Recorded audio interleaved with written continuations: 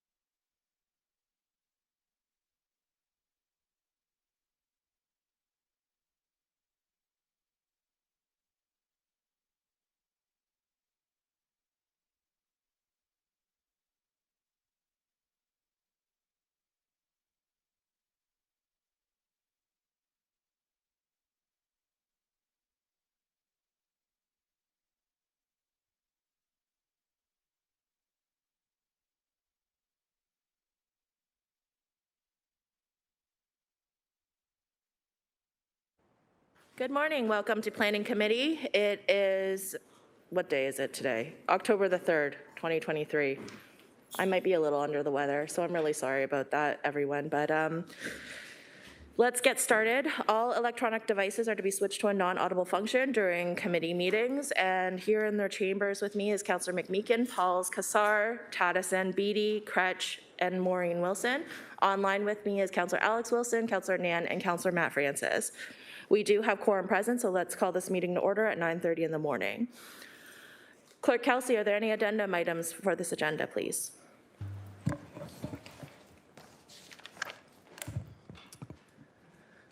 Okay. Yes, Chair Wang, the additions have been noted on the published agenda. I did just want to mention for 8.4A, item 7, there was correspondence from James Thomas, and while I did include the cover email in the written submissions, I did miss the 3 attachments, which were specifically for 879 West 5th Street, 885 West 5th Street, and 1042 and 1050 West 5th Street, which will be added to the agenda on Monday, and they were in support of the staff report. Thank you. Okay. Are there any further amendments to this agenda as presented, please? Okay, seeing none, may I please have a mover and a seconder that the agenda be approved? Councillor Kretsch and Councillor Pauls. This is an e-scribe vote. May I have your vote electronically, please? Councillor McMeekin is a yes. And Councillor Nan's a yes. It's the first vote of the day. We all know. Gremlins need to wake up a little bit.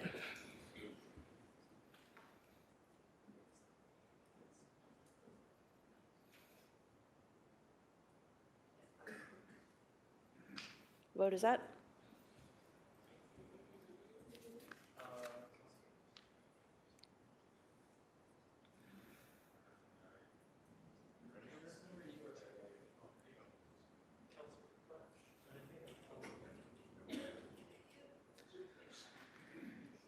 And that vote carries 11-0. Thank you. We're moving on to declarations of interest. Members of committee, are there any declarations of interest? Councillor Kassar. Thank you, Chair Wang. Not a declaration of interest, but just to let committee and the public know that I'll have to leave no later than 12:45 for a previously scheduled appointment with a family member. Thanks. Thank you. Thank you for that. Approval of the minutes then. May I have a mover and a seconder to adopt the minutes of September 9th, 2025, please? Councillor McMeekin, Councillor Beattie. This is a hand vote. May I have your vote, hands up, please? And that carries. Thank you. Let's move on to 7.1. These are, no, wait, right? That's right. Okay, sorry. I thought we had delegations, but we have delegations in the public hearing. Okay. 7.1, this is PED 25244, Intensification Work Plan and Medium. I am also sorry, I failed to recognize Councillor Cooper is also here. Sorry about that, Councillor Cooper. Hi. I might be a little bit slow today. I'm really sorry about that. So, PED, Intensification Work Plan and Medium and High Density Residential Urban Hamilton Official Plan Review. So we do have Scott Turnbull and Jennifer Allen here. So would committee like to see this report? Yes, please. Scott and Jennifer, please come on down to the podium.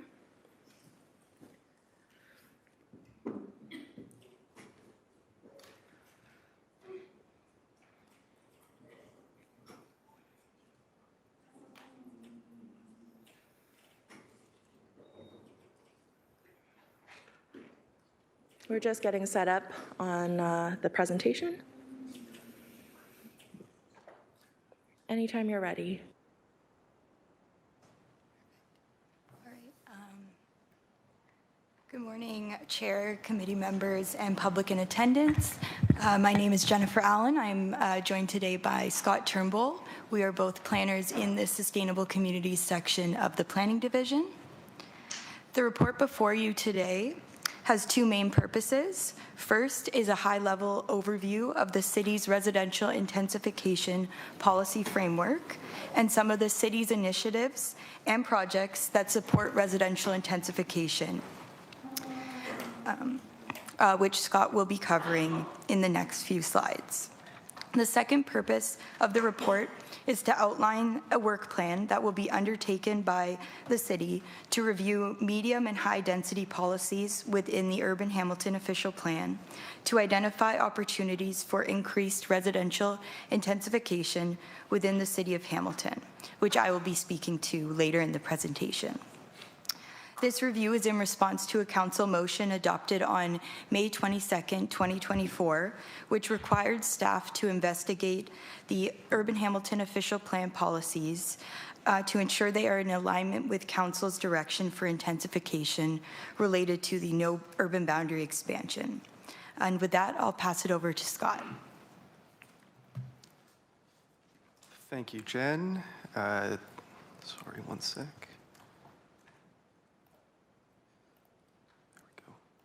So to provide a high-level overview of the city's residential intensification policy framework, the city's official plans contain policies that direct and shape residential intensification within the city's urban boundary.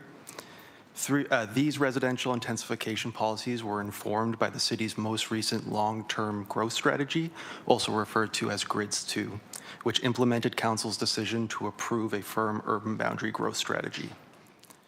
This growth strategy requires that the projected population to the year 2051 be accommodated within the city's existing urban boundary, with 80% of the residential growth to be accommodated within the existing built-up area and the remaining 20% within the existing greenfield area.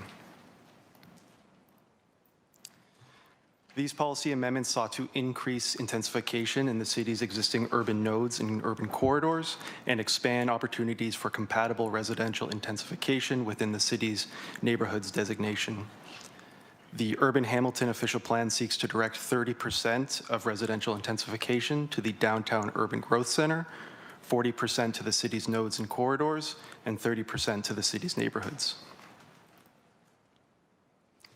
In addition to the policy changes introduced through OPA 167, the city has proactively initiated planning projects to support its intensification goals and implement the urban structure.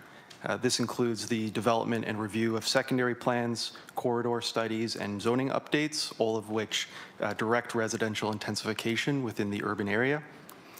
Some of the city's recent intensification initiatives are listed on this slide. Additional detail on each initiative and its relation to residential intensification is outlined in Appendix C of the report before you today. One of the key initiatives currently in the planning stages is the medium and high density residential official plan review. To speak more about this initiative, I'll pass it back over to Jen. Thanks, Scott. So the residential medium and high density review and update is an identified component of the local objectives review, but we will be initiating this work now as a separate project from the broader local objectives review in response to the council motion referenced earlier. The key considerations of the official plan review are, one, that the urban nodes and corridors have historically not been achieving the targeted 40% share of residential intensification as reported by previous market and land supply monitoring reports.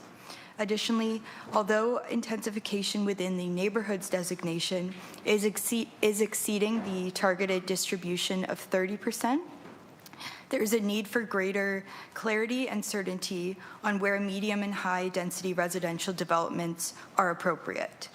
This is because the neighborhoods designation does not assign area-specific height permissions, so identifying the appropriate scale, function, and design of residential intensification within neighborhoods is based on contextual interpretations of the UHOP policies. So the purpose and scope of this review is to review the policies of the neighborhoods, institutional, and commercial designations of the Urban Hamilton official plan, to identify necessary policy amendments, to provide clear direction on appropriate locations for medium and high density residential development, to encourage increased residential intensification within the city's urban nodes and corridors, and to provide specific land use and design policy for redevelopment of large sites, such as older commercial plazas or former institutional sites. Additionally, part of the scope is to provide technical guidance on land use considerations and site characteristics used to identify appropriate sites for increased residential permissions. So this might include lot area, lot depth, lot frontage, and lot consolidation. So the proposed timeline for this project work plan is shown on the slide before you. It's split into 5 different tasks. Each task is outlined in Appendix D of the report on what work goes into each of those tasks. And this work will be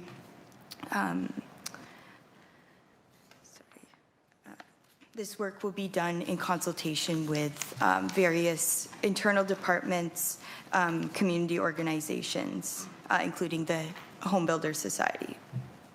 So that concludes our presentation. We're happy to answer any questions. Thank you.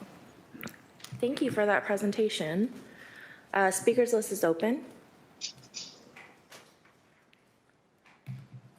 Councillor Kassar, then Councillor Pauls.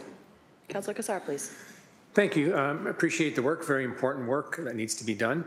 Just had a question around the map shown on slide 5, just the different intensification rates in the different areas of the city.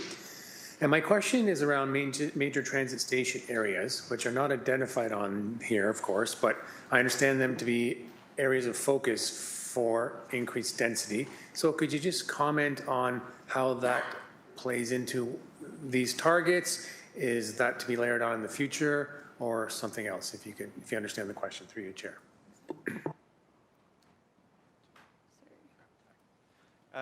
Through the chair to the councillor, that is correct. OPA 167, through OPA 167, major transit station areas were identified as strategic growth areas.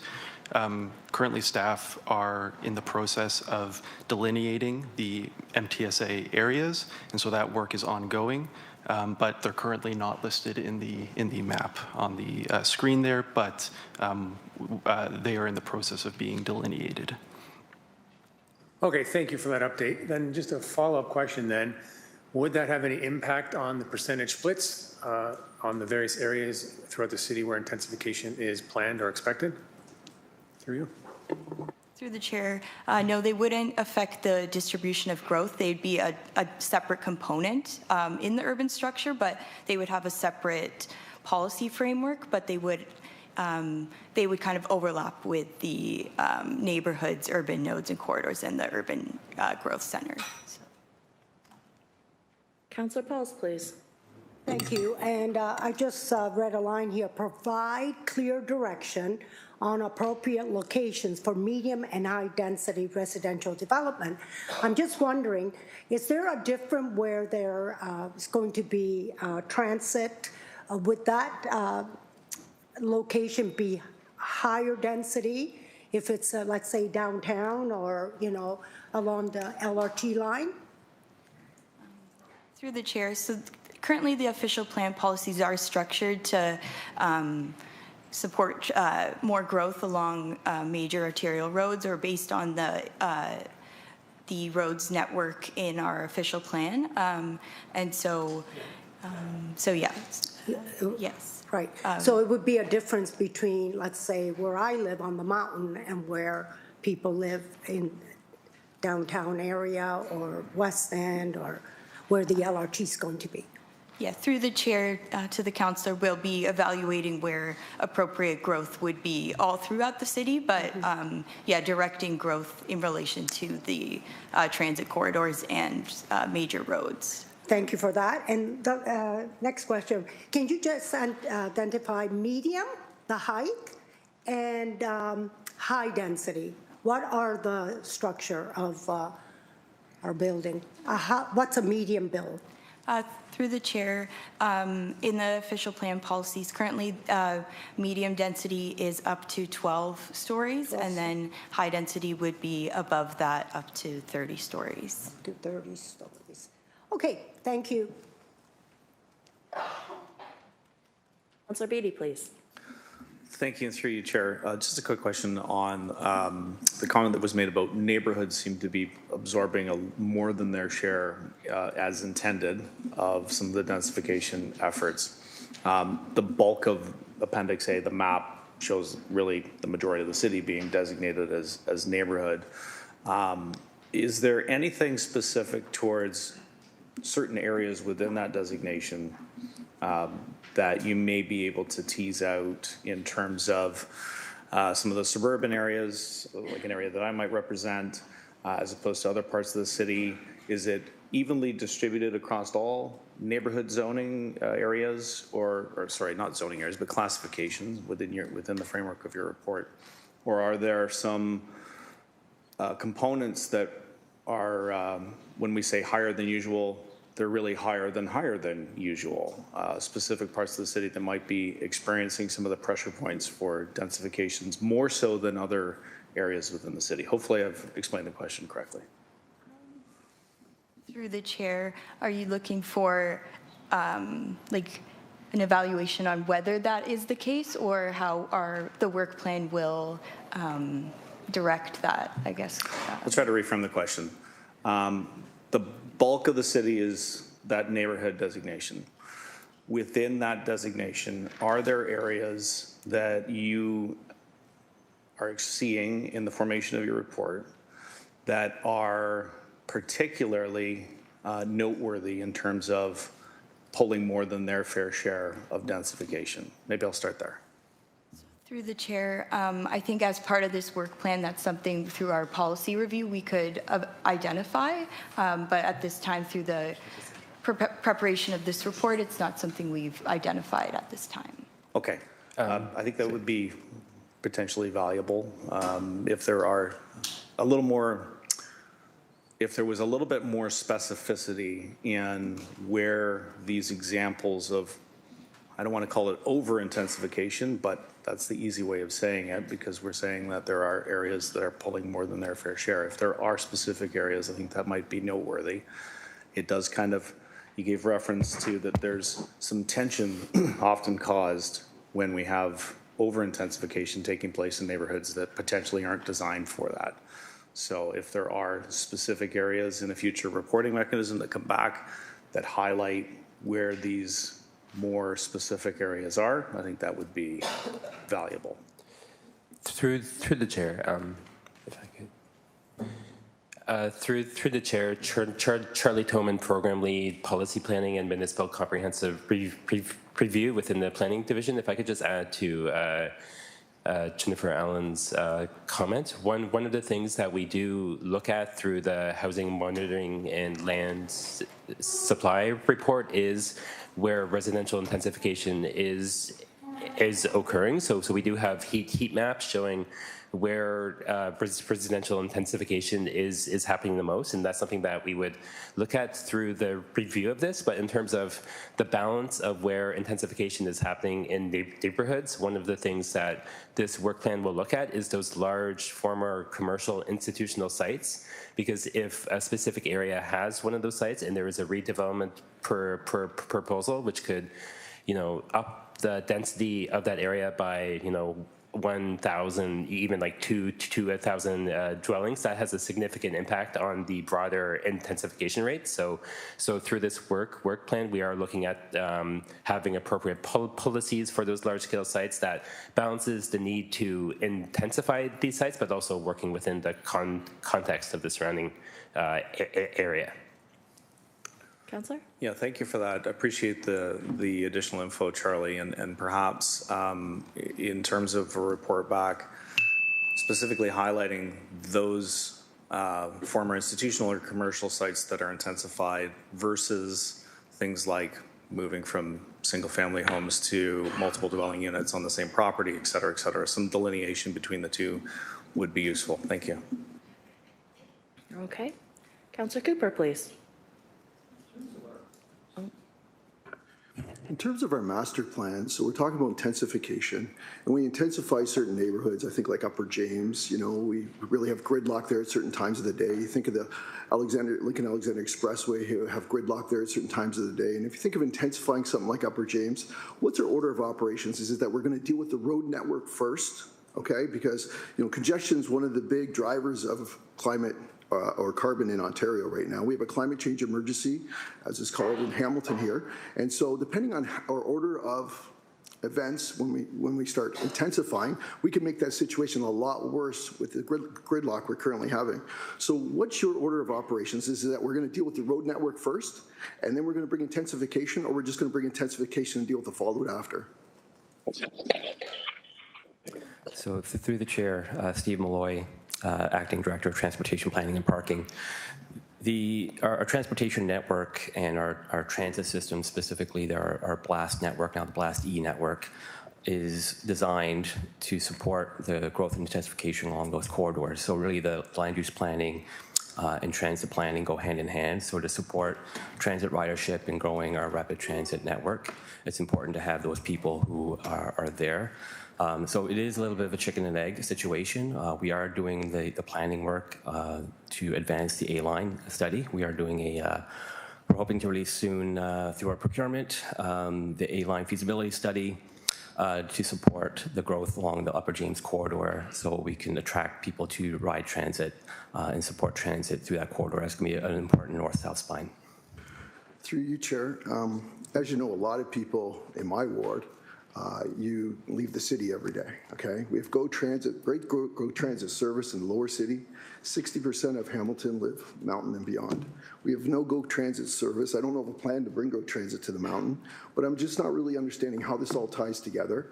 I know this is a plan I'm interested in seeing, but right now people aren't on the BLAST network, and people in my community, a lot of them leave the city every day and come back, so the BLAST network isn't going to work for them. And so I just, kind of question how practical we are with what we're expecting. I mean, we got to look at where our people are going, where they live. Do they actually work in Hamilton? A lot of cases they don't, right? And so that's where I just think we need to look at this as we go forward to say, what is the order of operations? If we need to address the road systems, we need to address that before we have taken our climate change emergency to a whole nother level, right? So. Thank you for that, Councillor. Up now is Councillor Alex Wilson, please. Thank you. Just a couple questions to take us back to the report on the phasing of all this. I'm just wondering, because there's an interplay between the medium density zones, specifically that we'll get to later on today's agenda, and commercial areas where they typically butt up right against each other. Are you able to comment on any rezoning for commercial or how it phases into this timeline? Because I think that's something I noticed going through the later report on the agenda is just a lot of the middle density pieces rub up right against commercial areas and nodes. But knowing that this is a residential zoning project, I'm not necessarily seeing details on when commercial zones may be looked at in this appendices. So are these two projects, residential and commercial rezoning, going to look at each other, talk to each other, and can there be some comments on how that's going to work? Through the chair, through this work, we'll be working closely with zoning staff to ensure alignment with both projects, but they are separate work as we're evaluating the official plan policies through this work. Is it reasonable to, is there any timelines that can be associated with the commercial zones project? Or just, so a question I've gotten asked, for example, is, will the same height limits for a medium density building adjacent to commercial buildings be carried over to those commercial sites directly adjacent, is a question. And so I'd love to be able to say, oh, we're a couple of years away from that right now. The commercial zones team is working on it, or yes, that is a reasonable assumption, or just talk about how now that people are interested in the zoning from the residential side, I think there are questions in some of our downtowns about what does that mean for the commercial element. I understand this isn't the team, like you're not on the commercial team. Is there someone in the room on the commercial team, or is that better to do offline?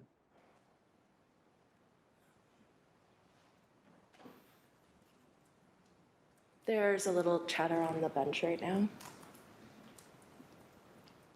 Charlie? Through the chair. So on the commercial piece, one of the things that we'll be looking at through this work plan is residential permissions within lands designated various commercial within the urban Hamilton official plan. So we aren't through this work plan looking at the existing commercial permissions within this work plan. That would be done at a later date through a future phase of our broader review of the urban Hamilton official plan. But in terms of how this work interrelates with the zoning bylaw reform work that is ongoing, so once the official plan review of the medium and high density policies are complete, if there are policy changes made to the official plan, then we would work with the zoning team to implement those in the zoning bylaw through a future update to the zoning bylaw. So should within a commercially designated property we want to amend any of the residential permissions based on what we heard or what we think will help encourage the residential intensification we want to see, we would make it very clear on how the zoning bylaw should be updated to implement and achieve those uses. Councillor? Thank you. I think I'll just maybe be a little explicit. I think the primary concern that I'm hearing from folks, the primary question I should say, is about height limits specifically and how those are changing. And so the bits of the answer I heard was on a site-by-site basis, a developer may come forward as a result of these and make a case because saying, hey, there's a residential height now permitted of this height right next door to this commercial area. And so they, on a site-by-site basis, may make an application. But holistically as a city, we're not at the stage yet where we're looking at this from an intentional perspective. Is that a fair summary of the answer? So someone may come forward on a site-by-site basis, but it's not like we're upzoning commercial areas in the next 12 months. Charlie? Through the chair, that is correct. So through this work plan, where we're not looking at reviewing all of the existing urban structure height limits that we have. So Jennifer Allen spoke to the 12 and the 30 stories, where we're not looking at updating those. We're just providing more clarity on where and how those should be applied. Councillor? Thank you so much. Okay. Up now is Councillor Crutch, followed by second-time speakers. Councillor Crutch, please. Thanks for the presentation. Again, I think this is important work. One of the things you mentioned here under slide number 3 is about more apartments and accessory units. And so obviously the word apartments was chosen, I assume, carefully. You're not saying we want more condominium units, you're saying more apartments. I wonder if you could unpack that a bit. Through the chair to the councillor, it's more apartment in terms of the form. The city is looking to encourage a diverse mix of tenure type, and that includes apartment as well as condominium. Fair enough. I was asking because, of course, there's a trend in the province. We're hearing about condominium sales and building slowing to a certain extent, and there being a demand or desire for apartments because for many people, especially young people, it's out of reach for them to be able to purchase property. And so their choices are renting property. And so is that part of what you're considering here? I'm just asking because I think it's an important thing to consider. We're going to have a bunch of condominium stock that's not going to be able to sell quickly, may sell eventually, but that's not really a pathway for many young people. Through the chair, as mentioned, through this work, the city's looking to increase the number of apartment style units as well as accessory units, and also through the city's work plan through projects like family-friendly housing and the rental housing protection bylaw are looking to shape how that residential intensification will be developed and what that will look like. I'm not sure if that answers. Well, I just ask that when more information comes back about this, that gets unpacked a bit more. Also, the phrase family-friendly housing is a bit of an interesting phrase, right? So part of the problem with this idea of family-friendly housing is that you have to have someone willing to build it. And family-friendly housing isn't 1,000 square feet. So what does that look like for people, right? Because I think we've had many discussions about, for instance, the project on the waterfront about family-friendly housing. When you get down to the details and have those conversations with developers and planners, the answer is it's rather strange and nebulous, and there are a lot of difficulties in terms of actually providing that level of housing, providing the kind of space that we see in older apartment buildings, for instance, in Ward 2, where there is space for families and children. But what we're seeing now is just micro units, smaller units that are carved up with bedrooms that I don't imagine anyone could actually sleep in. So I'm just asking that maybe you unpack some of that work in terms of what the trends are showing us, what is important in terms of the kind of stock we're building and who we're serving in these situations, because the trend we're going on now of this kind of smaller units that are being set up for ownership isn't really working for the people that we're targeting them to live in. My second question is anyone from the Office of Climate Change Initiatives around at all today to be able to respond to a question?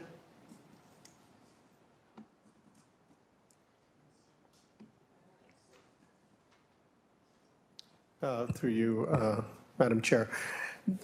Right now, we don't have anyone here in the room, but I can see if I can bring someone forward if there's a specific question, or you could ask the question of me and I can relay Sure. hopefully an answer. Well, I'm not a climate scientist myself, and so that's why I wanted to speak to one. But I think it's important to understand what we're talking about when we speak about congestion. Comment was made that congestion is the leading cause of emissions, and I'm not aware that's the case. Of course, there's contributions from congestion, like there is for all automobile usage. So I want to understand that better in terms of an answer to that question. If you don't have someone now, it's okay. I can get the answer offline, I suppose, but it'd be good for the public record to hear from our Office of Climate Change Initiatives about that. Thank you. Thank you, Councillor. Any other first-time speakers before we go to second-time speakers? Seeing none, Councillor Kassar, please. Thank you, Chair Wang. I just wanted to build off of Councillor Beatty's questions just around neighborhoods and the percentage of growth expected there. So just want to share what I read in the report and just get clarification from staff. So what I read in the report is the requirement over 30 years, up until 2051, is 27,000 units in neighborhoods, which if you do the math is 900 units per year citywide, 1,800 units per ward total overall. And the way I understood that, that's split over low, medium, and high density areas. We've already done the low density residential zoning, which allows for multiple units there, and there's work now happening on medium and high density areas. I think most of the growth would be concentrated, Chair, through along arterial roads, through mid-rise. So just wanted to get a comment on that, if I have the numbers right, and if that is the intention, that interior neighborhoods would remain largely the way they are with the low density residential zoning. That's the plan. And of course, we can't control what development applications come here, but that's the plan that the city has laid out. So if I could ask through you to staff to just confirm if I have that generally right. Through the chair, that's correct, yes. Thank you. Seeing as there are no other speakers, may I have a mover and a seconder to both receive the staff presentation as well as receive item 7.1? Councillor Kassar and Councillor Alex Wilson, please. This is a hand vote. May I have your hand vote, please? Looks like everyone, and that carries. Let's move on to 7.2. This is the ARAC 25-003 Agriculture and Rural Affairs Subcommittee minutes for September 22nd, 2025. Mover and a second to receive the minutes. Councillor Taddison, Councillor Beatty. Any discussion on 7.2? Councillor Taddison, please. I'd just like to highlight that for the past 3 years, I've delegated at Roma on behalf of rural Hamilton. 2 years ago, you joined me. This past year, Councillors Wilson, Councillor Beatty joined me.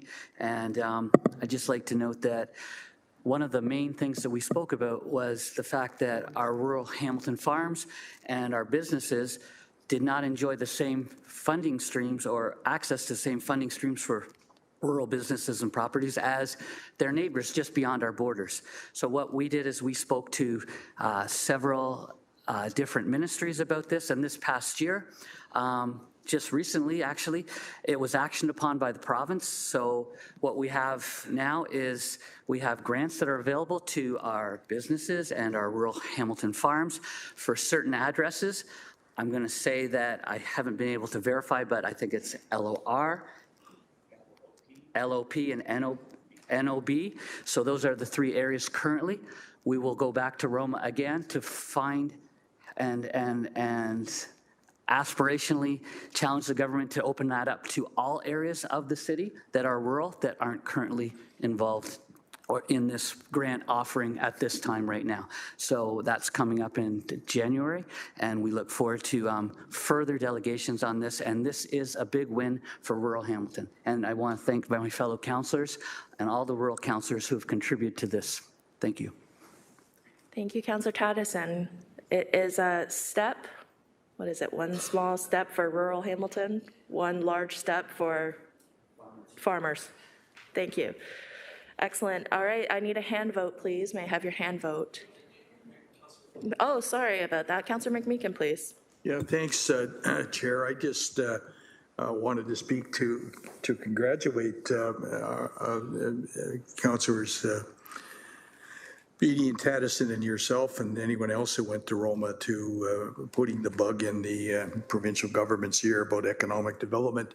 So often when we think of economic development in agricultural parts or rural parts of our community, we think of farmland being subsumed for Lord knows what. This was a refreshing piece of news because it didn't seem to be that kind of a fund. It seemed to be something that,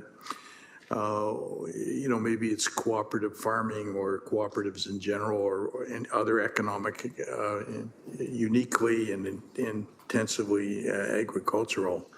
I've long been a believer that we need to do almost anything and everything that is respectable to enhance the viability of working farms. That might be letting them open a bakery or doing events or ecotourism.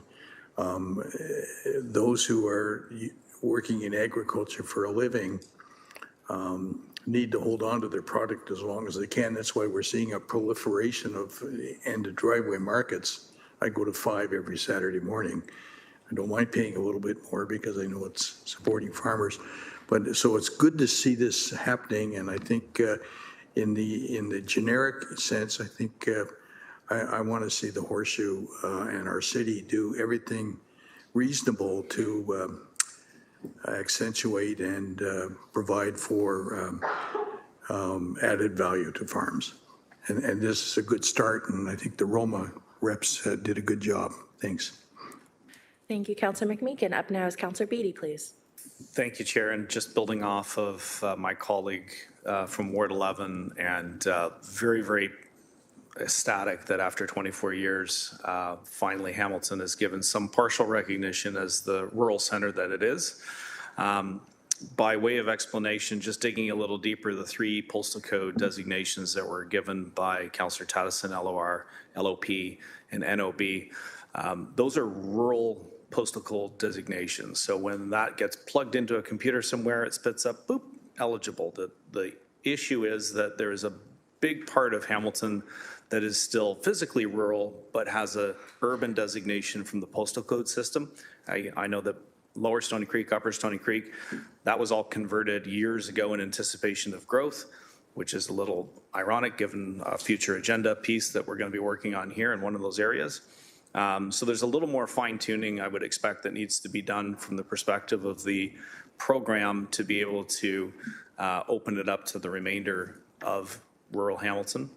Also want to add on to the thanks. In addition, I know that we really, worked hard. I want to say that we were grinding some of the ministers to make the point that Hamilton is a big rural center. But we have an incredible ally with our OFA president, Drew Spolstra, who is also out there.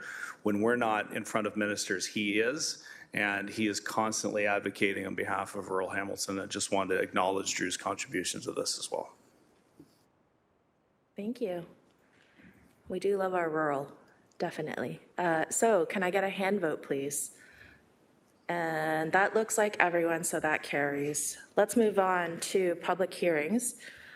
The public has been advised on how to pre-register to be a delegate at the public meetings on today's agenda. If a person or public body would otherwise have an ability to appeal the decision of Council, City of Hamilton, to the Ontario Land Tribunal, but the person or public body does not make oral submissions at a public meeting or make written submissions to the City of Hamilton before the bylaw is passed, the person or public body is not entitled to appeal the decision.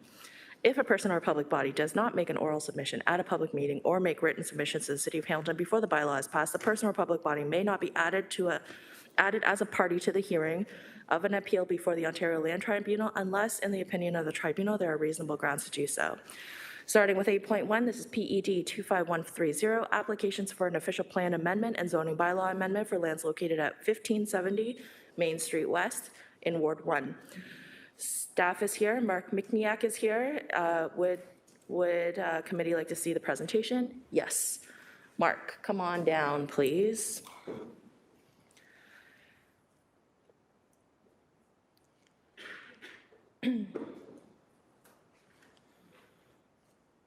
Okay, we're just getting the presentation set up for everyone.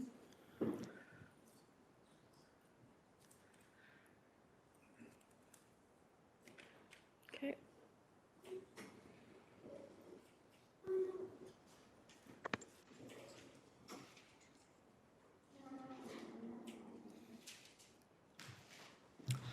Good morning, Chair, members of committee, staff, and public in attendance. My name is Mark Mikniak, and I'm a development planner with the Development Planning Division. I'm here today to discuss official plan amendment and zoning bylaw amendment applications located at 1570 Main Street West in Hamilton. Subject property is municipally known as 1570 Main Street West, and it is located on the north side of Main Street West between Cottrell Street and Kingsmount Street North. The subject property has an area of approximately 0.25 hectares and currently contains a place of worship. The surrounding land uses include single detached dwellings to the north, a medical clinic, restaurant, and multiple dwellings to the south, retail, single detached dwellings to the east, and a gas station, retail, and single detached dwellings to the west. The purpose of the official plan amendment is to add a new site-specific policy area within the Ainsley Woods Westdale secondary plan to permit a maximum building height of 12 stories and a maximum density of 839 units per gross hectare. The purpose of the zoning bylaw amendment is for a change in zoning from the mixed-use medium-density C5 570 zone to the mixed-use medium-density C5 zone. The zoning bylaw amendment includes numerous modifications to the C5 zone. Staff are recommending denial of the official plan amendment and zoning bylaw amendment applications. These applications will facilitate the development of a 12-story mixed-use building containing 176 dwelling units, 115 square meters of ground floor commercial area. Here you see the building elevations. The south elevation, shown on the top right corner, shows how the building will appear from Main Street West. We will now take a quick photo tour of the subject lands and surrounding area. This slide shows the subject property as viewed from Cottrell Street. And here you have another view of the property from Kingsmount Street North. Here you see Main Street West looking towards the east, and here's another view looking towards the west. Here you see Cottrell Street looking towards the south. And then here you see Kingsmount Street North looking towards the north. Here's a view of the adjacent property to the north on Cottrell Street. And then on the north again from Kingsmount Street North. Here you have a view of the adjacent lands to the east. Here are the adjacent lands to the south. And finally, here are the adjacent lands to the west. As part of the planning process, this application was circulated to property owners within 120 meters of the subject lands. A sign was installed on the property, and in addition, notices were published in the Hamilton Spectator and the city's website. At the time of writing this report, 4 emails from the public and a petition with 55 signatures were received. In addition, a public consultation meeting was held on January 16, 2025. Circulation radius of 120 meters was utilized, and approximately 16 individuals attended the meeting. Individuals expressed concern with, among other things, shadowing, privacy, infrastructure capacity, transition, traffic, parking, wind impacts, tree damage, noise, and vehicular access. In regards to the shadowing, analysis of the shadow study submitted in support of the applications found that the adjacent properties to the north, 14 Cottrell Street and 15 Kingsmount Street North, will not receive a minimum of 3 hours of sunlight between the hours of 10 a.m. and 4 p.m. as measured on March the 21st. This does not satisfy the city's guidelines for sun shadow studies. Therefore, it is anticipated that the proposed development will result in undue negative shadow impacts on the adjacent properties. In addition, architectural drawings submitted in support of the applications do not show an appropriate relationship to the surrounding land uses. The proposed development does not meet the 45-degree angular plane from the northern lot line, which is adjacent to the single detached dwellings.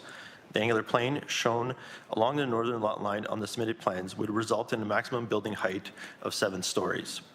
Therefore, it is anticipated that the proposed development will result in undue negative impacts on privacy. So in conclusion, the proposed official plan amendment and zoning bylaw amendment applications cannot be supported as they are not consistent with the provincial policy statement, do not comply with the Urban Hamilton official plan and the Ainslie Woods Westdale secondary plan. The proposal does not demonstrate that adequate infrastructure capacity is available for the proposed development and that the surrounding road network can support the proposed development. In addition, the proposal does not comply with the city's urban design policies, including creating quality spaces that are free from negative wind impacts and enhancing the character of the existing environment by avoiding shadowing, building massing that establishes an incompatible relationship with surrounding uses. Finally, the proposal is not considered to be good planning as the cumulative impact of the increased height, massing, and scale results in overdevelopment of the site. This concludes my presentation, and I'd be happy to answer any questions. Thank you for your presentation. Speakers list is open. Councillor Maureen Wilson, please. Thank you. Thank you very much for your presentation and for your work on this file. I'm wondering if we could just kind of root ourselves in some fundamentals in terms of the history of this file. It will come as no surprise to the neighbors. This file was originally, a notice was sent out that this file was to be considered by this committee in June. Is that the case? And if that is the case, can you put it in context of perhaps why it was shifted? Because I think the neighbors have asked me and I need to provide them with an answer. Thank you. Through you, Chair, to the councillor. Yes, that is correct. We originally had scheduled these applications to be considered by the Planning Committee in June as following the timeline set out in the Planning Act. However, that meeting was postponed in order to allow staff and the applicants to more time to work on some of the issues that we have identified here today, including the height.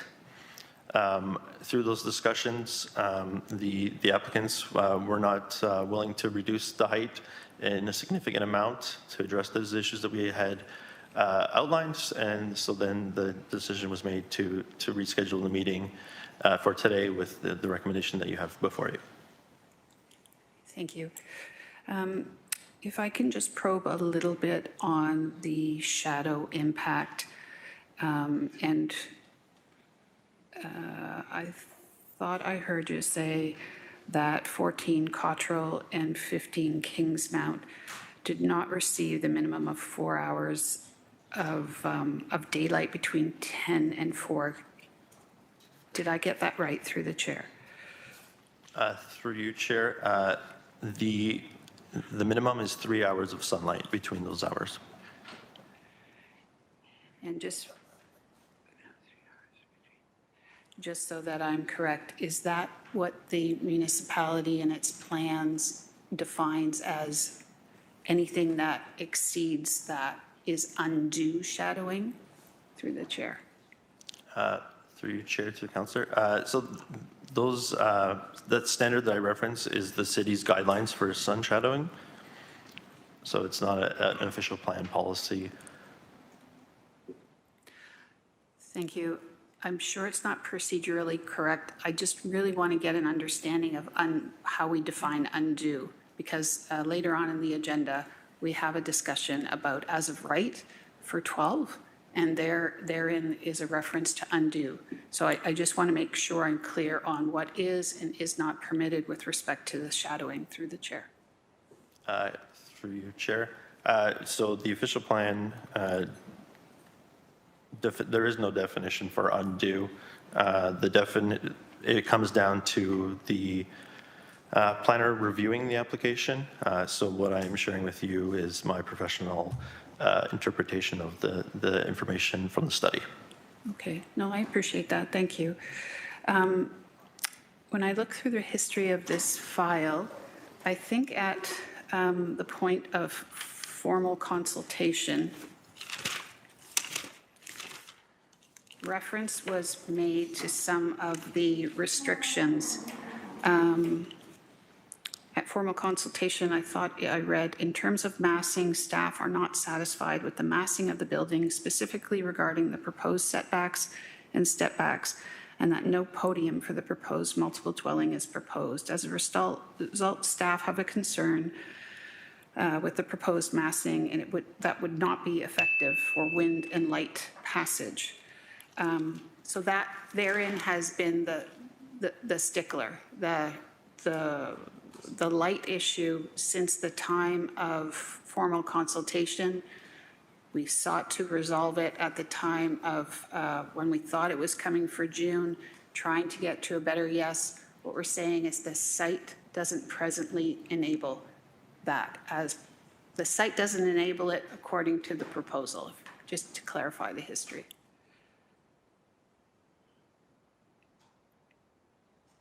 Are you looking for a clarification from Mark? I am. Okay. That this issue has been identified from the inception of this file through the chair. Through you, Chair, that is correct. Okay, thank you. Thank you. And all the other, if I could, through the chair, all the other items that are defined in your report as requiring a holding pattern, those things would normally follow should approval be granted in the past. I'm just thinking about my familiarity with some other files that there have been holding provisions flagged that can be resolved post a decision by committee. Is that the case? Through you, Chair, yes. In the alternative sections, committee members will find a list of items that staff would recommend be included as a holding should they decide to approve the applications. Okay. Thank you. I appreciate your work again. Thank you. Thank you. Councillor Pauls, please. Thank you. This is not my file, but I'm kind of interested in it because today, when we did the medium and density grid 2, it said that medium is 12 stories, high density is 30 story. When I look at this, I'm just looking at it now, this is 1570 Main Street. It's a main street. Is this where the LRT is going to be? Through you, Chair, the LRT will terminate to the east of the subject lands at the intersection of Main Street and Coots Paradise. Right. So this would be a great location. And I'm just, it's like I said, it's not my file. We're talking about intensification. We're talking about even up to 30 stories, and this is 12 story. This is 176 units, it says. It's medium density, which we already clarified is 12 story. There are apartments. I was reading, and their goal is 30% affordable. That's what we want, isn't it? Don't we want more housing? Also, I was reading, guidelines can be flexible. And the thing I don't understand is the shadow and the wind. In my area, I have a building going up to 25 stories, and they approve, and there's wind, and it's okay. Like, I'm just a little bit, I don't understand it, why this is being refused by the shadow. Can I ask you a question? Are all buildings that are 12-story and up are going to have wind and sun problems where we have to deny them all? Through you, Chair. So I'm here to present the findings for a specific site, 1570 Main Street. So all my analysis and opinions are based on that specific site. I can't speak to the rest of the corridor and what the development potential would be there. Through the chair, perhaps I can respond to that question. Anita Fayback, Acting Director of Planning and Chief Planner. With each development proposal, we look at the development itself and the impacts specifically to that proposal. So to answer your question at a high level, with all buildings, in fact, generally for buildings that are 6 stories or higher, we are looking at shadow impacts and we are looking at wind. And it's not to say that in every case it would result in staff not supporting it. It's just how is that shadow and how is that wind mitigated? And that's what we're considering when we're looking at these sites, and also ensuring that the standards, the technical standards that staff use to guide their review are being met. So we've talked about the sun shadow and the minimum of 3 hours. That's a standard and a technical requirement, or a technical guideline, I would say, that we use to evaluate it. And if the impacts exceed those standards, in a sense, that development may not be achieving what we're trying to achieve. So, specifically to this project, if you recall, there were some slides that showed the angular plane. 12 stories could be supported. And as Mr. Mikniak mentioned, there were conversations to look at how some of these concerns would be mitigated. Unfortunately, there was not a design proposal that was brought forward that staff could support. So 12 stories could be supported, but it comes down to how is shadow mitigated and how is wind mitigated. And that could be done through amendments to the building design itself. Have we ever approved any buildings that had shadow or some wind, and we said we approve it? Has it ever been done? I'm just wondering if this developer, I don't know much. Like I said, it's not my area. I don't understand, because in my area, we have 6,000 people. I'm not going to, being built on up Mohawk and Sherman, and I had 6,000 people complaining, and it went through. And now I go here, and I think, wow, it's Main Street. It's LRT. We want people to take the LRT. I just heard that when we do building, Councillor Cooper mentioned about we should do the roads first and do that, but we say no, but because it's for the transit corridor, we're going to have people going on the bus, going on the LRT. This is a perfect example for me that we should be building on Main Street higher density. So my last question is, I noticed that you had public notice and 16 individuals showed up. And I noticed in every public meetings, and I don't blame the public. I mean, I wouldn't want to have a big building in front of me or behind me, whatever. But in every public meeting I go, the main issue is traffic. The main issue is parking, all those. And so if we listen to the public, really, we have a problem, because traffic is, but on Main Street, the roads are wider. So that's why this file itself, it's an interest to me. It's not my area. I will take heed to the councillor in Ward 1, and I will follow her lead, of course, because it's not my area. But I just want to have a clear understanding of our planning, of our Grid 2. What are we saying? What are we doing in all of the city? If it's downtown, if it's on the mountain, if it's in Ward 8, Ward 6, what are our plans and what are we stamping? That's all. I want to be a little bit more clear to that. So thank you for that. And I can speak to Councillor Wilson. It's her file. So, but I'm enjoying planning, actually. This is my first term in planning, and I'm learning the language. I remember last term. Thank you, Councillor. Okay, Thank you. so I'm just trying to get down to the question, Okay. and I think the question was around traffic and how we're That's what most integrating people that. complain, the traffic, parking, all that. So how do we mitigate that? Okay, so I do have a couple of people that might be able to help. I'll start with Mark before I go to Director Steve. But Mark, did you want to weigh in on that? Yeah, sorry, through your chair. I think that's a very general question that I'm not prepared to answer at this time. All right, Director Steve Malloy, please. Thank you, through the chair. So Depending on each individual development that comes in this case, a transportation assessment was required. As part of that transportation assessment, they look at what's being proposed and the number of trips that may be generated associated with that. And then what they do is would distribute that to the road network.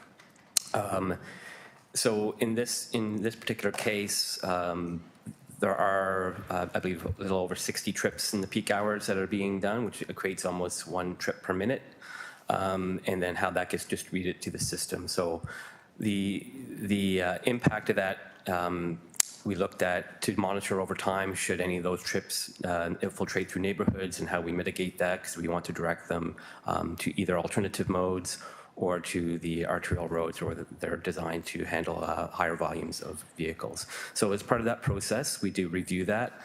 In this particular case, and as directed by council, we came last year with a updated to our transportation assessment guidelines to include a multimodal level service to make sure that we're not just focusing on vehicles, but also the quality of service relating to transit, pedestrians, and cyclists. Thank you, Director.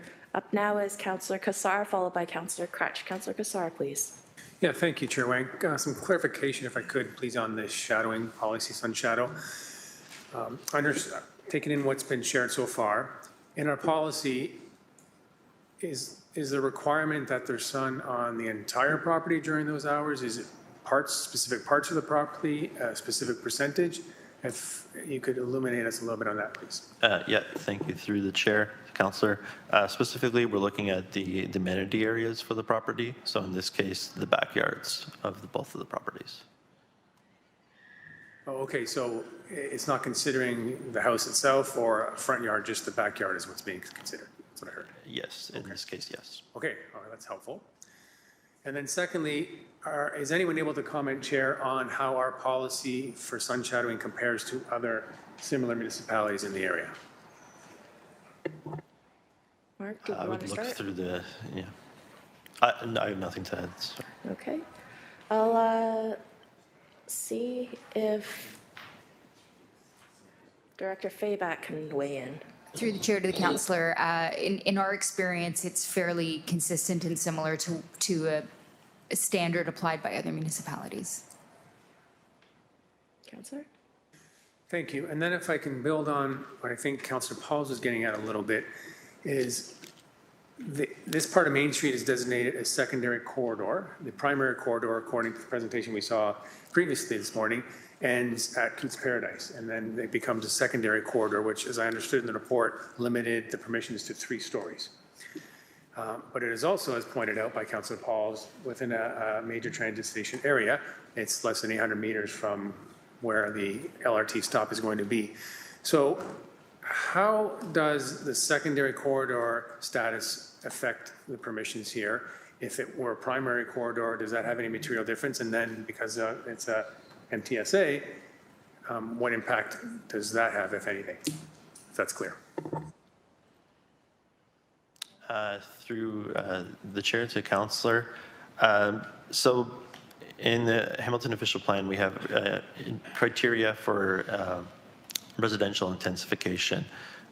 So whether it's on a corridor or not on a corridor, we applied those criteria to those applications. We have also additional criteria within the neighborhoods designation. So I guess then the difference is that those additional criteria wouldn't apply in this situation. But the criteria do have a number of overlapping concerns. A lot of the criteria will look at infrastructure capacity, traffic, the ability to preserve natural features, and then the criteria also look at whether or not the proposed development contributes to the neighborhood character and whether it's compatible with the surrounding development. So as you pointed out rightly, that this area does have a number of features, infrastructure to support density, and I'm not here to say that this area shouldn't be redeveloped. I'm just here saying is that this specific proposal in this specific location is not appropriate. And through the chair, perhaps I can just add to that. The presentation that we had earlier this morning talked about our approach to looking at various parts of the city through intensification. Part of that analysis will include a review of the secondary plan area. So this is within a secondary plan. This secondary plan predates the Urban Hamilton official plan. So was incorporated into the plan when that was brought forward. But is what we've done with the low density residential, where we've looked at secondary plan areas as part of the phases of that work. We would also look at this secondary plan area for under that same lens and looking at, are there opportunities for intensification based on its proximity to transit, based on major transit station areas and other broader policy initiatives. Councillor? Thanks. So it sounds like cities' policies are constantly in motion, which I understand, and that the phasing here of this development is just maybe in conflict with what could be available in the future. Don't know what staff will bring forward to recommend eventually, but it's complicated, I guess. So those are all my clarification questions for now. Thanks. Thank you. Up now is Councillor Crutch, please. Thanks very much. And so I wanted to get a better understanding of the shadow impacts a little bit, and then I had some other questions about some other similar properties and then a couple of comments. So if I look at this property, and I'm assuming you didn't do analyses, or the developer or didn't do analyses, or maybe they did, around what this would look like for shadow impacts as of right.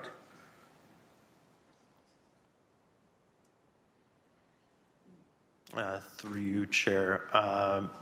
The shadowing studies that we saw included the proposed development at 12 stories. We did see an addendum to that study that did show at, I believe it was, different stories, but not as of right, I don't recall seeing. My understanding is that, and again, I'm not some kind of shadow study expert to be clear, my understanding is there are going to be impacts as of right for shadows in this area because of the proximity of the building to the residential area. So I think it's important to think about that, because if as of right we have shadow impacts, then what we're saying here with respect to how this land is serviced is kind of confusing and hard for any developer to develop. It's Main Street. I've been along saying that this is the place we should build. Please build on Main Street, because it's where we need density and where we can handle density. I think of another example in Ward 2 of a smaller property and a higher building in a very similar situation. 186 Hunter Street East, where after a settlement with the Ontario Land Tribunal, we approved 198 units of 14 stories and a 0.16 hectare piece of land, which is smaller than this one. It's not dissimilar in terms of it doesn't meet the angular plane requirements. There are significant impacts. And frankly, if I look at the list here and review it, the orientation of the building is slightly different. I understand that. And the way it's set back and stepped back is a little bit different than this, but it's taller, and the provisions in the settlement actually went farther than the original development had proposed. And so if I look at that in a very residential neighborhood, I would say along Hunter Street compared to Main Street, I see that as a relatively comparable type of use. Now, what happened in that situation was weird. So what happened there was the developer appealed for non-decision. So there wasn't an ability for us to have this kind of conversation, the same kind of conversation we're having today, because we didn't meet the timelines, which understandably weren't our fault, because the province was just like, hey, let's accelerate the timelines with no notice. Have at it. And so there was a ton of applications during that period that didn't meet the time notice. But we didn't get a chance to go through this conversation there. Although I can tell you, I spoke to all the neighbors, they have the same concerns. And I worry about not approving this, it going forward to the OLT, and the OLT coming back saying, look, we similarly don't care about the angular plane. We similarly don't care about X and Y. We need to have density on this corridor. It's within the prescribed distance. And finally, I'll just say that I do think it's important for us to listen to our council colleagues about their considerations, their concerns with areas that they represent. But also, I think the opposite is true, that we're here as planning committee members and we have a responsibility, a couple of different legislative responsibilities actually here. And one of them is to consider the best planning advice we can get, which is why we have our staff and we listen to them very carefully. But sometimes we say, well, we consider those things, but there are some other things to think about. And for the best planning for the city, here's why you might choose differently. So that's kind of where I sit on the subject. I stand to be convinced otherwise, but at this point, I'm going to say I support this development because I think it's where we should be heading. I think it makes sense, and I think there's number of comparable types of developments like this with similar impacts that we've approved or they're lost the OLT about or settled about, and this is the place for that density. Thank you. Thank you. If there are no more first-time speakers, Councillor Maureen Wilson, please. Thank you. Can I just get a clear understanding, just some clarity on my colleague's question? On the as of right is through this secondary plan, however dated, is it 3 stories through the chair? Through the chair, yes, that is correct. Okay. And could you bring any clarity with respect to the shadow impacts on the as of right? I wasn't clear in the answer you offered to my colleague, and I'm sure that's just my inability to understand it. Yeah, no, through the chair. I at this time, I don't have any more information to add to that. Through the chair, Acting Manager Spencer Skidmore. So their shadow study they submitted on the first submission did include in a different shade the as of right shadow at 3 stories, and it would, at the shadow impact would comply with our terms of reference as of right at 3 stories. Thank you. Okay, thank you. So I did look at the shadow impact, and there were measures of 12, 10, 8, and 6. Do any of those measures enable this development to comply? Through the chair. Through the chair, that is something that we would have to look at further.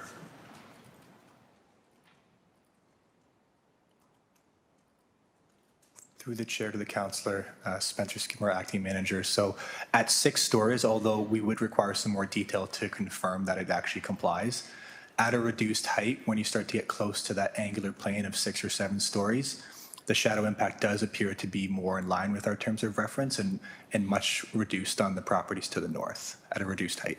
Thank you. Through the chair.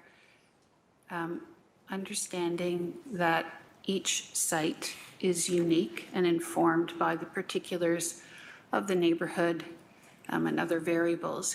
Have we as a council approved willingly a development which has exceeded our shadow thresholds? Through the chair. Through the chair to the councillor, that's a difficult question to answer without doing the analysis. I mean, I can say at a high level over the last number of years, and certainly for as long as we've had those terms of reference in place, that has been a guideline that we have applied. And again, there may be similar circumstances, similar heights, but shadow impacts are impacted by things like building design, the size of the building, the more slender the building, the less shadow, the quicker it moves across properties. So it's a difficult question to answer, and I don't want to mislead members of council, but I think I would say generally that's a guideline that that we apply consistently and ensure that there's no shadow impacts. Okay, thank you.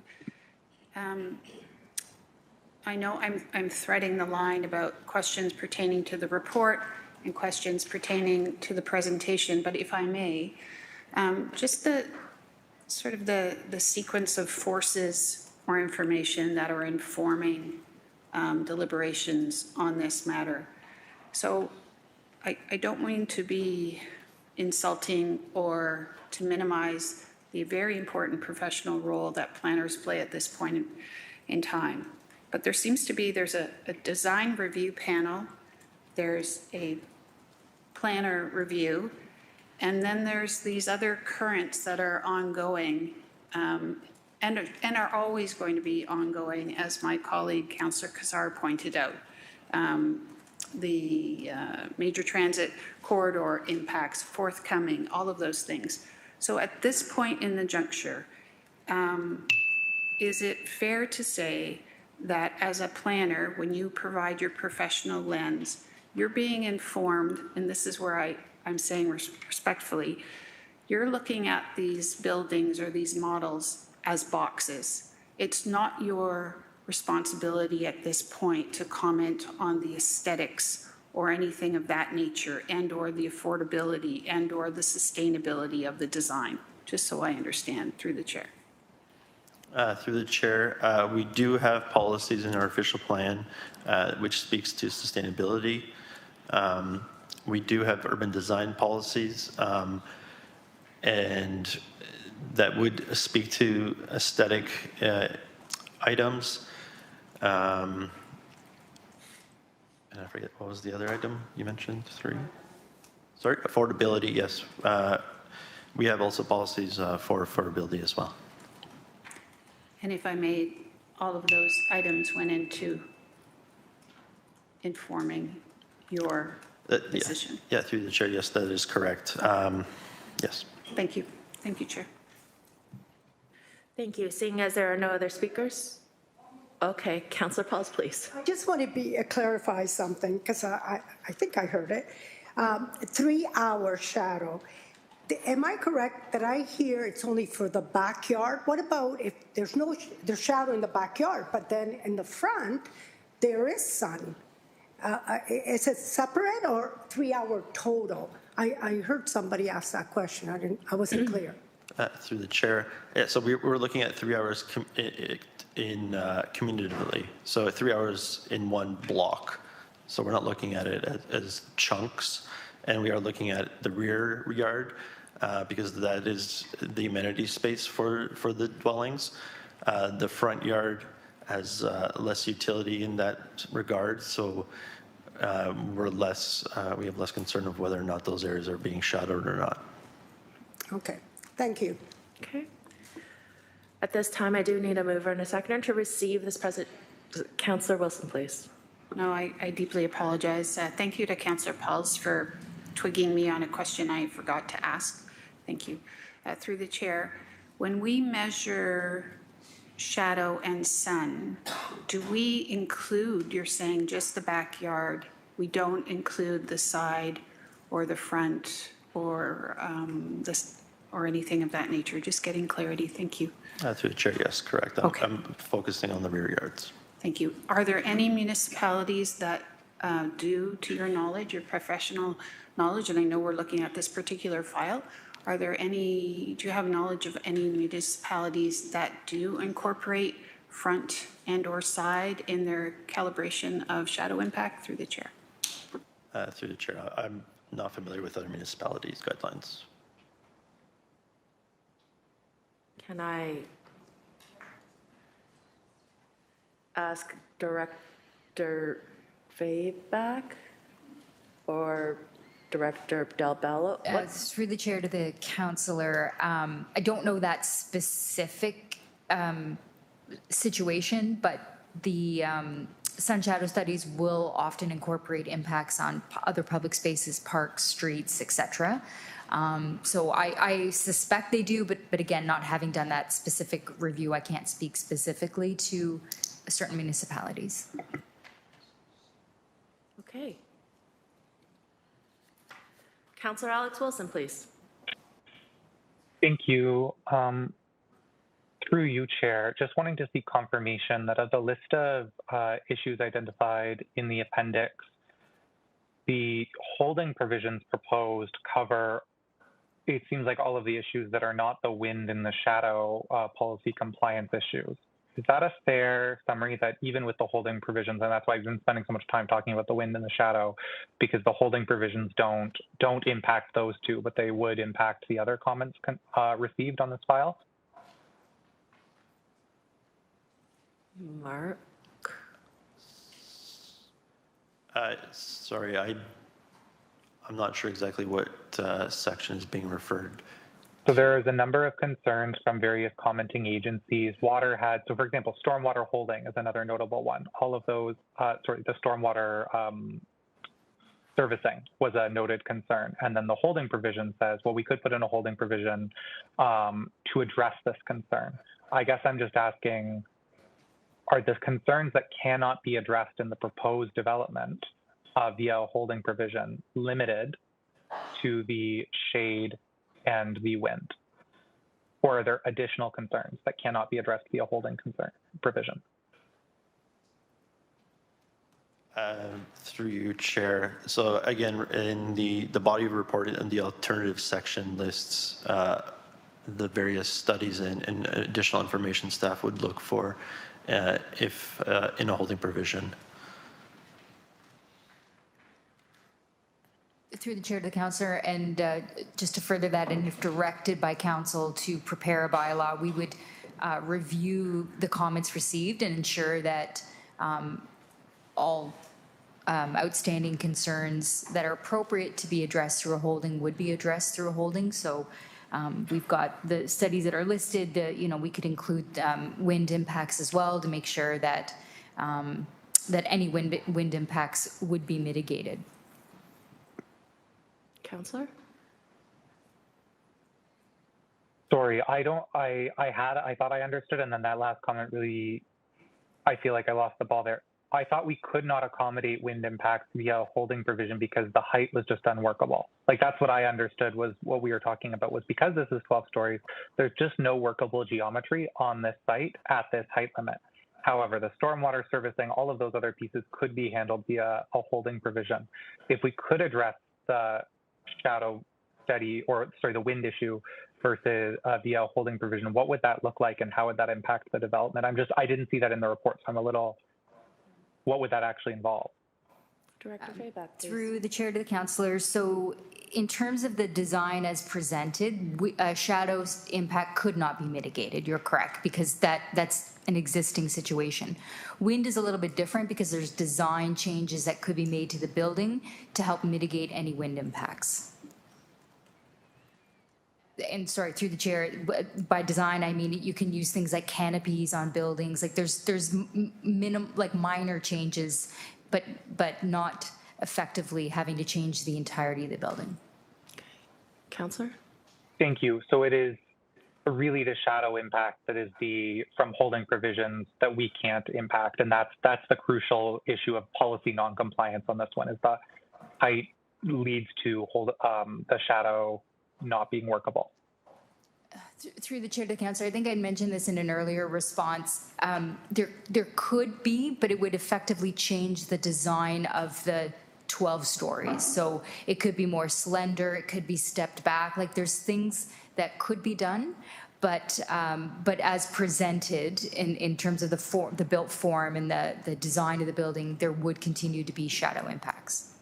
Thank you very much. I appreciate that clarity. Okay. Can we now go to a mover and a seconder to receive this presentation, please? Councillor Maureen Wilson and Councillor Cassar. Hand vote, please, to receive this presentation. Looks like everyone. Thank you, Mark, for your presentation. Up now is Edward John from Landwise, who is here in attendance, and Edward is the agent on this file.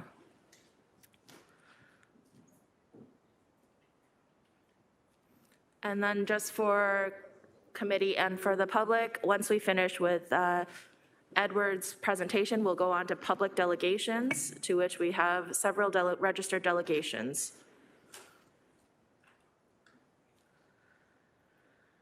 We're just getting the presentation set up.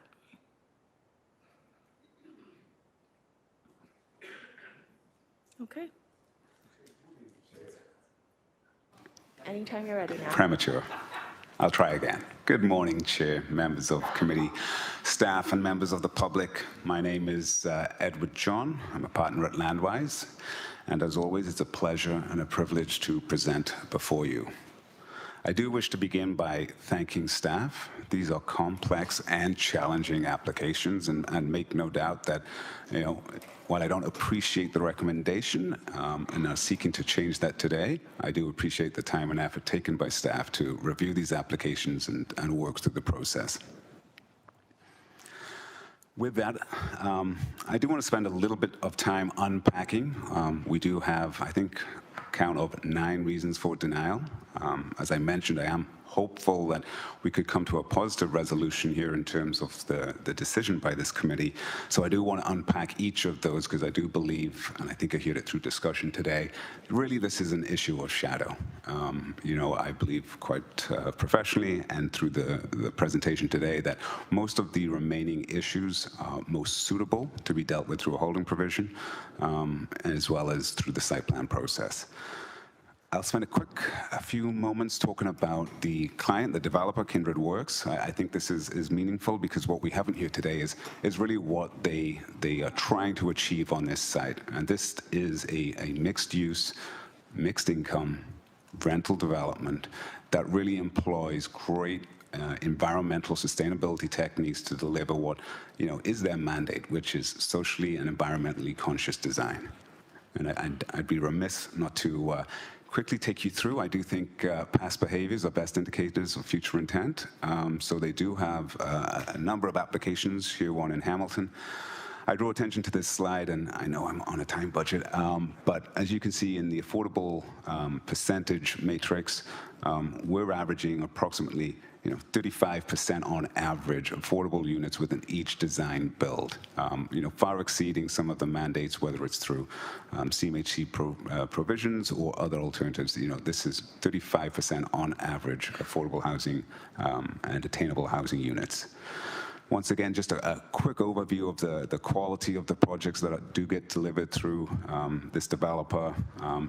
I do want to mention, too, that, they have a number of projects that have met with CMHC funding. So, this isn't just a one-off case. They have a relationship and an understanding and knowledge of the process to receive that type of funding.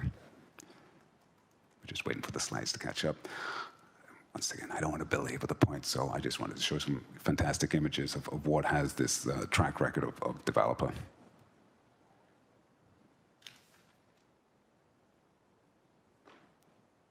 I don't want to press it twice, but I'm tempted.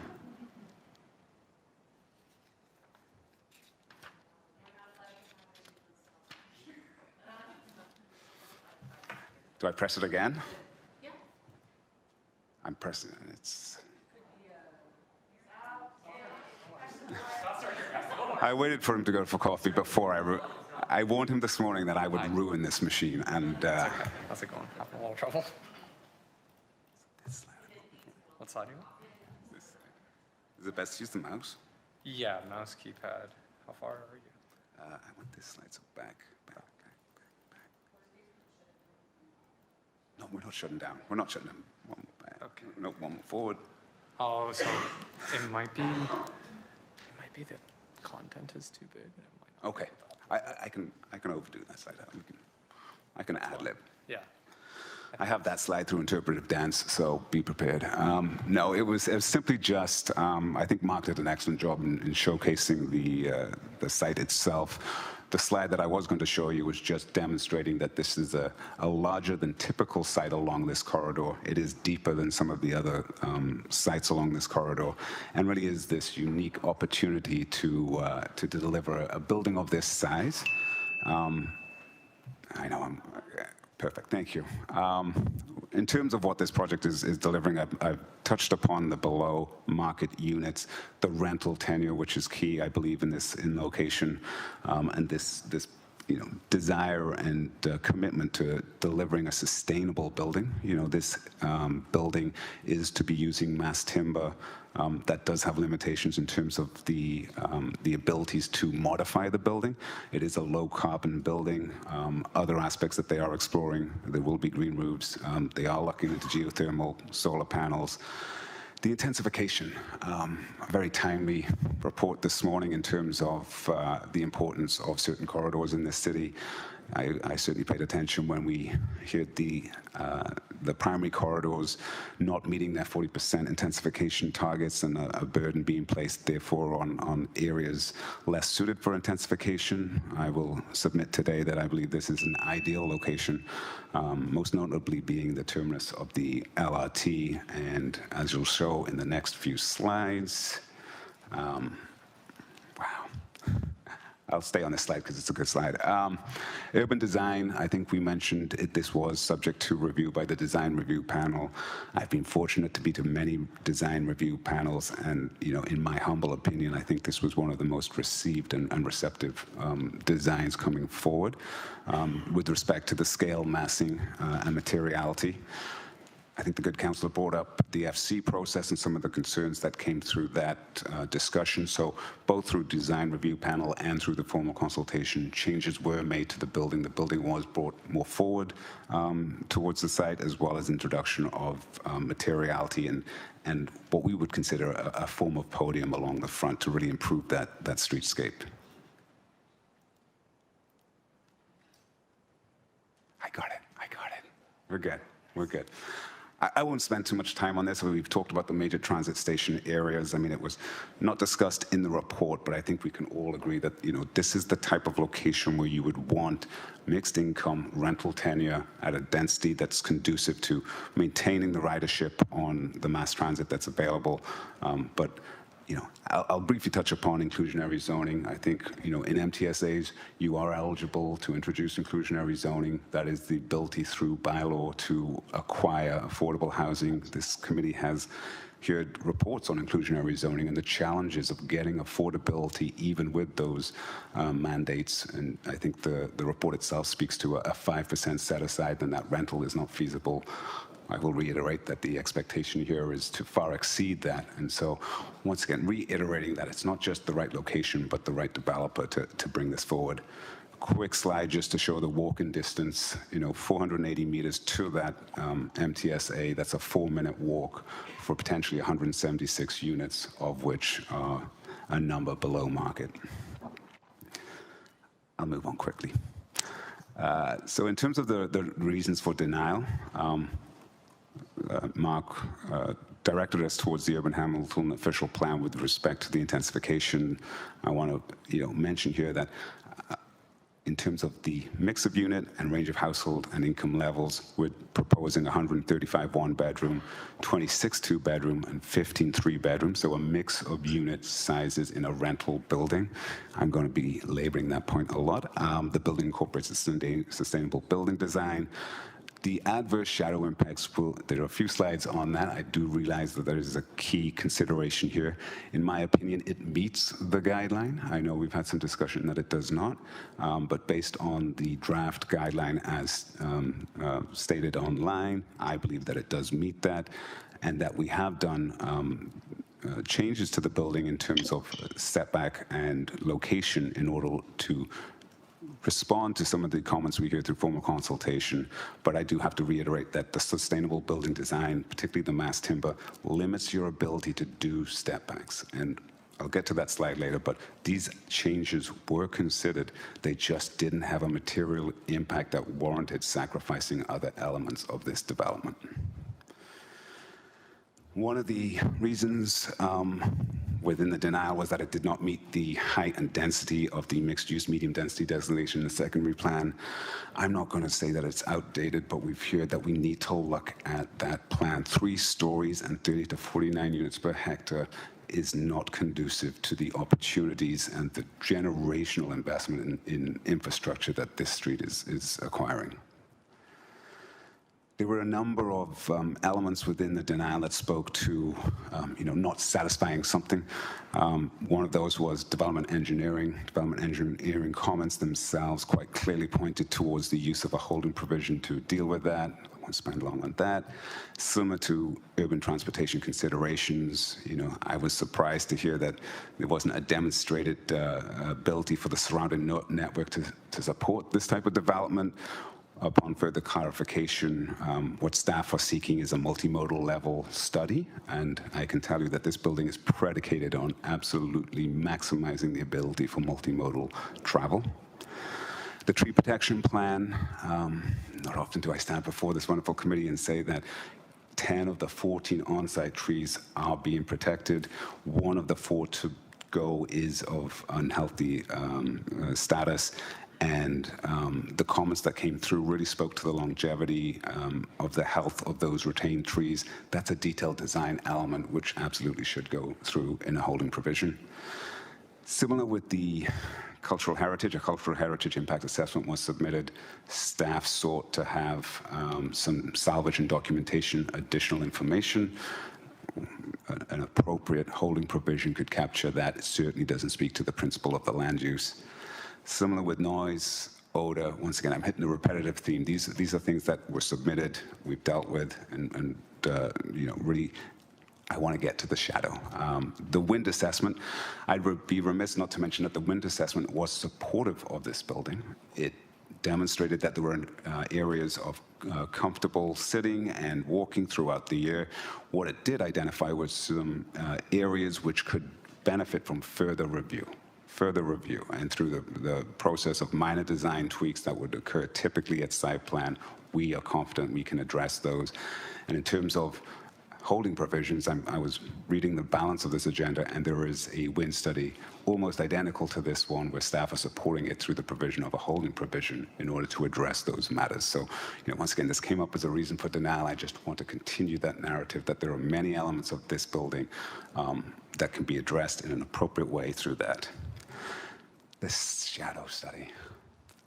So Mark took you through the 3 hours of sun coverage between 10 and 4. I note that it is a shadow study that still is in draft form. It is to inform the policy of what is undue impact.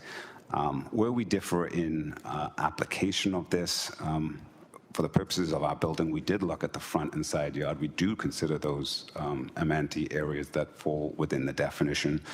The terms of reference themselves do not define private outdoor amenity space. Personally, I use my front yard quite a bit. I sit on my porch. I consider it an amenity space similar with my side yard. So if you were to take the definition that it would include front and rear yard, we would satisfy the direction of this. I heard some questions about what do other municipalities do. Best practice does suggest we look towards those. I know certainly of Milton, Mississauga, they specifically state that front and side yards are acceptable in the evaluation of sun shadow.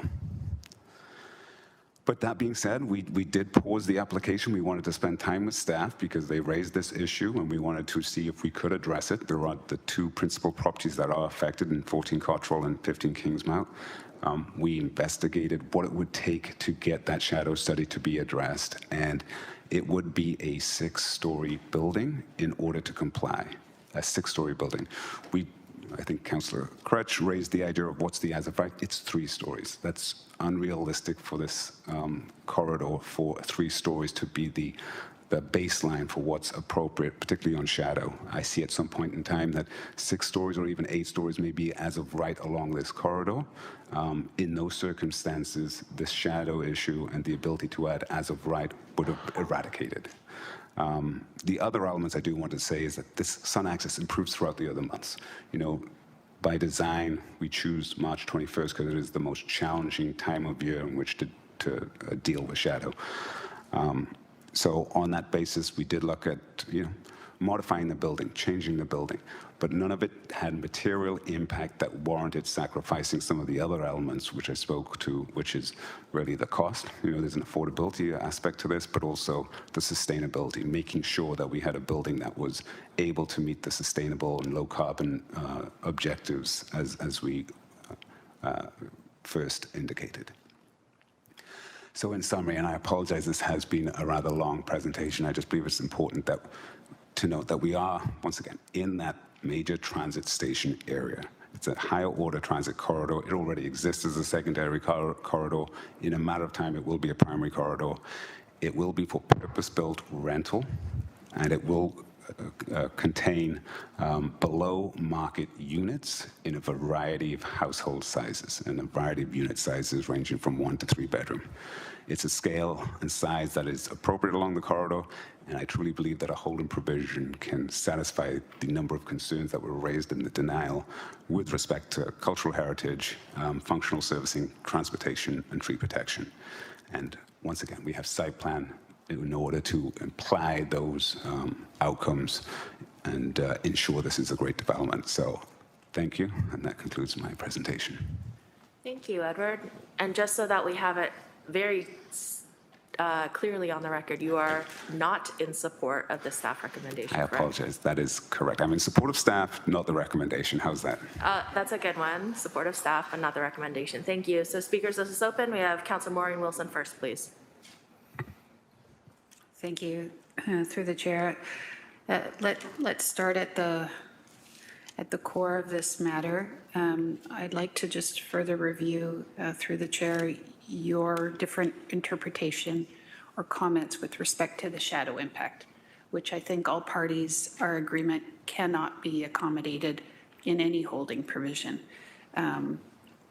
So can you review for me again your view? You don't think March 21st, the equinox is appropriate? Can you just expand and elaborate on your comments, please? Through the chair to the councillor, I would suggest that March 21st is an appropriate date. I was merely mentioning it's the most challenging one, so that it makes sense to really look at that to inform how you evaluate the shadow impacts. My position on the shadow is that based on the guidelines, there's no direction and no clear definition that the side and front yard do not provide amenity area. The guidelines are silent to that, so they're open to interpretation. And in the ability of providing evaluation that includes the front and side yard, I believe the shadow impacts meet that 3-hour requirement. It is close.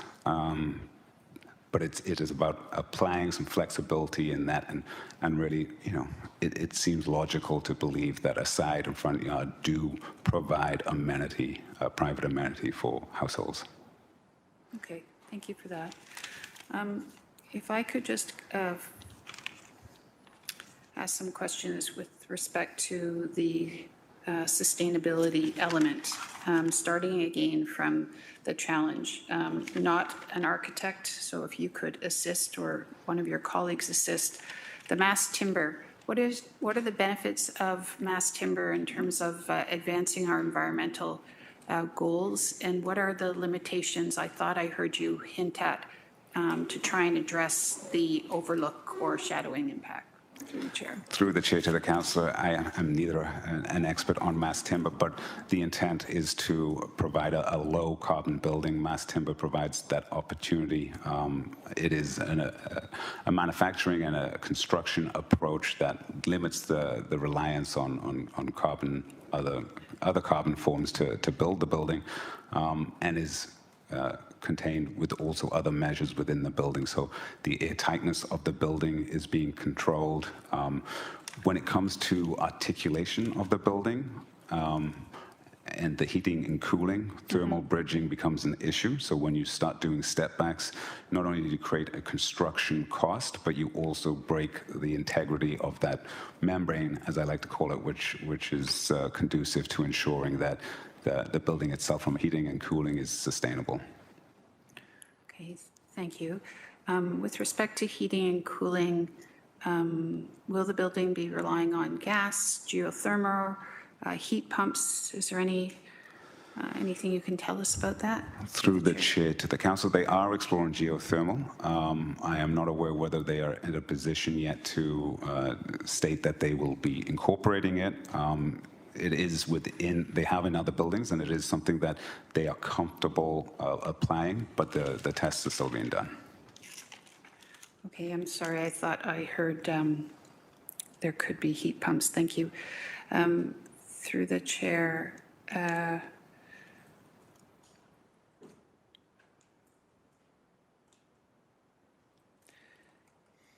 could you expand a little bit for me, please, and the audience, the amenity spaces that this proposal could offer through the chair? So through the chair, there is a rooftop area and allocations within the building for amenity. That's still through the design stage on how they will be programmed, particularly those within the building. We recognize that there was a concern of overlook. Those matters, particularly on the rooftop patio, will be addressed through the site plan stage. Okay, thank you. And on the affordability, I thought I saw your slide hint at Kindred Works, which, if I understand it, is the development arm of the United Church of Canada. Is that fair? Through the chair, that's how I would characterize it. Okay, thank you. They have secured and achieved affordable units within mixed income buildings previously, and you're stating that past achievement should inform our perspective on this current one.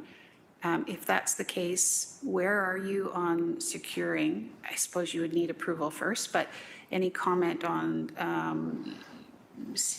Canadian Mortgage and Housing, that process through the chair? So through the chair, there are, I believe, 3 available programs which you can apply to all 3. I think they are working through that process. Approval of this is one of those key ones before they make any decision.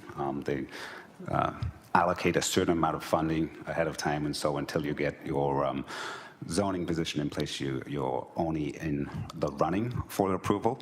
And there are, as I said, 3 different programs, including the rental financing program, which provides cheaper money through the construction process. All of these are required through submission and application to demonstrate a varied amount of pieces, including affordability and sustainability. And as I've mentioned, they were successful with a number of other properties, so are well versed in what's required to achieve it on this site. Okay, thank you. I did review, Chair, the design review panel, and certainly all the panelists commented on what they called to be, in summary, an elegant design. They liked the simplicity of the design. They thought the proposed brick, which mimicked the brick of the existing Binkley, was in order. The only caveats that continued to be offered was the height. And that seems to be the issue and its impact. Is that a fair summation? Through the chair to the councillor, I think there was some discussion on articulating the building. I did not hear a strong position on the height. I will say that I think they felt the scale and massing was appropriate. There were techniques that were offered. I think I said this in my presentation. Seldom have I been at a design review panel that has fused that much on a building design, but they did offer those suggestions. We were looked at, and even during the meeting, this idea of mass timber limits some of those refinement pieces that could have affected the building. And I think there was actually a lot of excitement about the incorporation of mass timber in this project. If I am able to ask one question, it is not germane to the structure itself, but if you're willing and able to answer it, what is the role of the United Church congregation in this proposal at Binkley? Through the chair to the council, I can't answer that. Okay. I'm not well versed enough to provide an appropriate answer. Thank you. Fair. Are there any other speakers for this delegation? Councillor Pattison, please. So just in dealing with that shadow study, that you said you ran a whole bunch of combinations and it was marginal, there was no differences. So you must have done the analysis. At what height did you meet the basic requirements for the sun shadow studies? Through the chair to the councillor, it was approximately 6 stories in height. Okay, sorry if I think I might have heard that earlier, sorry. And then if you were to go to 6 stories, say, at what point does that affect the affordability of the build? Through the chair to the council, I have to be careful. I'm a planner, in terms of that. But obviously, you're cutting the building in half. You're reducing by half the number of units. Both the sustainability and the ability to get below market units will be significantly affected if this building has to be dropped by 6 stories. Okay, thank you for that. All right, seeing as there are no other speakers, I need a mover and a seconder to receive this presentation, please. Councillor Morgan Wilson, Councillor Crutch. This is a hand vote. May I have your hand vote, please? That looks like everyone, so that carries. At this point, we have registered delegations. I'd like to call upon David Martin first, and then we also have Craig Burley on virtual. So is Mr. David Martin around? Ah, there you are. So David, you do have a 5-minute delegation. You'll hear a ding at the 4-minute mark, and then I'll stop you at the 5-minute mark. So anytime you're ready. Yes, my name is David. I'm from Christ Embassy, from 1570 Main Street West. We actually have the property. And I'm just wondering, why are you guys tearing down a church. When is a place of worship? You are able to continue delegating, like if you want to say more, we can take that as a question that we can ask the staff later So on. I would like to keep, if we could keep the property, it's a good property of worship, and we enjoy that space. I see, okay. Thank you very much. The question is whether why are we not keeping it as a church? That's correct. Okay, all right. I think that might be asked better at the church, but we'll take that question and we'll ask that afterwards, okay? Thank you. And then questions for the delegate. Councillor Pauls, please. Thank you for coming. Do you go to that church? Yes, I do. In our service on Sundays at 10 a.m. Right. And Wednesdays at 7 p.m. And- I'm actually the property person that looks after the property there. Okay. And is it a flourishing church? It's packed? We do get a lot of people in there. So, and I'm not aware. Was it for sale and somebody else bought it? Or? We actually got it. It was up for lease. Okay. All right, we'll ask that. Who owns the property now? We do. Christ Embassy does. Pastor Tico and Pastor Anna. Okay. I don't understand. So the church was not for sale? It was empty. The church was empty, and then we got the church. Oh, so you're leasing Yeah. the church. Okay, now I understand. So the church was empty, and your congregation leased it. Yes. And so now they're deciding to break the lease, per se, and build, right? We would like to Right. keep that. That's what you would like. I see. Okay, thank you. I don't want to see us move out of there. Okay, thank you. Thank you. Councillor Maureen? No, okay, thank you. Thank you, Mr. Martin. Thank you for your delegation today. Up now is Craig Burley. I understand Craig is online. Craig, if you're able to turn on your camera. Chair, he did advise he was having technical issues, so we may not see him. Okay, all right, let's go on to Alexei Rezborchuk. Alexei is here today. So there's been a little change with that. The delegations number 3 and 4 are related.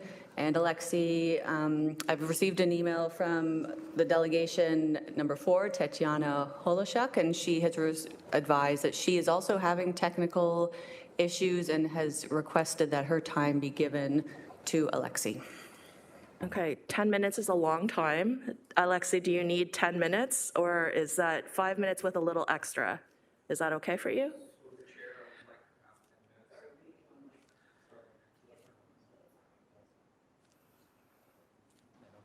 Okay. Good morning. Through the chair, I would like to have 10 minutes for this presentation because the concerns we present are not only of our family, but also of over 50 neighbors of this area. Okay, so typically what we'll do is we'll have to ask committee for that extra 5 minutes because it's not usual where a delegate would offer an additional time to another delegate. So I'll ask committee if anyone is willing to extend the time from 5 minutes to 10 minutes. Councillor Maureen Wilson, seconder, please. Councillor Pauls, show of hands, or do I need this as an electronic vote? Yes. Electronic Yes, vote? I'm pulling it up, and just give me 1 second, please. Okay, so Maureen Wilson and Esther Pauls to second for an extension up to 10 minutes, please.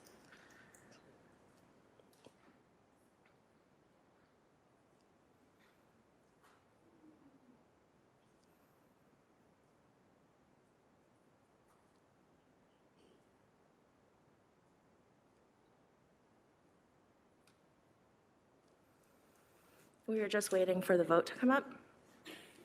Vote is up.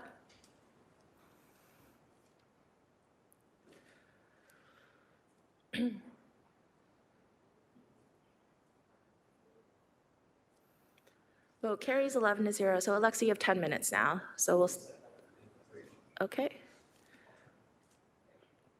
We're just getting technology set up right now.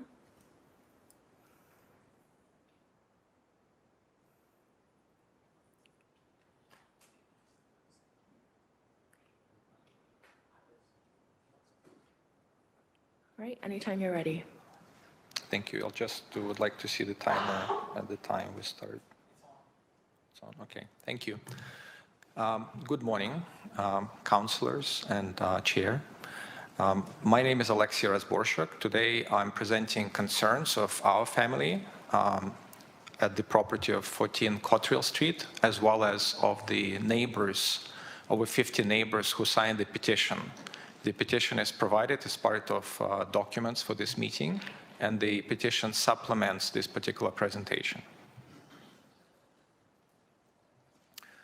Neighbors recognize need for more housing and fully support it. Unfortunately, the proposed development is not suitable for the site and not compatible with our neighborhood in the form how it's presented right now.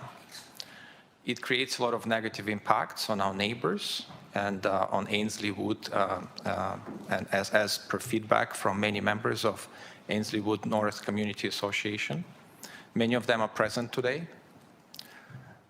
The proposed development creates quality of life issues for our neighbors, safety concerns for pedestrians, cars, and buildings, environmental concerns such as trees and flooding, and as a result, financial impact for the neighborhood. We're not going to cover all of this today. We're only going to cover 7 out of a larger set of concerns listed in the petition. We'll start with shadowing and loss of sunlight. To make it more in context, because I've heard many questions in this meeting about this particular topic, this is our property pictured from the top at 14 Cottrell. We have a garage on the back, left side of the property with a driveway. Our primary amenity is the rear yard, as staff correctly pointed out. You can see that rear yard on the bottom right side of the picture. We also have some side yard and a little bit of front yard. A large portion of front yard belongs to the city, as we know, up to the water meter level. Now, the proposed building is over 3 times bigger than the right-of-way, 11 meter at that particular offset. So the building sits only 7.5 meters from the property line, from our property line. And our house is another 4 meters from that property line. So you're looking at very short distance to a very massive building that creates shadow and steals our sunlight. Right now we have a lot of sunlight in our rear yard. We're used to it, and it helps us with mental health during the spring when we need the most the sunlight. You've heard about city requirement. Developer provided written feedback regarding our concerns, personally addressed to us, saying that they meet the requirement. And our rear yard receives sunlight from 9 a.m. to 11 a.m. and again after 3 p.m. onwards. Well, let's inspect it, but please remember how this property is situated, as on a picture, as we refer to next slide. So as we see, city requirement is not met. Specifically, we list here the sun and shade study at 12-story building. And you can see that from at 10 a.m., and again, my property is enclosed in a rectangle. It's a blue rectangle. And you can see at 10 a.m., we already have no light in the rear yard at all. Well, we have a little bit in the corner behind the garage, if it helps, but we need to climb on the garage to use that sun. So really, we have no light at 10 a.m., 11 a.m., and forward until 3 p.m., when we have a little bit on a driveway, but not in a rear yard where amenities. So really, we get less than 1 hour of sun in our rear yard. And the same applies to our side yard, which is on the south side of the property here. So whatever developer stated is not correct. We don't get 3. We don't give it even 1 hour of sunlight. And that applies for our windows as well. We have 5 windows on the back of the property. We have no light there at all when this building comes up. Right now we have a lot of light. So the solution really reduce height, implement setback, implement step backs. The second big issue is the massing of the building and the privacy of neighbors. Many neighbors spoke about this. The building stands as a big monster, only 7.5 meters from our property line. Now, it directly looks into our windows, into our bathrooms and bedrooms, violating our privacy. If building is moved further, that concern will be alleviated. Essentially, if they build 6-story high or they implement step backs and setbacks, that would help. So there is no transition in scale on the back of the building. They've done something in the front towards Main Street, but not in the back. That's a concern for us, and we'd like to see implementation of setback or step back on the back. Now, developer says that, yeah, fencing and landscaping gonna improve your privacy. We don't think so. How do you improve privacy of a 12-story building that is just right on top of you? And our houses are all 1-story houses there. We don't have any like 3 or 4-story. So as a result, we'd like to show you that there are 2 buildings at 1107 Main Street and 1190 Main Street along the same intensification corridor in close proximity to us that have implemented a significant step back of the building, a street-wide step back. They implemented reduction in height. They implemented step back for higher floors as well, which means that it could be done. They've done it. They complied with UHOP policy. Why can't this developer do it? Okay, the only excuses we hear. Next point is separation from neighbors. That's a big building that is incompatible with our neighborhood. And as a result, there's a lot of pollution that happens into our neighborhood. Light pollution from vehicles exiting the garage. The garage, the garbage facilities are all on the back of the property, of their property, facing our properties. So it's on the north side of the property. Now, there is noise from their HVAC equipment, which is facing back, from their building lights, which are like at 4 meters high above ground, etc. But I want to show you one example here is a garbage order. Builder tells us that all waste and loading areas are fully enclosed inside the building. At the same time, on a submitted diagram of the building available publicly, you can see they have a 35 square meter garbage staging area right across from our property, smelling right in our property. So we're not okay with that. Plus, they use that area as a truck loading area for all of the garbage and moving. And that is right 1.5 meters from our property, basically. The next concern is traffic and parking and safety of people and cars on our street. Our streets, Cottrell Street and Kingsmount, are very narrow, single lane in each direction street that some cars park there as well. That becomes even more narrow. And all the houses have a single car-wide driveway with 2 to 4 cars stacked parking. So to get the cars out, neighbors have to move all the cars out to repark, basically. They need some space there for that.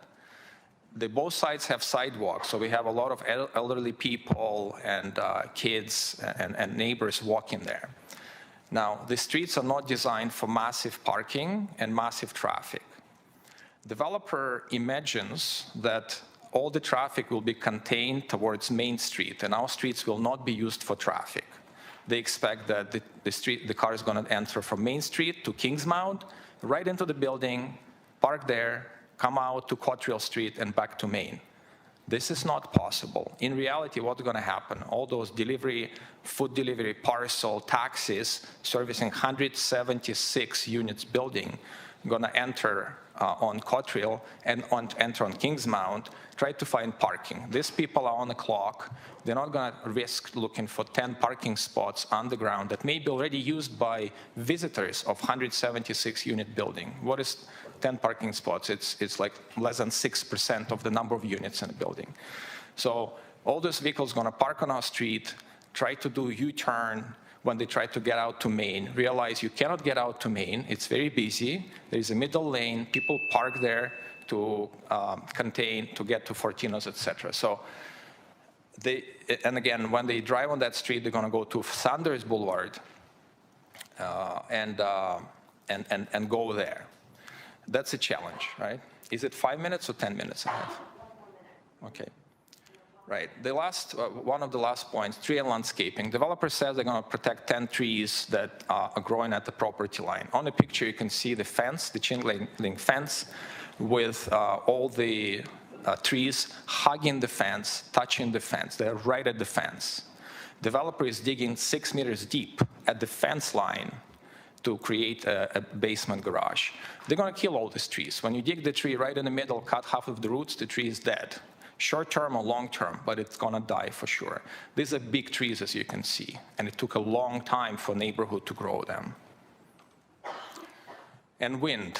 On the bottom left, you can see our property right now is green, very light wind. On the right, it's red. So they create a lot of wind. They have not demonstrated any effort to contain it. It impacts all the residents walking on sidewalk towards Main Street, Fortinos, and businesses there. It's a significant impact. To summarize, there's a lot of issues with the building, and we request developer to reconsider the project and make it suitable for the site, suitable, that fits the site size, and compatible with our neighborhood and respect the neighbors. Thank you very much. Thank you, Alexei, for your delegation. Speakers list is open. If there's any questions for this delegate. Seeing none, thank you so much for your delegation. You're welcome to have a seat again. Thank you, through the chair. Up now is Rosemary Lukosius. Sorry. She's representing the Ainslie Wood Community Association. So come on down, Rosemary.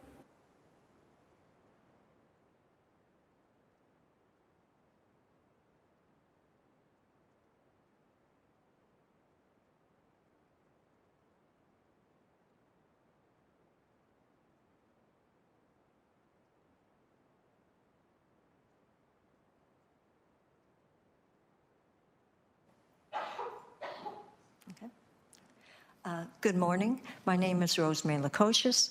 I am the chair of the Ainslie Wood Community Association.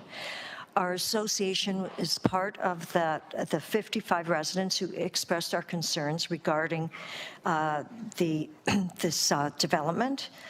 Upon reviewing the report submitted by the city's planning department, we are in support of their recommendation by the city by the planning department of the city. We're in support of the recommendation to deny the proposed development, as many of the issues acknowledged do not comply with the city policies. We respectively request you deny this application, and we welcome new plans from Landwise for 1570 Main Street West, which address the problems outlined by the city planning department and the residents of Ainslie Wood. And I was very brief with that. And that was a minute, Rosemary. Thank you so much. I know, I was good. Thank you so much. Speakers list is open if there's any speakers. Seeing none, thank you so much, Rosemary, for your delegation. Thank you. Up now is Chris Ristma. I understand he's online. Chris, are you able to turn on your camera? Hello. Go ahead. Thank you to the Planning Committee for having me, and I just wanted to say thank you to the staff for preparing the report. I know that reports like this take a lot of time and can be difficult to kind of complete when, for some of the reasons I'll talk about. So I just wanted to start with some transparency. I live in Ward 2, not in this area. I did attend McMaster University, and my partner does work at McMaster University, so we're pretty familiar with the area. I wanted to kind of say that because I don't want to come off as someone who lives in this area and will be directly impacted by this on a daily basis. I will say, however, that there is a 12-story building going up about 300 meters from my house, and I was also in support of both the medium to high density development at the film studio district and the tiny home development that's currently in place about 100 meters from my house. So I'm supportive of housing, even if it's uncomfortable or bothersome, because ultimately we're in a housing crisis, not in a crisis of sun. We don't photosynthesize. I understand the sun is nice. I like the sun, especially in the summer. But ultimately, if this application is denied, it's going to be a political decision, not an objective one. And the concerns outlined in the denial report are exactly that. They're not objective. They're political, reaching for anything that can be used to deny the application because of those outdated zoning codes, which you'll be discussing later in this meeting, and why it's so important that those zoning codes be updated, that you'll review later in this meeting, because individual applications like this shouldn't be coming to committee. It shouldn't be taking up staff time. It shouldn't be taking up residents' time. These exact types of developments will be approved in other areas of the city as of right, and as they should be. The mid-rise guidelines that you'll be talking about later outline exactly that along certain streets, transit corridors, things of that nature. These types of applications should be approved, and they shouldn't be coming to committee on a case-by-case basis. And at exactly that point, this exact development would be approved in other areas of the city. And so, this neighborhood is being given special treatment because it's 500 meters from an LRT station, which is going to be a multi-billion-dollar generational investment in this city. It's right beside McMaster University. And ultimately, the city of Hamilton continues to deal with a number of issues, which are exasperated by things that would be caused by the denial of this application. We constantly hear about tax revenue issues. Development of this size will increase the tax base, which will reduce pressure on existing homeowners. It will provide rental housing, which is much needed in the city, and not increasing the rental housing in the city will put additional pressures upon existing residential stock, which will push more people into higher cost of living, which may push more people into homelessness, which is another issue that's consistently talked about with council and other committees.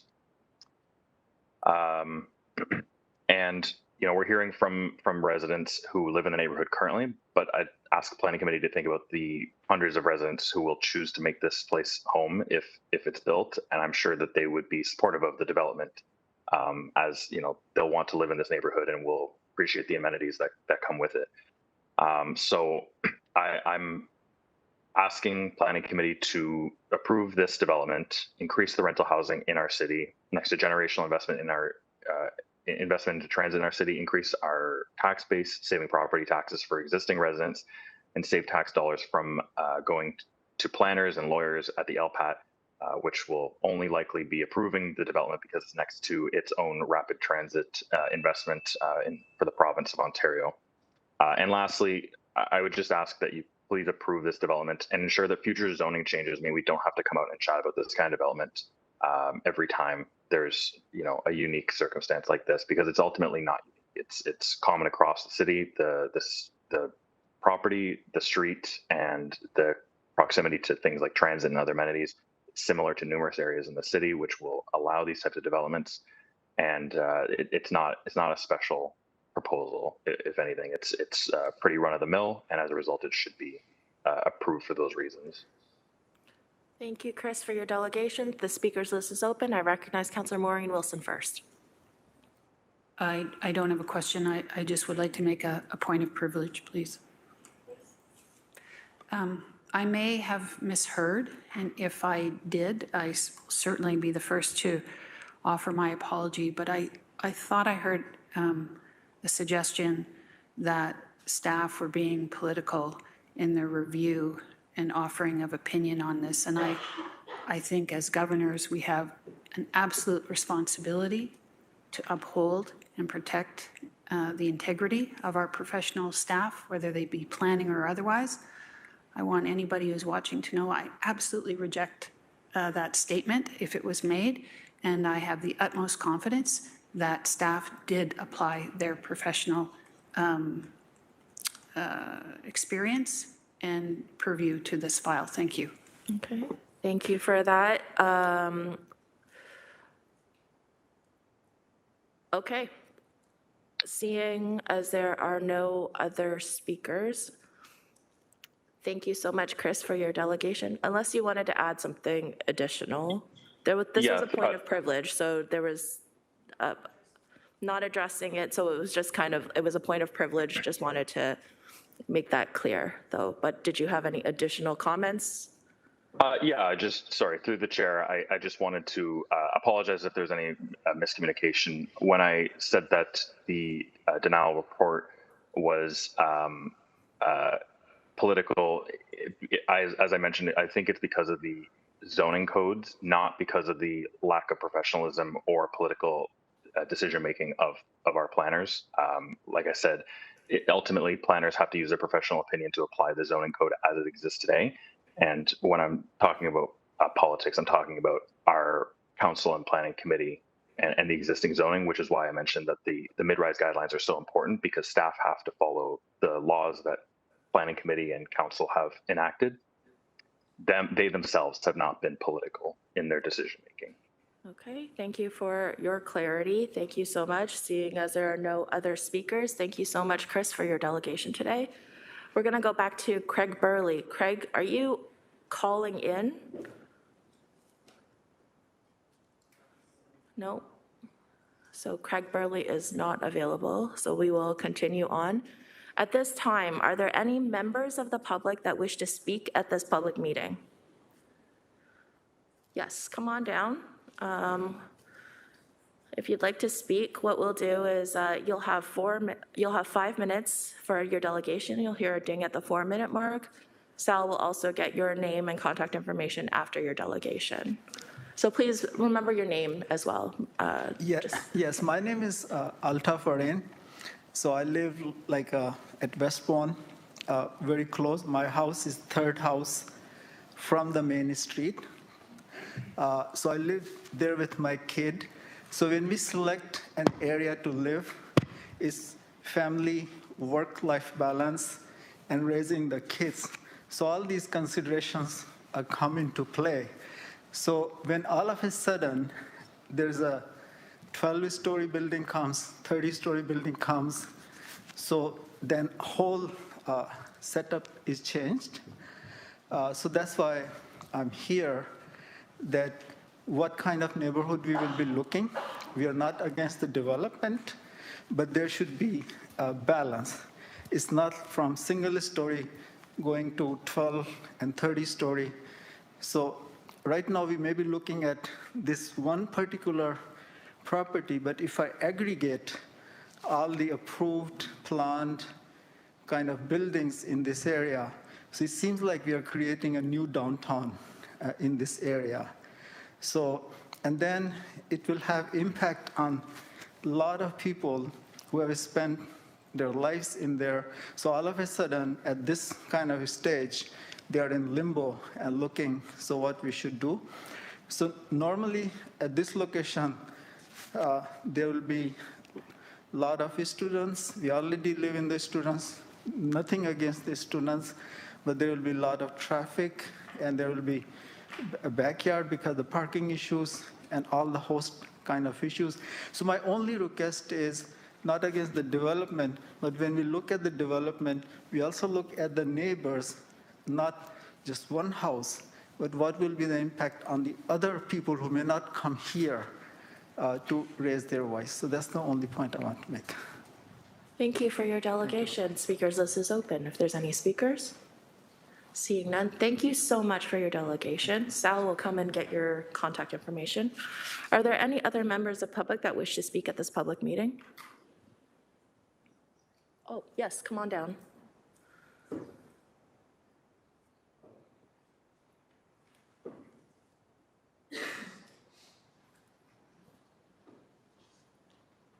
So just head up to the podium, and when you get to the podium, just make sure you say your name, and then you'll have 5 minutes, and there will be a ding at the 4-minute mark, just to let you know, okay? So please go ahead. I'm Kiana. This is kind of frightening because I'm literally just here to complete a project for a course. I'm a student at McMaster. There are a few of us here today. The thing that concerns me about this development is that I feel like there needs to be more consideration taken into the impact on the students. Ainsley Wood, I feel like is primarily like housing for students now. And as much as more affordable development, as the developer is putting it, can be beneficial, is this housing going to be affordable for students or for the general public? Because those are two very different levels of affordability. And additionally, there's a concern on my end regarding how the university may use this development unintentionally to, I guess, admit more students, which they've been doing, creating like a larger concern about a housing crisis in the area. And that's all I have to say. So thank you. Thank you so much. Those are some really interesting questions. Oh, stay up there because I think Sal needs to get your contact information. But if speakers list is open, if there's any questions for Kiana. Councillor Maureen Wilson, please. Thank you. Thank you very much. I really appreciate your participation. I take it that this is the first time you have done so. Yep, this is scary. Yeah, no, for sure. I am literally shaking. Yeah, don't. Here. Don't be scared. Okay. So I guess I'm just not clear on your concern, and I want to make sure I fully understand it. Yep. So your concern is that by enabling density on this corridor, it may enable McMaster to provide for more students. Yes. So one of the issues that we had this year on campus was a housing crisis. So in order to reduce its debt, that is my assumption and the assumption of like various peers of mine, to reduce its debt or to like keep itself out of debt, the university has admitted more students this year, so first years. And they basically guaranteed residence to various students. They did not have the capacity to do that. And then a whole load of students were told, actually, we cannot house you. Creating an issue off campus. Off-campus housing is already incredibly costly. Some of us are paying over $1,000 just for a single room in a house that is maybe supposed to hold a family of 4, and there might be 8 or 9 rooms in that house. And my concern is that McMaster is going to use the prospect of additional housing in the area to admit more students for more money, which our neighborhood cannot support, and students cannot afford a higher cost of living due to like an increased demand for housing in the area. Okay. I hope that answers your question. It does. Do you understand if universities receive provincial funding for the construction of residences? I'm unsure. Okay. I don't want to get into my mode. I just wanted to because I want to encourage you to continue this pathway of participation. I think it's really important for young people. And I value you being here, and I know it's scary.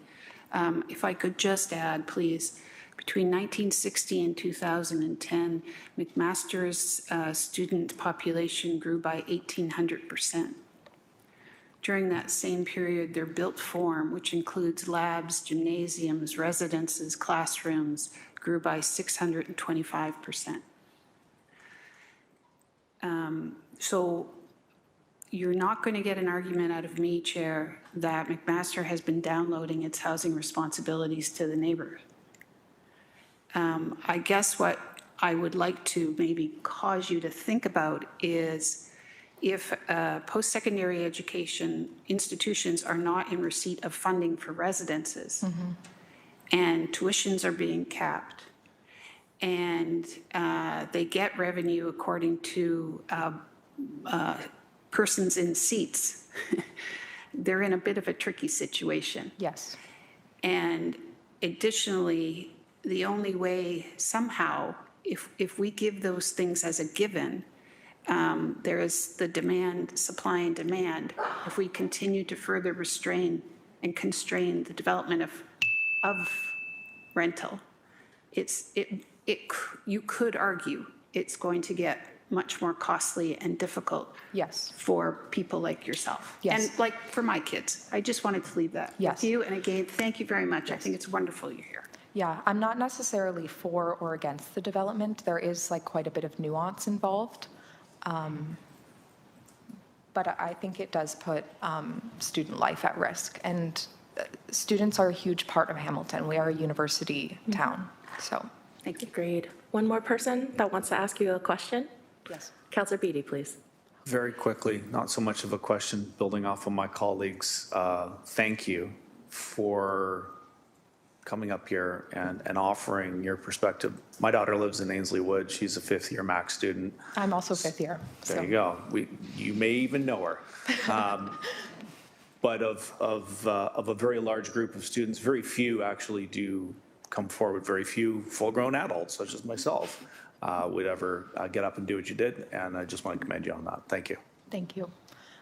What do I do with my glass? You can just leave it there. Okay. Yep. It's a lovely party. Thank you so much, Kiana. I'm asking for a third time. Is there any members of the public that wish to speak at this public meeting? Wait, Sal, did you get her contact? Okay, Sal's going to come and find you. Sorry, reflecting back on my third question, are there any members of the public that wish to speak at this public meeting? Okay. I don't see any, so may I have a mover and a seconder for one, that the public submissions were received and considered by committee, and two, that the public meeting is closed. Councillor Maureen Wilson and Councillor Kassar. This is an e-scribe vote, so may I have your vote electronically, please?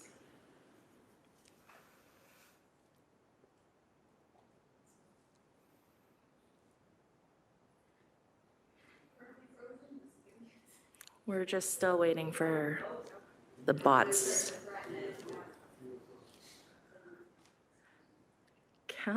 The vote is up, please. Okay.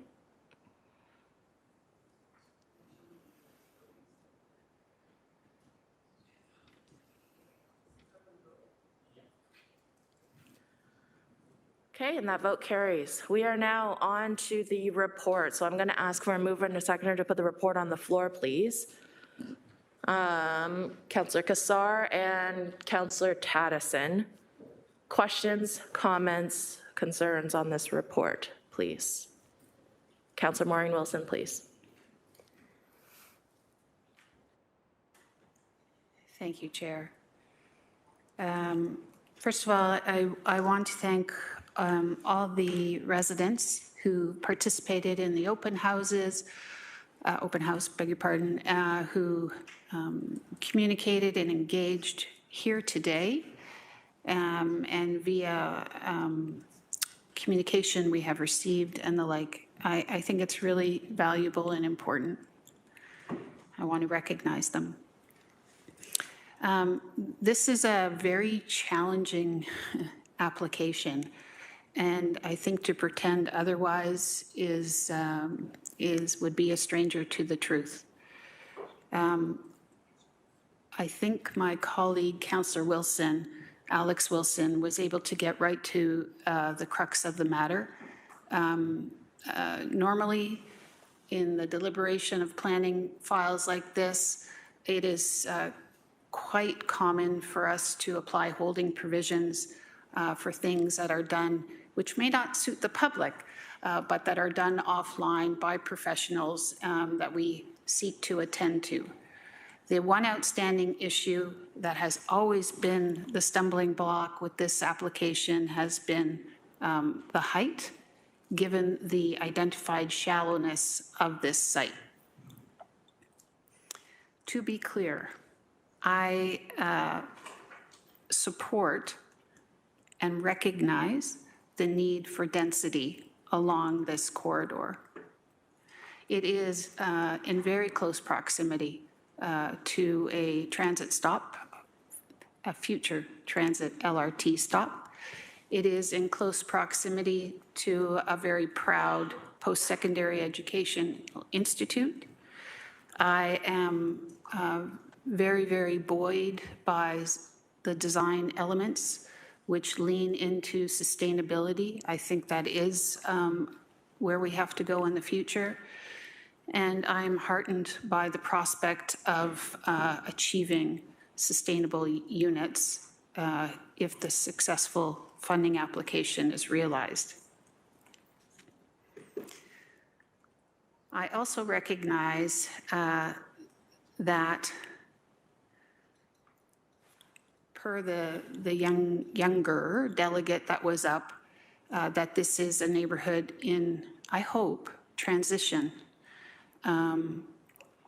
That has, I'm not here to beat up on McMaster, I'm a proud alumni, but who has been struggling with the saturation of a certain population. And that's the student population, which in and of itself is wonderful. They bring a vibrancy and they add to the commercialization of it.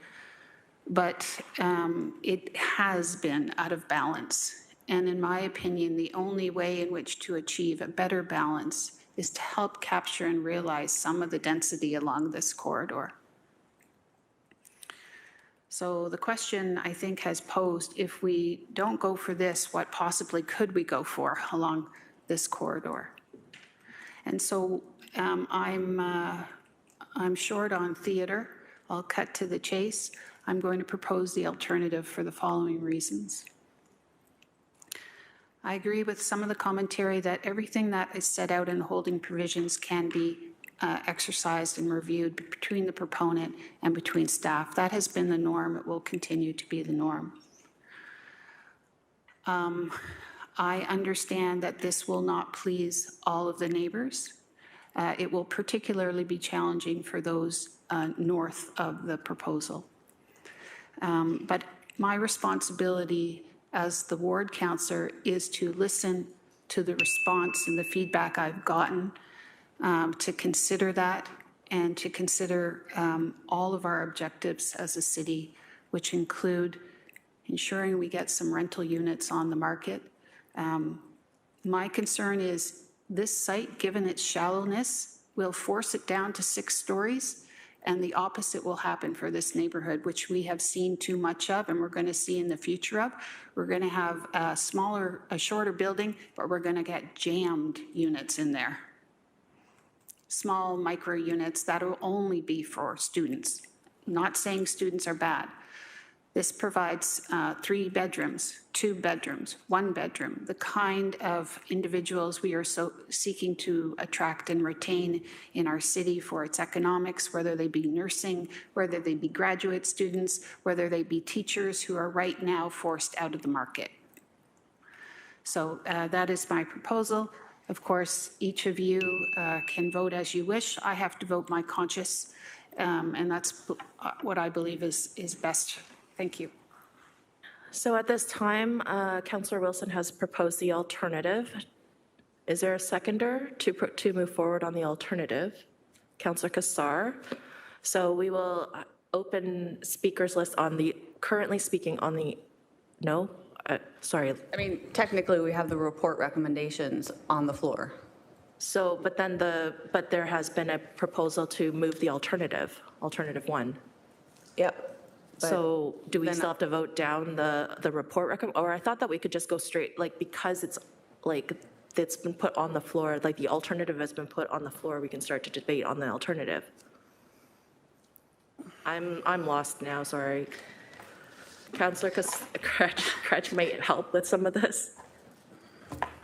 No, that's the clerk's job. I was going to comment on the alternative. That's why I raised my hand. You go ahead. Oh, I see. I believe that as the report recommendations are currently on the floor with a mover and seconder, that we would either have to withdraw or vote on that motion before we would move to the alternative. I see, okay. So who did we have again? Was it Councillor Taddison and, so Councillor Cassar, what would you like to move forward with? Well, to facilitate the alternative, I will withdraw. Okay. Putting it on the floor then. All right. So we are moving forward on the alternative currently because we do have Councillor Maureen Wilson and Councillor Cassar on moving forward on the alternative. Okay. So Councillor Kassar, would you like to speak to the alternative? Or did, Councillor Maureen Wilson, are you finished with your comments? Okay, so we have Councillor Kassar first, followed by Councillor Crutch. Councillor Kassar, please. Yeah, thank you, Chair. I've landed in the same place as Councillor Maureen Wilson. I've been a very strong supporter of a firm urban boundary, and that means we need to build more density. It was a very thorough discussion. It was really helpful. I did not come in with a position. I listened to everyone that spoke today, but I come back to the principles of what we need to do as governors for the benefit of the city overall. And we've continued to support a firm urban boundary. This is a main street, although to my questions earlier, the zoning on this and the timing of secondary plan updates and major transit station areas are not coming together and all in place at this point in time. That is certainly the direction we are going, and I think it's our job, well, it's staff's job to bring forth a recommendation based on the policies that exist. It's our job to evaluate that and look at the bigger picture and where we may be going and to consider everything. And when I consider that we need more density, this is a main street, it is within a few hundred meters of a major transit station area. There already is transit there. We need housing. I think it's an excellent proposal. I really liked all the elements that were presented. And it comes down to the height and the sun shadow. Bluntly, I don't think that the sun shadow impacts whether you agree with the city's interpretation or what the applicant had shared through their agent. I don't think that should be a veto for the good that is provided by the application. So acknowledging that there's impacts and that there's change, I get that. I don't diminish that. However, I think it's our job to step back, take the personal elements out of it and look at what's best overall. And that's how I got to where I've landed, Chair. Thank you. Thank you, Councillor Kassar. Councillor Crutch, please. Yeah, I made my comments already earlier about why I'm going to support this application. I just had a question about the alternative. So the alternative is worded in a bit of an interesting way from my perspective, and it may just be me that I'm not understanding it, but it says, should the applications be approved? And so because we're starting from that premise in the alternative, I think language should be a little bit different, just saying that the alternative is that we approve the application and then the holding provisions are there. Otherwise, we'd have to go back to the original motion, vote on that, and then consider the alternative. I generally have to tweak the wording of the alternatives to make it into a motion. So you'll do that as a housekeeping thing anyways, is what you're saying, right? So it turns into a motion. Thank you so much. I appreciate that. I'm good. Okay, Councillor Pauls, please.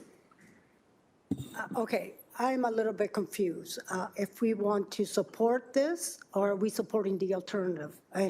Yeah, at this point, we are looking at the alternative. So the alternative is to approve this application with holding provisions. And Clerk Kelsey said that she'll rejig the wording to make sure that that is correct to what we're doing. Okay, thank you. Like I said in the beginning, it's not my area, but I know we have to work as a whole, as a city. And I appreciate Councillor Wilson for putting a light and what she said.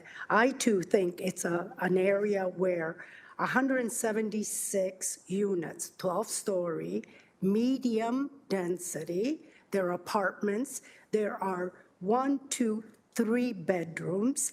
It is 30% affordable. The guidelines can be flexible, and then we have the alternative, of course. And it's in a prime location, prime location. I understand, and I feel for the people that live there as well. But if we're trying to build housing, if we're trying to intensify, that's what we're told, and then we say no to this, what precedent do we set for the whole city? So I will be voting to approve of this, even though it's not my area, but I do want to learn about all of Hamilton, where we could build, where it's properly. And because Councilor Wilson knows more about it, I usually take the lead from there, and I appreciate what you've done today to make it more clear that we need housing. And this is a good location, even though we understand the public as well. So thank you. Thank you, Councillor Pauls. Councillor Alex Wilson, please. Thank you. Through you, Chair, just a question to staff. Does the language in the holding provision as written include the commentary from Director Payback earlier with respect to wind management. Does anything need to be added? I note that the language says including but not limited to, so just wondering if that needs to be articulated and if staff have a recommendation on what that should say if this is the direction we proceed, just given some of the commentary earlier in the conversation. Director Fayback, please. Through the chair to the councillor, I would say that the alternative as written is not fulsome, that there are additional items that should be included, the wind study being one of those. We were just having a conversation in terms of building in, do we need to do anything about the percentage of housing, the affordability piece, all of that. So I think should that alternative be moved, what I would recommend is that staff would work with the applicant in terms of crafting that holding provision and what those requirements would be, but it's certainly not intended to be a fulsome list. Thank you. Through you, Chair, is it staff's intention, if there was approval of the alternative as written today, to come back before council with that language? Is this then leading to a deferral? Just could you finish that thought? How do we get to a council vote? Is there time between now and then to workshop? Just what's kind of the implications of what was just said? Through the chair, what we would normally do in this situation is, because it's an approval, staff would then go away and update the documents, so the official plan amendment and zoning bylaw amendment to reflect a supportive recommendation, and that would come forward to the next council directly. I would say that council is next week, and that would be challenging for staff to be able to craft that and work with the applicant. So I would suggest that it would then come to the following council, which I believe, I don't have the date, but I believe it's end of October, the 29th, thank you. So the goal would be to bring forward the updated official plan amendment and zoning bylaw amendment for council endorsement at that meeting. Thank you. And the direction that we're talking about right now is sufficient to get you there? Through the chair to the councillor, that's correct. Perfect. Thank you so much. I do just have a quick comment, Chair, but I just want to get that out of the way first. I supportive of this application. I'll share, just like Councillor Cossar was a little bit on the fence coming into this, seeing the staff report recommending denial. For me, this comes down to the point that I think Delegate Ritzma put very well, actually, is planning for existing residents and future residents. And I think the best applications do a bit of both. Unfortunately, I think just the broader context of the housing crisis, the broader context of provincial planning policy is, I think, limiting the best options from being on the table.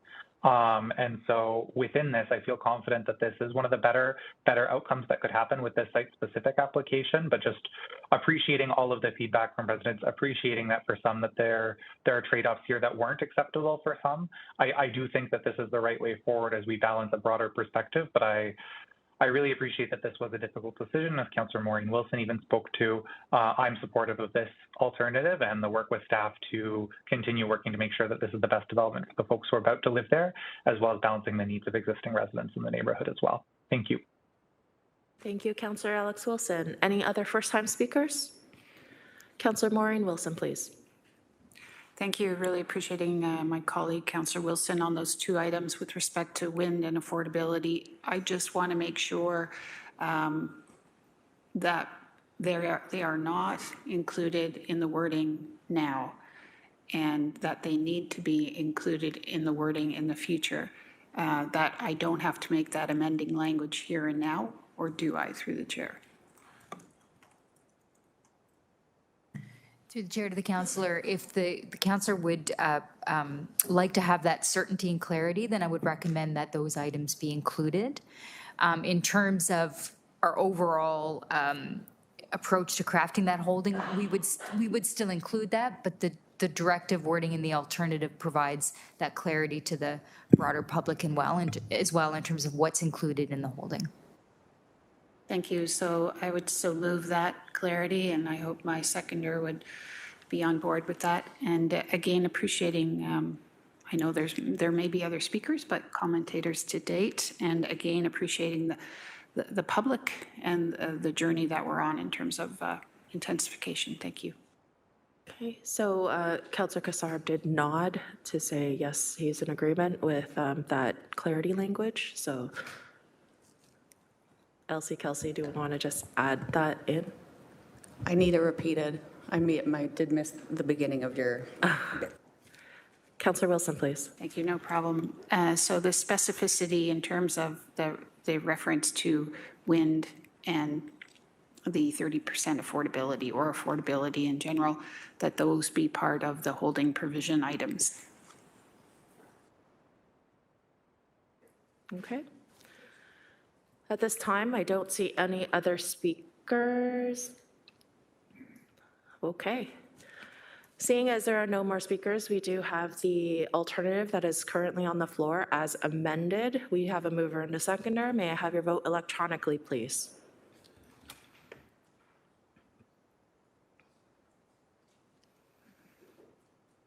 Vote is up.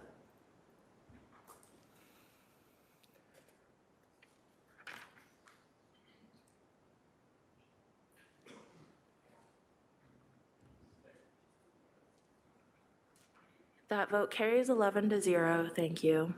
At this time, committee, it is 12:14. Do we want to continue on, or do we want to take a break for lunch? Take a break for lunch. Okay, so at this time, think I'm allowed to call a break for 12:45. So we are now at 12:15. We will come back for 12:45. Thank you.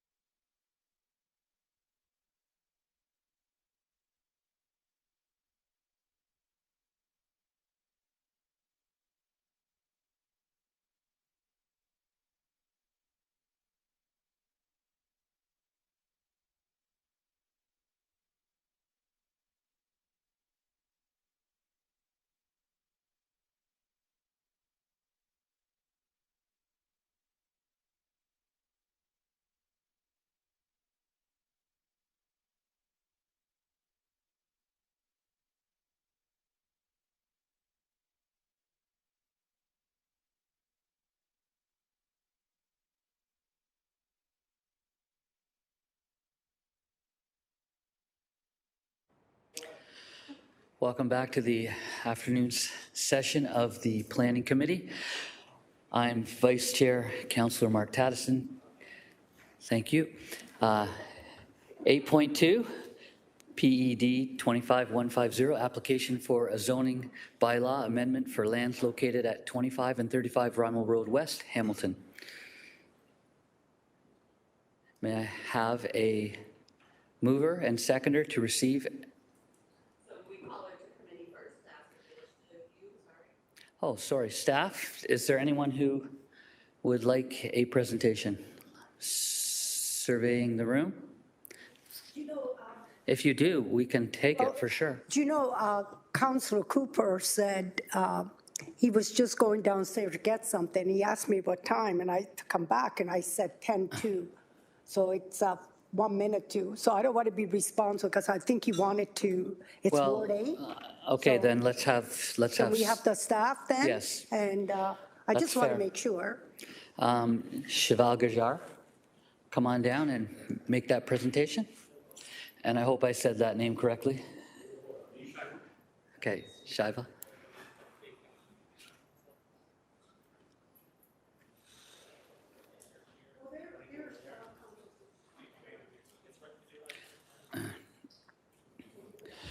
We're going to have a staff presentation on PED 25150.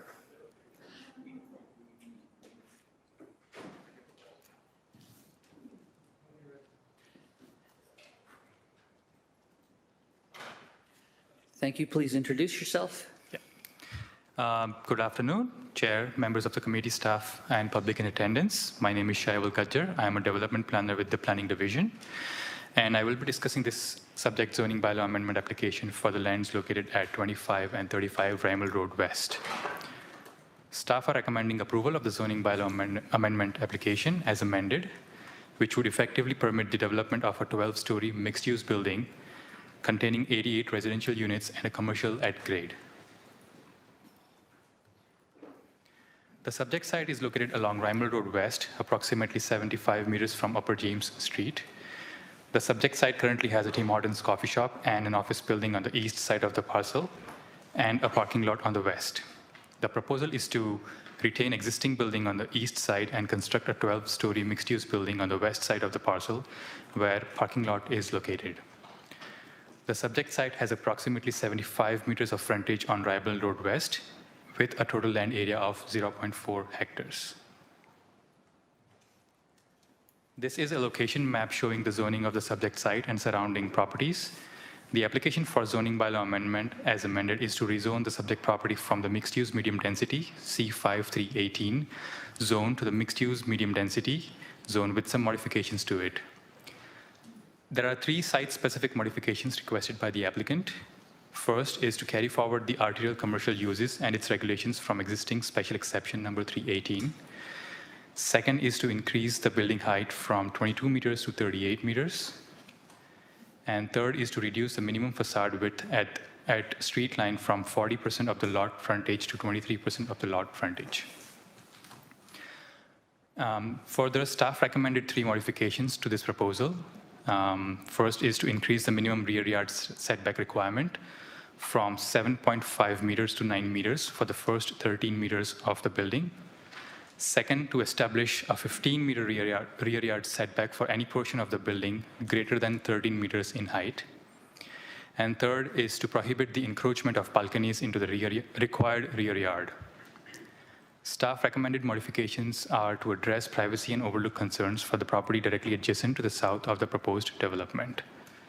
Staff are in support of the modifications requested by the applicant, as they have demonstrated that the modifications would not have any adverse impacts to the proposed development and the surrounding area. This is a concept plan as proposed by the applicant. The concept plan shows the existing building on the east side of the parcel, and the proposed development is shown on the west side of the parcel. This concept plan shows the footprint of the ground floor for the proposed mixed-use building. This slide shows the west elevation drawings. The elevation drawings on the left is what was initially proposed by the applicant.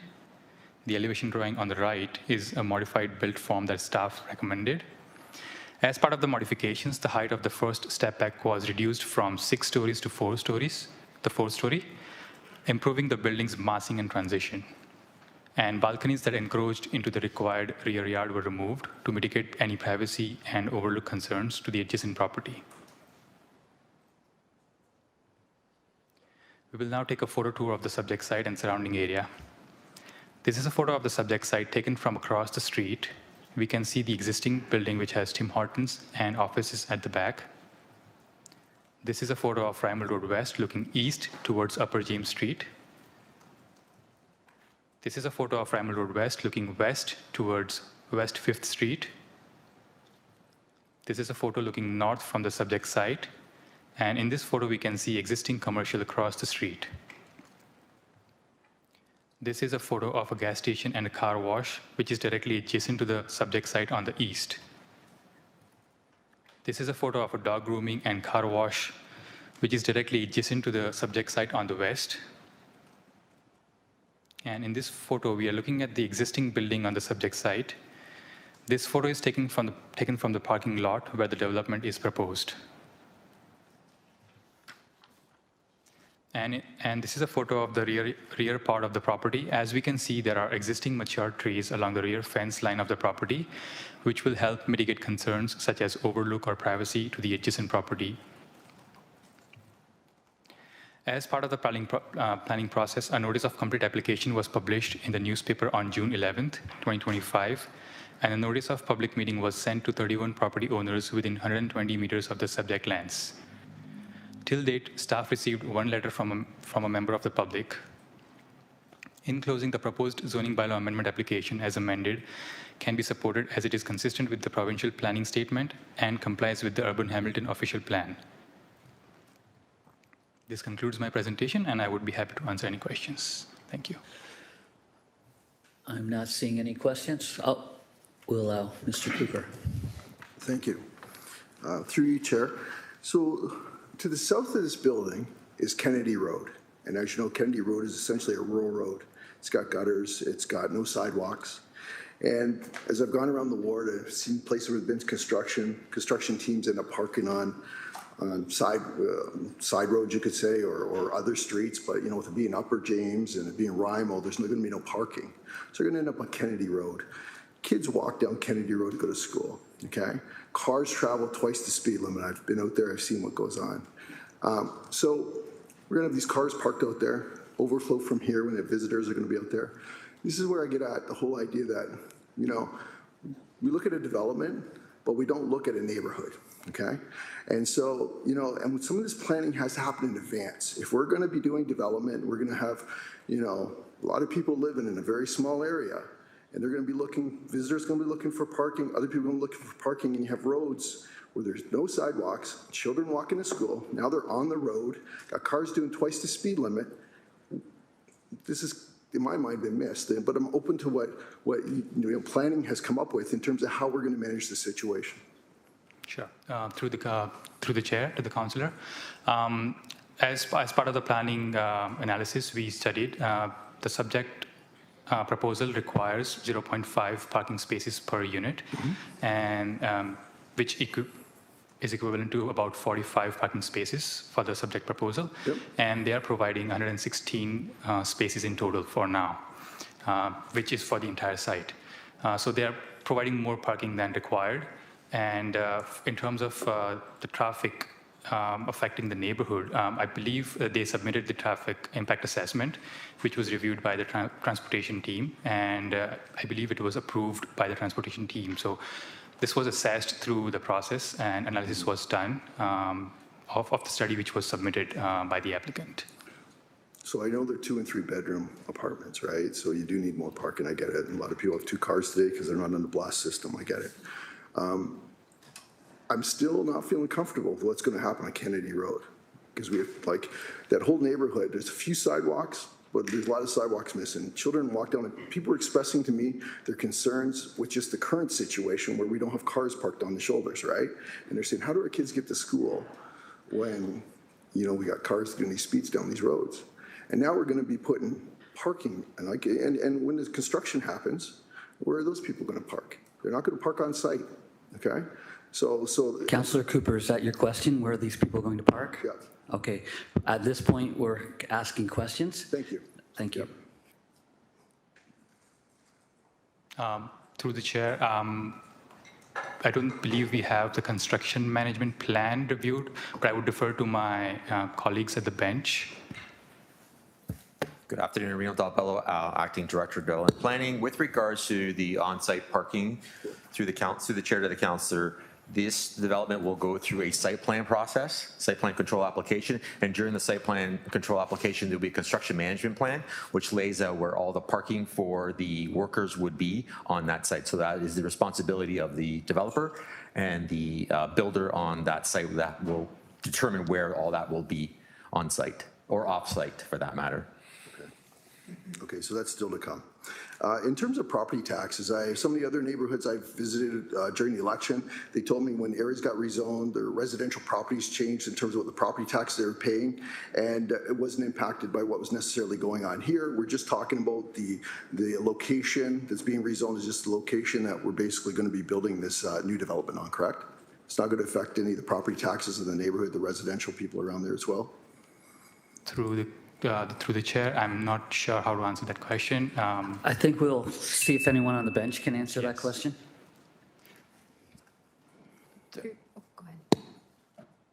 Through the chair to the councillor, with regard to property, we cannot explicitly say if surrounding properties will be increased. The impact would look at this specific development only, not the surrounding area itself. Okay. But finance is not at the planning committee at this point in time to answer specifically that question. But through our experience, basically the site itself is what's under the application now, not the surrounding properties. Okay. In terms of congestion, okay, we've talked about it earlier. I know my colleague mentioned about having when there was a climate change sustainability congestion expert. And so have we looked at what impact this would have on congestion in that area? I mean, I'll come back to the idea that Upper James gets congestion at certain points of the day. It's just solid gridlock. This is just a stone's throw from Upper James, trying to get down to the link. I'm just interested in whether there was an assessment done around congestion impact and what that would impact in terms of climate. Through the chair, I don't think there was a congestion assessment study presented, but I believe transportation impact assessment did cover that part. I would defer to my colleagues at the bench from transportation team to answer this question. So through the chair, because of the nature of this planning application, again, a transportation assessment was required. And we did look at assess what the consultant had provided in support of this development. This development generated, it was, I believe, 40 AM trips and maybe 60 PM trips. So again, that equates to at maximum 1 trip per hour. This particular location is strategically located really at that intersection of Rymal and Upper James, which intersects the S line and the A line. So in the future, once we build our transit network and greater frequency, that will make that more attractive. Again, I think the misnomer is the thought that density creates more vehicle trips than it actually does. So, and having that sort of density and better quality of service for pedestrians and cyclists and transit users balances out the transportation needs there. And based on the evidence that was provided to us in the transportation assessment, the intersections are operating within an acceptable level of service that we've had from previous. So it doesn't detrimentally affect the intersection there. I'll add that at the site plan level, once we get to that point, there are some site modifications that will need to be made to make sure that the site operates safely. And the current access arrangement that is there will be recommended to be changed in the future when we get to that site plan level. And thank you, Councillor. That concludes your time. Are there any other questions? And just one question from me, so I'll turn it over to Councillor Beattie to chair for a moment. Go ahead. In your plans, when I was looking for them and in concerns to some of the questions raised, there is no egress, there's no exit out to Kennedy. This is contained in and out on Rymal Road, correct? Through the chair, that is correct. Okay, thank you very much. At this time, I don't see anybody else on the speakers list. May I have a mover and a second to receive the presentation? Councillor Beattie, Councillor Kretsch. Thank you. Hand vote. Councillors to my left, hand vote to accept. Thank you. That's accepted. We have Andrea Sinclair from MHBC Planning, and this person is in attendance today. Andrea, come down to the podium. Thank you. I'm understanding you have a small presentation. Thank you.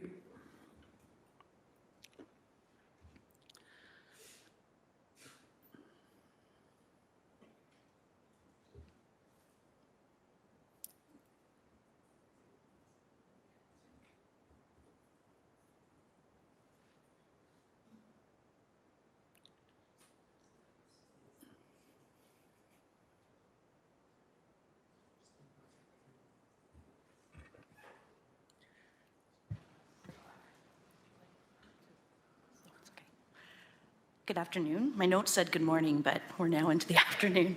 I'm Andrea Sinclair. I'm a partner with MHBC Planning. I'm here on behalf of the owner of the property and in support of the application. I'm in support of staff's recommendation with just one minor deviation. At the time the staff report and zoning bylaw were prepared, city engineering were still reviewing some updated servicing information that was provided. Since that time that the report was drafted, my understanding is city engineering no longer is requesting the holding provision and no longer has concerns at the zoning stage. Anything else related to servicing is now details to be addressed at site plan. So I would just ask that the final bylaw not include the holding provision related to servicing. And with that, I'll try not to repeat too much of what you've already heard.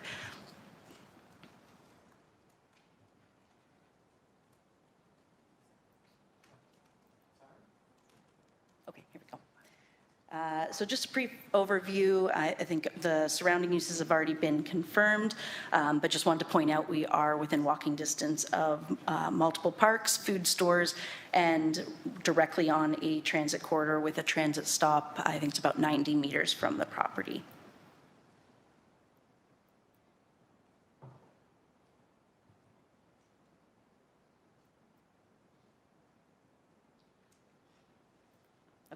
Seems to have a delay. Sorry. This is just a closer aerial of the property, so you will see that a vast majority of the property is currently being used as surface parking. With the proposed application, there will obviously be less surface parking, less heat island effect, as most of the parking for the development is within structured parking as part of the building. I did want to just pause on this. So as staff mentioned, there's been a revision and within the zoning bylaw that requires an increased rear yard setback of 9 meters.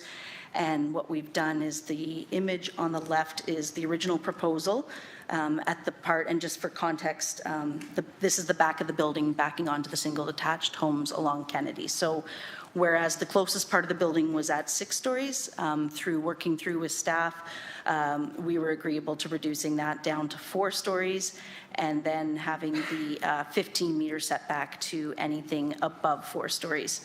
You can also see in these revised renderings where we did have some rear balconies that would have faced onto the properties on Kennedy. Those have been removed, and there is a zoning restriction now that the balconies cannot project. So you could have inset balconies that don't allow the same level of overlook, but there will be no projecting balconies on the south side of the building.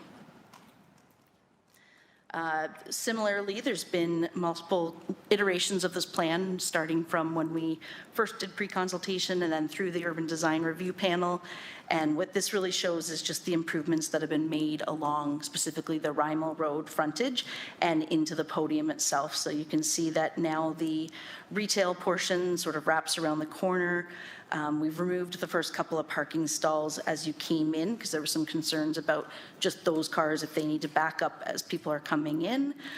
So overall, I think we're in agreement that it's a improvement from what the original proposal was, but otherwise pretty similar to the original proposal.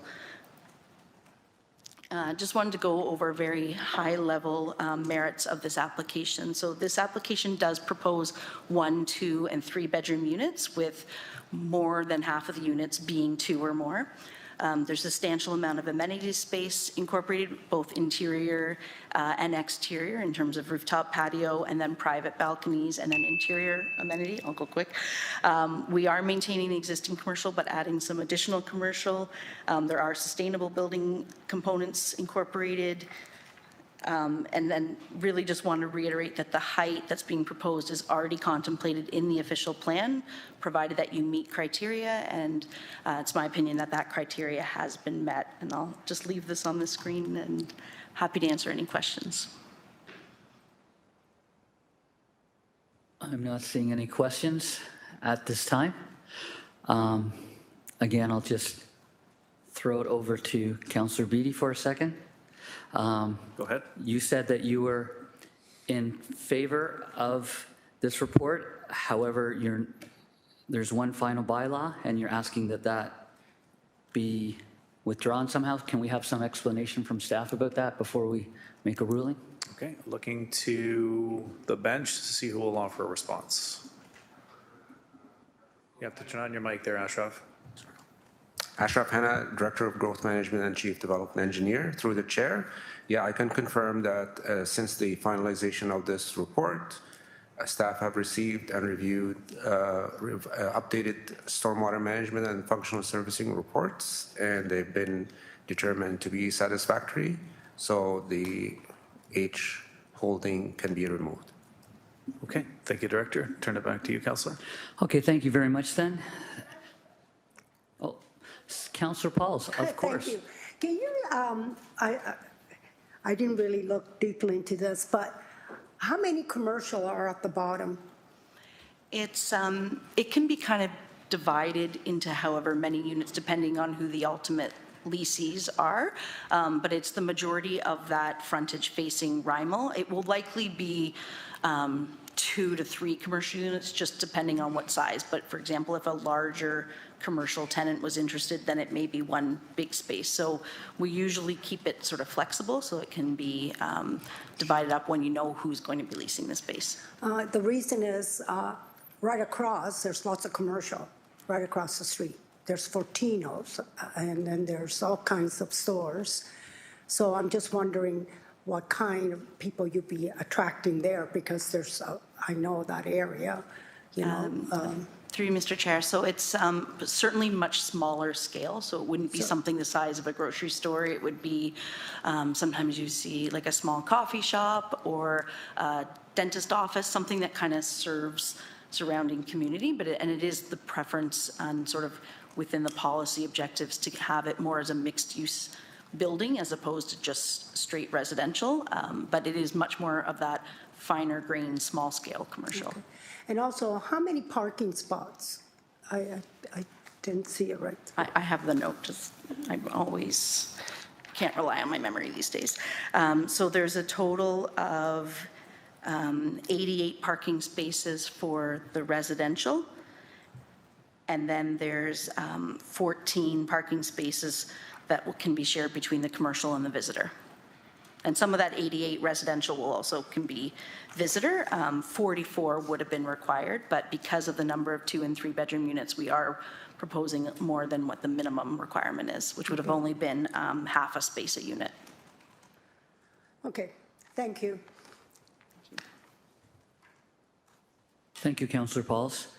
At this time, may I have a mover and seconder to receive the delegation? Councillors Wilson, Councillor McMeekin. Please indicate your hand vote now. That carries. Thank you. At this time, are there any members of the public that wish to speak at this public meeting? Are there any members of the public that wish to speak at this public meeting? And one final time, are there any members of the public that wish to speak at this public meeting? May I have a mover and a seconder that the public submissions in the staff report were received and considered by the committee, and that the public meeting will be closed. Councillor Speedy, Councillor Kretsch, please indicate your e-scribe vote now.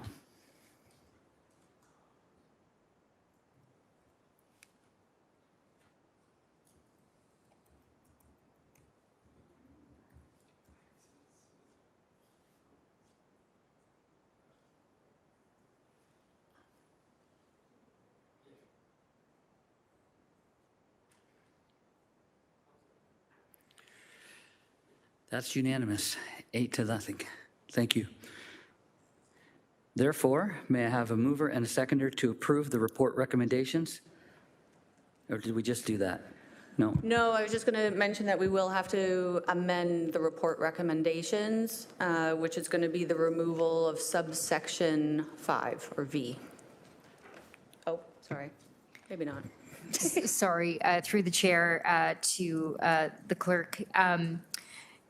I would recommend that recommendation EI actually be replaced. So there are, if you look at the bylaw, there are actually 2 requirements within the holding removal. One was accidentally left out of the recommendation. So there are 2. One is for the functional servicing report and stormwater management, which staff are in support of removing, but there's also a requirement for a pedestrian wind study. So look to your advice, but I would suggest not removing the entire recommendation, but replacing I with pedestrian wind study.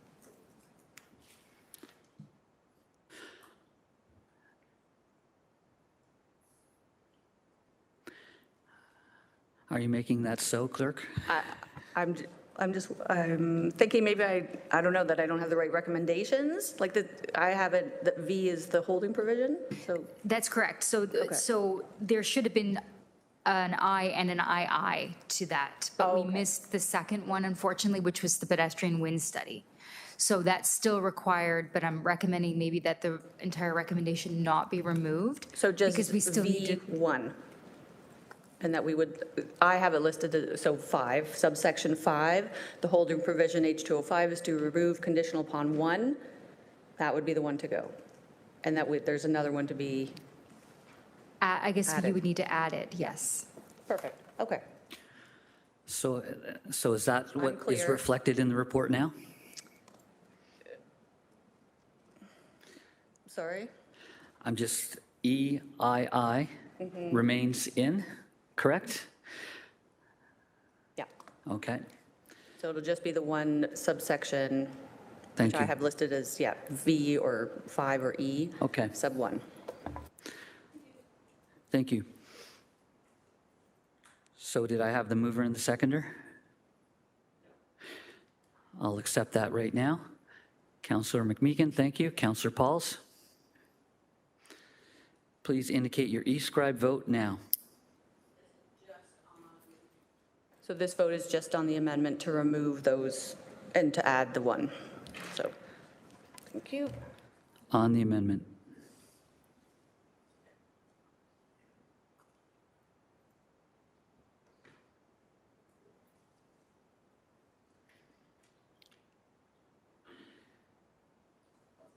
And now that, it wins 8-0. And now that we've done that, do we move the entire report? As amended? May I have a mover and seconder to approve the entire report as amended? Councillor Kretsch, Councillor Wilson, thank you.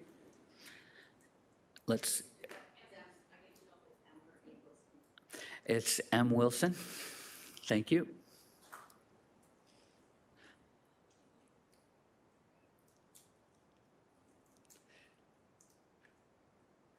Vote is up.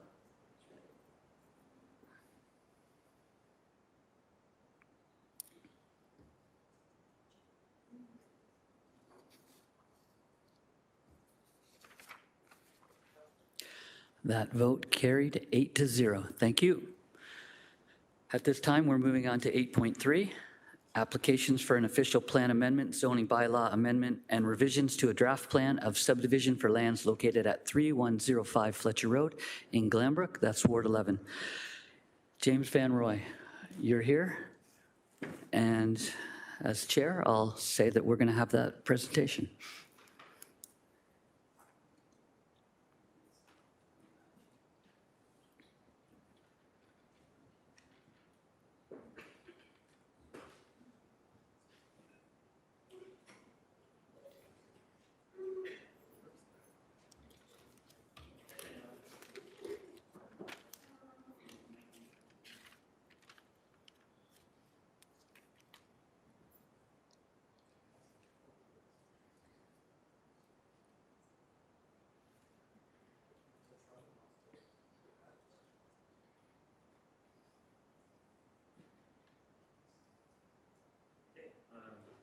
Noon, Chair, members of the committee, and public in attendance, and staff.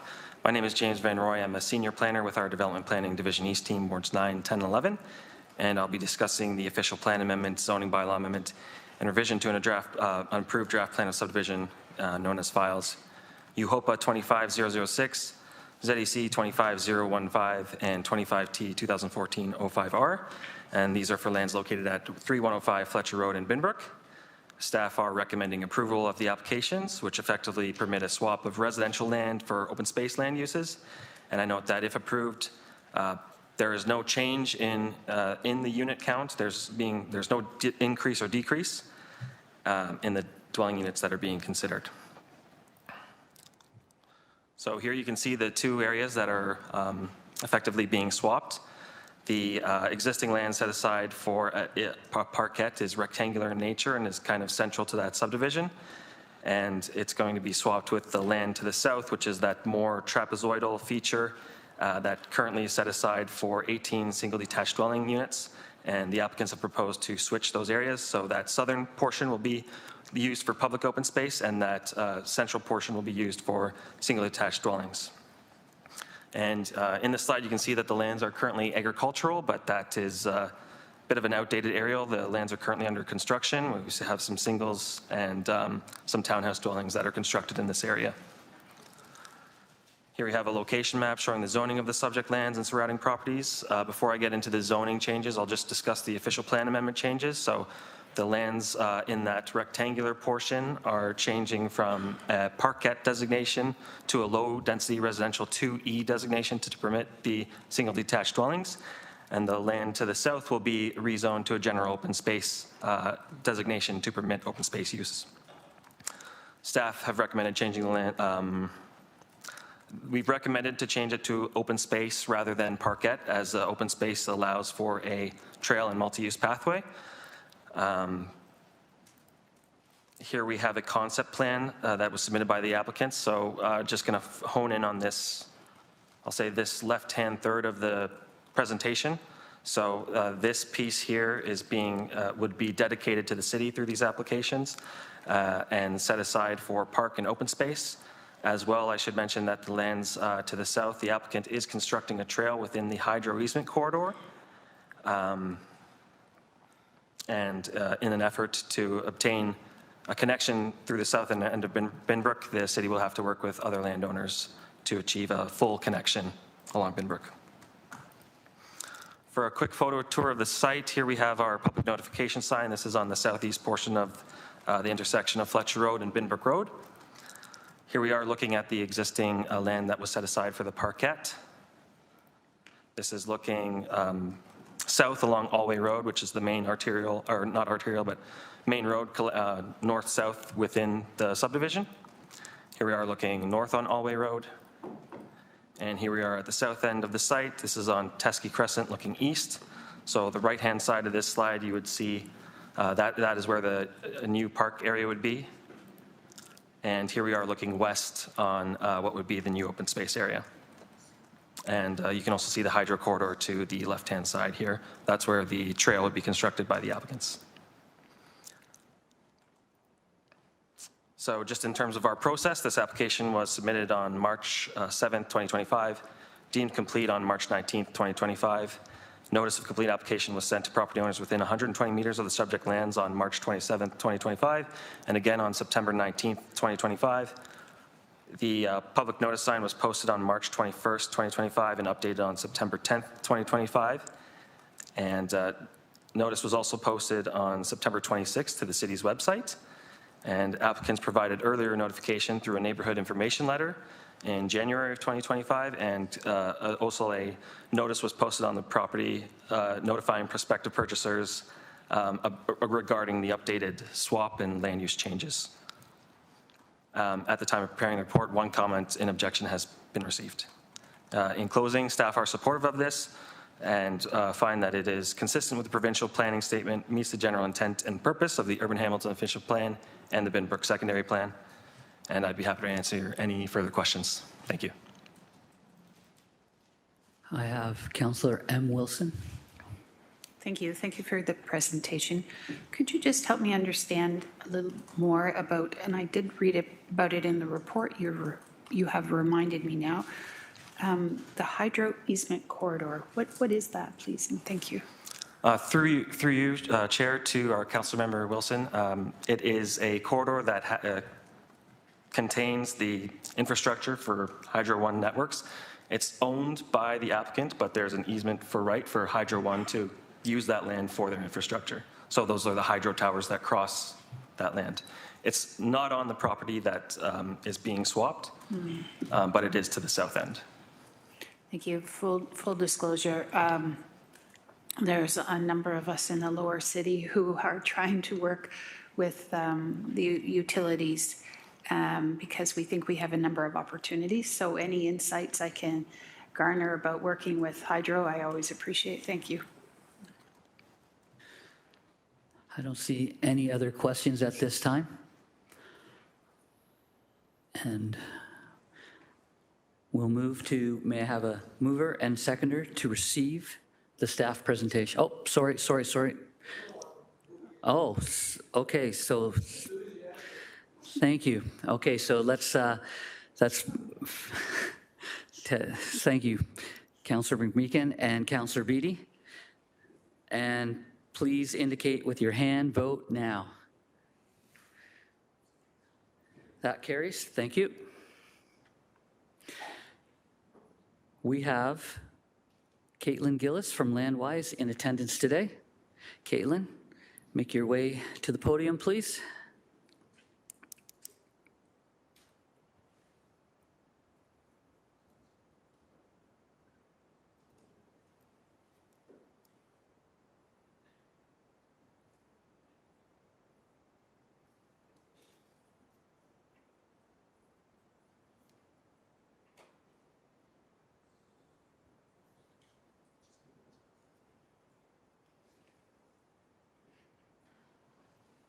Good afternoon, Chair, members of committee, staff, members of the public. My name is Caitlin Gillis, Senior Planner with Landwise. I do have a presentation prepared, but recognizing today has been a pretty heavy agenda and you have a big item coming up, I'm happy to forego my presentation. But I would like to thank Mr. Van Roy for giving a very comprehensive overview of the proposal.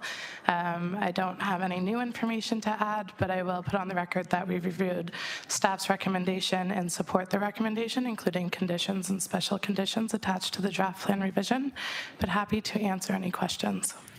Okay, thank you, and I'll accept that. Are there any questions from anyone on the committee? I see none, and I'm in full support of this, so we can move forward to, you've stated that you're in support of it. May I have a mover and seconder to receive the delegation? Councillors Beattie and Councillors Paul. Please indicate your hand vote now. That carries. And at this moment, I will ask if there are any members of the public that wish to speak at this public meeting. Not seeing any. I'll expedite the next question. Are there any members of the public that wish to speak at this public meeting? And one final time, are there any members of the public that wish to speak at this public meeting?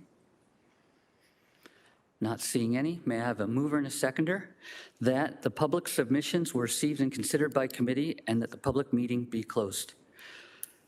Councillors Beattie and Councillors Kretsch, please indicate your e-scribe vote now.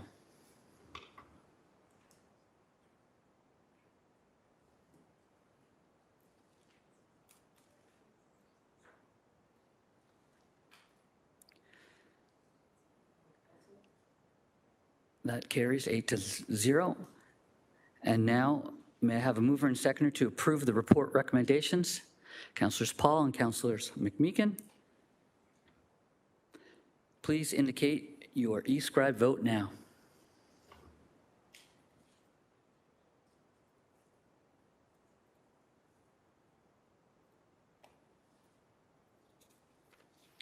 That carries 8-0.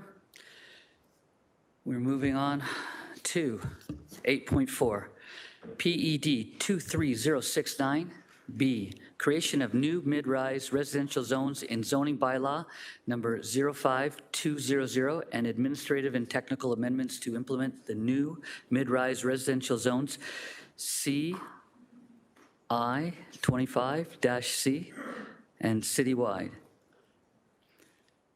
Staff, is there will of committee to see this report?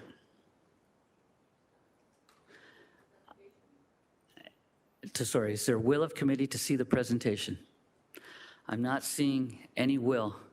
So, Mallory, you may step down. Thank you. May I have a mover and seconder to waive the staff presentation? Councillors McMeekin, Councillor Scretch, please indicate with your hand vote now. That carries. Thank you. We do have registered delegations. First delegation, Anthony Salemi, excuse me. Anthony, you're welcome to come down. Anthony, it sounds to me like you're representing the West End Home Builders Association in person. Once you approach the podium and set up, you will have a set amount of time, which is 5 minutes.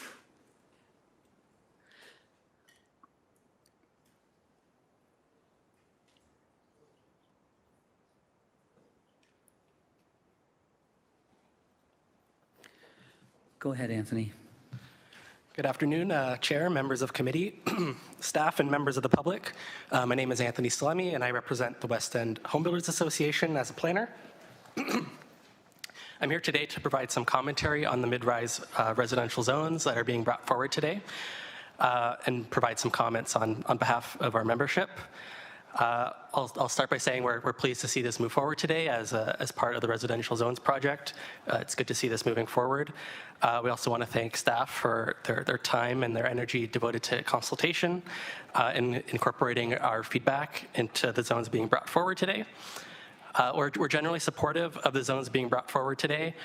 We did submit a letter outlining some outstanding concerns related to the large minimum separation distance between buildings, especially between windows between those habitable rooms, such as bedrooms and living room. I believe it's 12 meters if two habitable rooms with windows are facing each other. We believe that's unnecessary and causes a lot of problems in accommodating density on sites when you have to accommodate that large separation distance. We also have some comments related to the large minimum amenity areas, which for some units is up to as high as 9 square meters per unit in combination of private and communal. Also some comments related to special figure 46, which has some alternative regulations for that lower city area, which provides for some lower setbacks and planting strips, landscaped areas, those elements. I want to speak a little just generally on some of the overall philosophy that should guide committee's decisions. This morning's discussion was very good to see.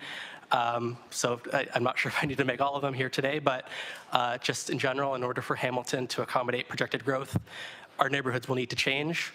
That may involve some trade-offs, such as perceived change in character or trade-offs between density and some concerns from the neighborhood. Zoning can no longer be used as a tool to shrink wrap and keep neighborhoods preserved as they were built decades ago. We encourage the city and our neighbors to embrace change and support intensification in our neighborhoods through changes like the one being brought today. So in support of the zones being brought forward, we encourage monitoring of the uptake of the zones and any sorts of minor variances that are being brought forward over the time of the adoption of the zoning to see if there's areas of success or if there's any reoccurring themes in applications. Considering the current state, that might take a little time, but in the market, but it'll help make some more informed decisions on what is working and what is not. We understand that phase 2 will consider introducing more small-scale mid-rise within neighborhoods, and this is something that we're very strongly in support of as a way to bring gentle density in the form of various townhomes, low-rise apartments into the neighborhood to ensure that current and future residents are able to find housing in our neighborhoods that meet their needs. So happy to answer any questions, especially related to the concerns we had outlined, and thank you for your time. Thank you, Anthony. Councillor M. Wilson, do you have questions? Councillor Pauls. Thank you for that. I was just quickly reading this. Concerning Councillor Cooper, he stated that we seem to build up 12 stories, 8 stories, but the roads haven't been looked at. There's still two lanes. And my concern is, I think it's within a kilometer, there's going to be a lot of, on Stone Church, from west, I think it's West 5th to Upper Wellington, there's going to be multiple high-rise building all along. So within a kilometer, we're going to have all kinds of people there living and cars. So how do we look at what we're doing, zoning, and look at the roads first to see if they're, if they sustain all those people along the corridor? So Anthony, are you prepared to answer that? I can take a stab at it, through the chair to the councillor. So through the zoning, let's say if it's allowed as of right, the applicant would still need to prepare a bunch of studies as part of their site plan to make sure there's enough traffic capacity. I imagine that a lot of this additional density it's not going to happen overnight. It's going to take a lot of time, and as well the city has the responsibility to plan for that growth over the long term. I would see if maybe staff had a comment on how that process works with planning for this additional density, because I'd imagine if there's an identified need for improvements to accommodate increased traffic, then it would be planned for. Thanks, Anthony, for that answer. And you can, Councillor Pauls, you can ask that to staff at the appropriate time, okay? Okay, thank you. Any other questions? Not seeing anyone. Thank you, Anthony. You may take a seat. Next up on the registered delegations, we have Sarah Knoll from GSP Group, and she's in person. So Sarah, when you come down, you'll have 5 minutes from the start of the presentation.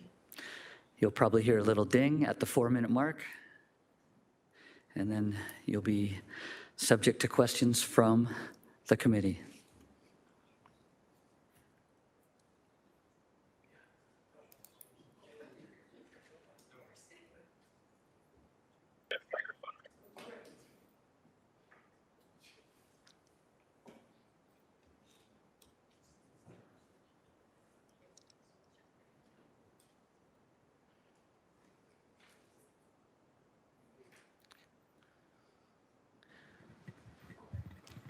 Thank you. Before I start my formal presentation of the 5 minutes, which I will have to eat through it all and speak very quickly, I did submit my delegation as a written submission as well, so it is in your agenda. I think it's the second on your agenda package, so I hoped that you could digest the information before I present it to you today.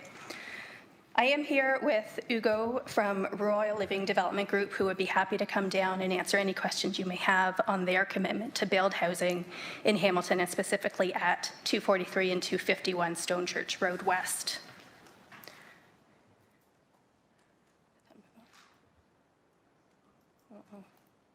It's the planners, right? We have trouble. There we go. We respectfully request a modification to the mapping for the site to be zoned in its entirety mid-rise residential R4. The site is included in the mapping shown here to rezone only the northern 1/3 portion of the site. Identified in yellow, it has multiple iterations of the proposed mid-rise zones, though noted in draft. The nearby properties identified with a blue dot have also changed. The staff report provides guidance on the partial zoning, noting that neighborhood plans, which are different than secondary plans in the official plan, affect some lands that would otherwise be fully captured in the mid-rise zones. Staff report states that neighborhood plans will need to be amended once the mid-rise zoning is approved, which is staff report recommendation number 4, and also at a later date when further review of the neighborhood plans occur to retain, update, or remove those neighborhood plans, with direction to begin consultation to be brought to Planning Committee later this year. So based on that, I would conclude that if it were not for the neighborhood plan, in this case a 1992 policy and plan, the city would be rezoned in its entirety The site, would be rezoned in its entirety to a mid-rise zone by the city today. A partial rezoning provides a roadblock for the quick advancement of much-needed residential development and leaves the majority of the site within the formal Hamilton bylaw, requiring a zoning bylaw amendment. We request planning staff to approve the R4 zone on the entirety of the site today. This approval would result in the direct advancement of a site plan application, reducing fees and time to start housing construction sooner. This next slide shows the Sheldon neighborhood plan, which is halting the full rezoning of the property today and freezing 2/3 of the site. The neighborhood policies have not been incorporated into the UHOP. The Sheldon policies date back to 1992.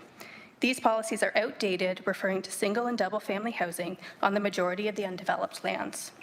If the intention was to leave out the lands that would be affected by a road pattern ghosted onto these neighborhood plans, then the theory is not applied consistently. The 3 lots to the west, noted with the blue dot, would also have the new mid-rise zone identified in the northern portion. It was unclear to me that these neighborhood plans were guiding the city's decision on where to implement the mid-rise zones. I believe it was not clear until this latest version of mapping included in the staff report. This may have been brought to light on my end following our engagement with the municipality to discuss the concept, which is on this next slide. We acknowledge this plan needs refinement, reducing surface parking, reorienting the blocks, but this plan addressed neighborhood comments relating to height and density and provides a product that seems to be viable in today's market.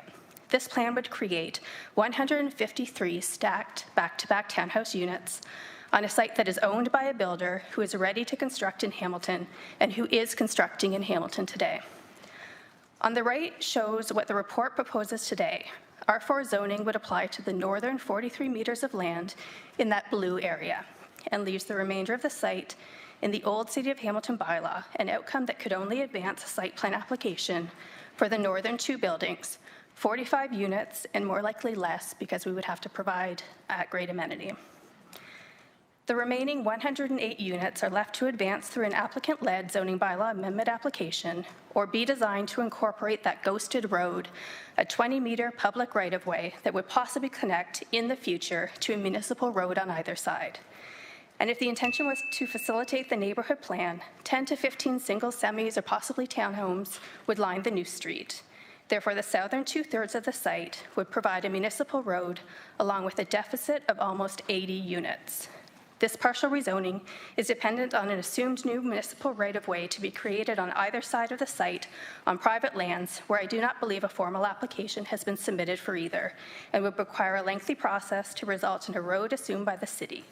These rear lands of a site ready for development are frozen.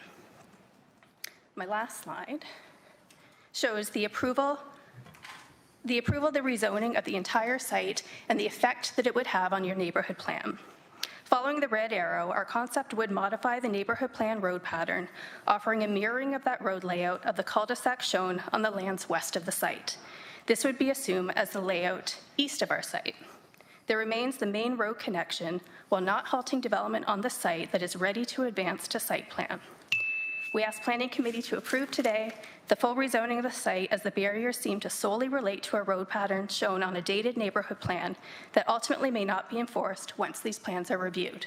A partial rezoning keeps barriers in place on lands that can be efficiently redeveloped and would truly allow the creation of housing at an accelerated pace. Thank you.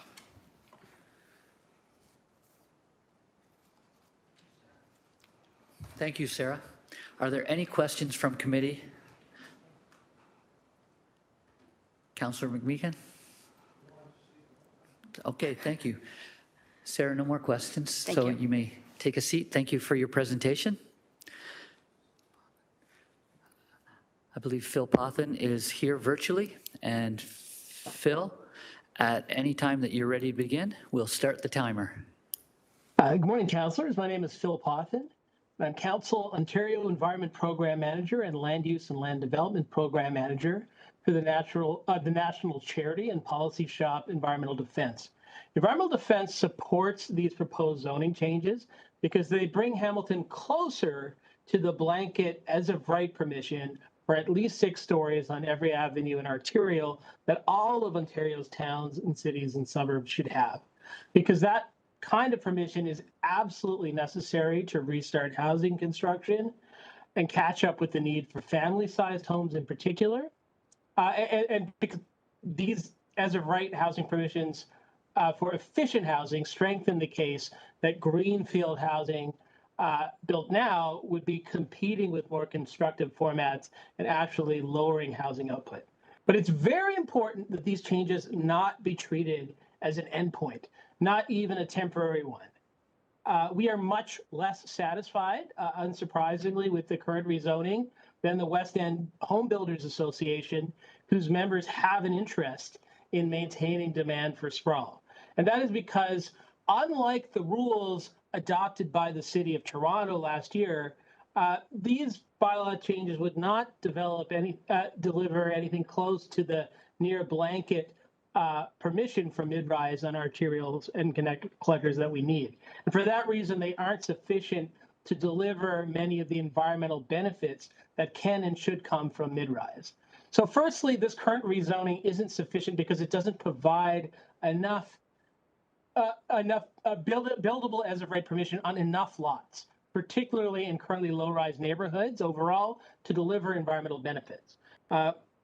In Toronto, when they did this, they systematically rezoned a very large proportion of the lots that touch on Toronto's major streets, which are analogous to arterials and collectors in Hamilton. Tens of thousands of lots all at once in one big fell swoop. The maps in Schedule A to Appendix B show a much more restricted, hand-picked scattering of lots. Certainly, something to be getting on with, something that negates the argument for greenfield development, but not enough to get communities up to the density that they need to support shops and restaurants and frequent reliable transit within walking distance of every Hamiltonian. And secondly, we're concerned that the proposed zoning for R3 mid-rise zones doesn't actually allow mid-rise heights at all.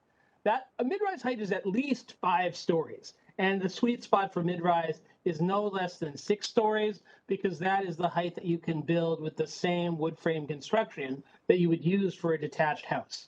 So there should be none of these zones should allow for permission less than 6 stories. And if you pick out any lot on a collector or arterial, it should be the exception rather than the rule that there isn't already as of right permission for a 6-story stick frame building. So as you know, our research has shown that there really is no viable way to catch up with Ontario's housing shortage without shifting the bulk of home construction, and of family home construction in particular, away from single and semi-detached formats and greenfield development to these mid-rise buildings on existing currently low-rise residential streets within currently low-rise residential neighborhoods. And that's even more true now, when everything but stick frame mid-rise zero parking housing is almost always too expensive to build to support a rent or sale price that any family would be willing to pay. That's why housing construction has stalled. The only formats we allow are just too expensive.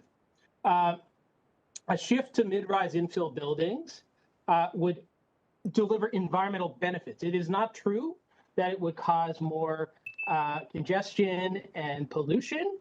In fact, this scale of infill development that delivers a lot of new units all at once in one shot is vital to making it viable to build new shops and restaurants within communities so that families like mine, I've got 3 kids, it is because of density that I don't need to have a car. And in order to bring that option to every Hamiltonian, you've got to bring every Hamilton neighborhood rapidly up to around 90 or 100 people per hectare. And in order to accomplish that, you need as of right permission for mid-rise. Just multiplex, just townhomes is not going to do that fast enough to reliably support that shift in transportation mechanisms. It is vital that when a family with kids is looking for a home that meets their need on a low traffic residential street, they can actually find one in a mid-rise building on the very same established quiet residential streets where they'd find a single or semi-detached home now, sharing the very same sidewalks and playgrounds and public spaces as a family that can afford a detached home. That's what a successful neighborhood looks like. it doesn't look like relegating mid-rise housing to busier streets, less attractive streets, less quiet streets that are available to single, semi-detached, or townhomes. So this idea of putting this should be about creating mid-rise housing inside neighborhoods, not outside at the exterior. And so the breadth of avenues and or arterials and collectors that are included by this policy should very explicitly and intentionally include streets that are not busy, that are perceived as within the interior of neighborhoods. So Phil, that's your time. And thank you. I allowed about 30 extra seconds for you to finish off, but we do have some questions for you, and hopefully those last points will be brought out by our questions. Councillor M. Wilson. Thank you. Through the chair, there's a lot there. I guess I would just ask the delegate if he has reached out far in advance of today to engage with the municipality in sharing some of his thoughts. Thank you. We have reached out previously, but it's not my hope that we'll defeat this motion or anything like that today, but simply that you would direct staff to come back with further rezonings to expand the scope of as-of-right permission going forward, to increase the permissions for the R3 zone, rather than leaving this as an endpoint. So we're not saying, hey, kick this down the can, or this can down the road, and don't deal with this now, but let's lock these permissions down, but direct staff to come back with an expanded proposal that looks more like what was done in the city of Toronto.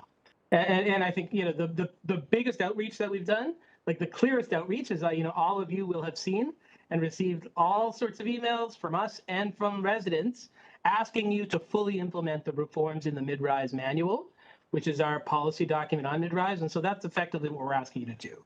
Change Hamilton zoning to align in every respect to what is recommended in the mid-rise manual. Councillor Wilson? No more questions?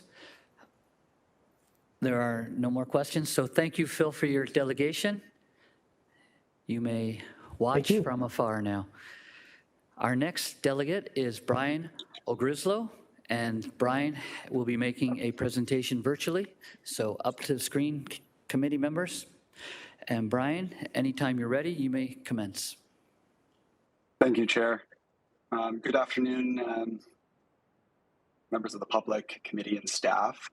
My name is Brian O'Grislow. I'm an urban planner, a proud Hamiltonian, and a founding partner of Design in Place. We're a newer planning and design firm that focuses on the unique needs of the greater Hamilton area.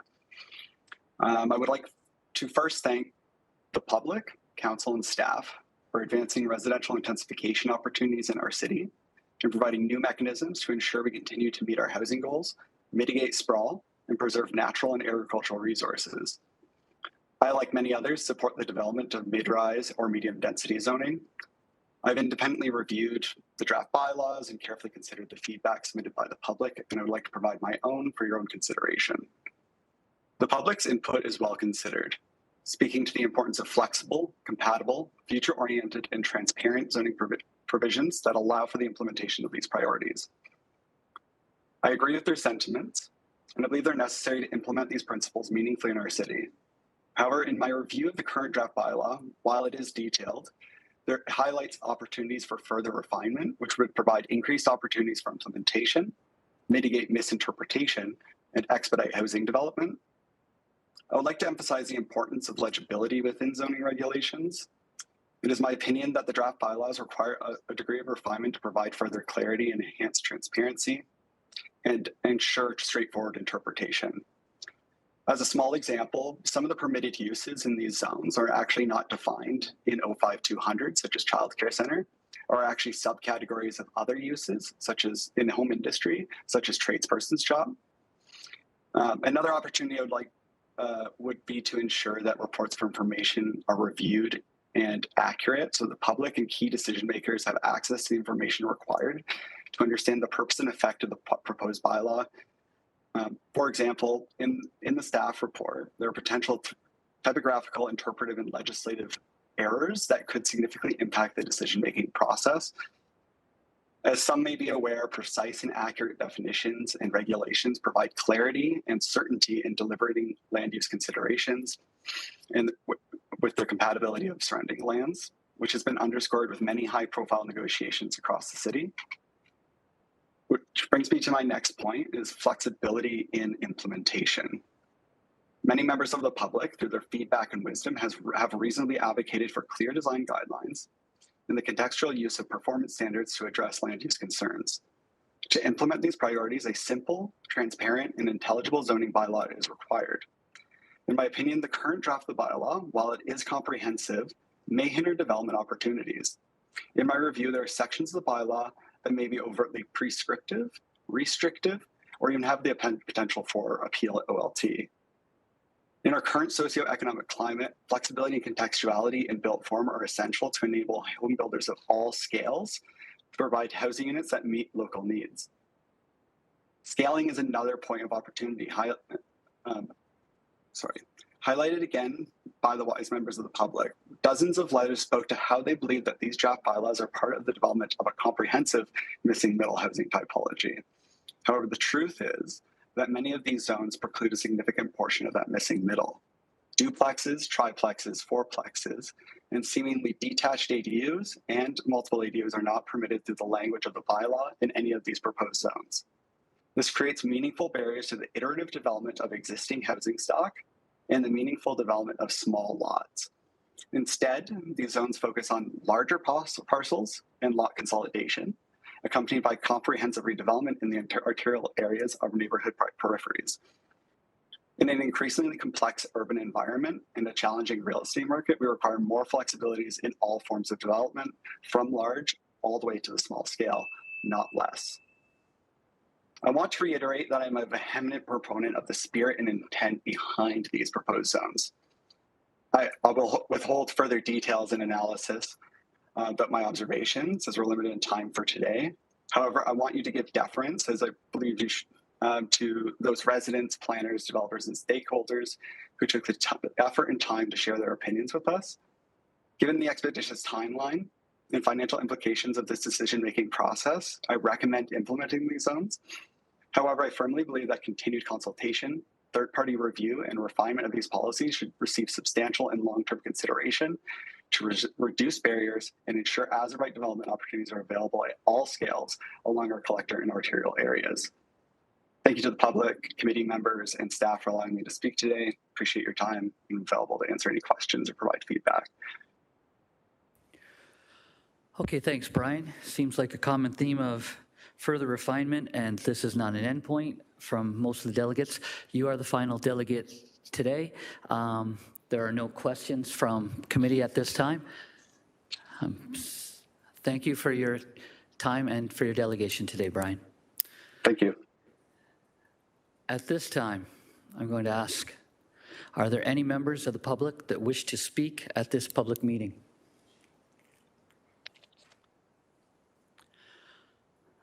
Are there any members of the public that wish to speak at this public meeting? And one final time, are there any members of the public that wish to speak at this public meeting? Seeing none, may I have a mover and seconder, Councillor Kretsch and Councillor McMeekin, that the public submissions were received and considered by committee and that the public meeting be closed. Please indicate your e-scribe vote now.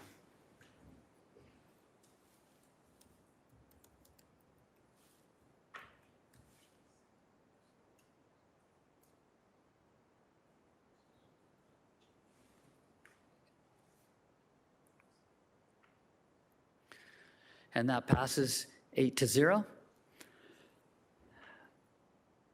At this time, may I have a mover and seconder to approve the report recommendations? Councillor Kretsch and Councillor Beattie. And at this time, it's open to committee to ask any questions of staff that they may have. I'm not seeing anybody at this time. Councillor Pauls? Is this where I ask how we're doing this? Do we look at the roads first, see if they are wide enough, see if they have any sewer, in order for the high-rise building up to 12-story medium, do we look at the roads before we do the building, basically? So you're looking for clarification on complete studies of the neighborhood. Someone from the bench for that, please. So through the chair, Acting Director Steve Malloy for Transportation Planning and Parking. So from a citywide perspective, holistically, we look at the growth targets that have been identified for planning horizons. So when we get those numbers from the province, they're allocated into what's called traffic zones throughout the city.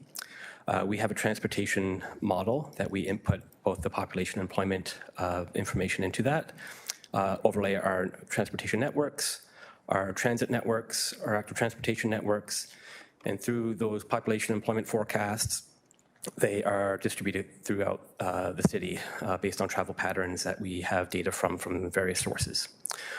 Once we input those into the model, the output is identifying where some constraints may be within the network. Once we identify those really feed into our transportation master plan and integrate it into our capital works plan in terms of timing and how to implement that with all the various competing interests throughout the city. So as a whole, we do undertake that. Then when we get down into more of the zoning and site plan, those are the kind of things that are a little bit refined. And sometimes there's challenges with the timing, how that comes out. But generally, once we identify if there's future works that are involved along a corridor that something's planned, those works are, to the best of our ability, coordinated. So hopefully that answers your question, Councillor. Okay, I just want to know if accumulative zoning is looked at. Like, let's say from West 5th on Stone Church, there's two lanes. From West 5th to Upper James, to Upper Wellington, to Upper Wentworth. There's massive building going to be happening. I mean, I see the signs everywhere. I know one is on Upper Wellington with its Councillor Cooper's ward. There's going to be a lot of people living there. So, I mean, accumulatively, do we look at zoning, or do we just look individual zoning of that area?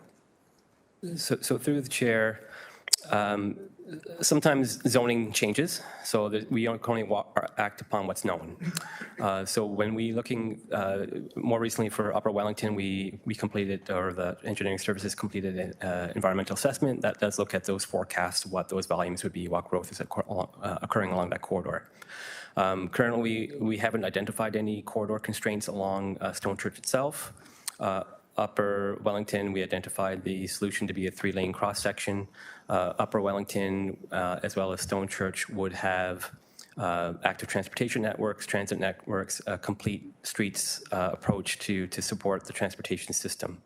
And if new numbers or information becomes refined, we iteratively go through this process to identify if there's any network constraints that need improvement.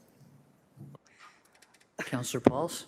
Yeah, I'm just wondering, do we build first and then we look at the road that's 2 and we can't expand anymore because those roads are only going to be 2 and then we're stuck? Because I live in that area, right? I've lived in that area for many, many years. And I just cannot understand why we cannot look at the roads first. So, with everything, not just traffic, everything about that road, what it could hold, how many people. And also look, I think it's important for my council to realize, we have to look accumulatively. Within a kilometer, how many people are going to be live there? We can't just look at one place, Upper Wellington and Stone Church. Upper James and West 5th, whatever. We can't do that. We have to look at the whole picture because it does affect everybody that lives there. So, Councillor Pauls, I think what you're saying is you want reassurance that that cumulative effect is going to be assessed at each time we build so that it's not looking at a previous study that happened a year ago, Right. and then we have a new build and they just look at the previous study. That's I right. think it was stated that they do look at each study, or each build separately, and then a separate traffic study would occur at each time. Well, and separately, roads. that's what I don't want. I don't want separate. I don't want But it's cumulative, I think, is I what think the I want staff it is saying. cumulatively. Like if you look at one area, you say, okay, it could hold 3,000 people. Councillor Pauls, we're going to go to Okay. the bench for some clarification there. Thank you. Yes, thank you very much. It's Arvind Prasad, General Manager of Planning and Economic Development. Thank you very much for your questions, Councillor Pauls. I can understand the frustration when you think about traffic being one of the major issues impacting communities. And with growth, it's the chicken and egg situation, right? In terms of, well, if there's more growth, there's more traffic impacts, and there's more traffic impacts. So what comes first?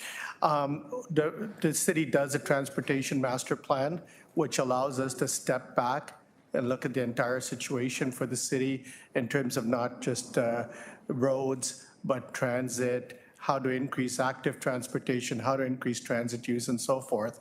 That master plan is updated on a regular basis. So that gives us that coordinated look across communities, across the city, in terms of the transportation impacts. Then, and the Director of Transportation can add more on this part of it. They do studies on well, they do the population impacts on the transportation basis. And so there's more specific studies done at an area level. And then when a development application comes forward, the developer has to do the traffic study specific to that development. So you have a hierarchy of studies that are done to ensure that the transportation impacts are well managed. The land use in many ways, in most ways, determines transportation and transportation impacts. So these studies are very important, and so they're done. Well, I think the focus here is a bit on the site-specific pieces and, reacting to land use on a very area-specific basis.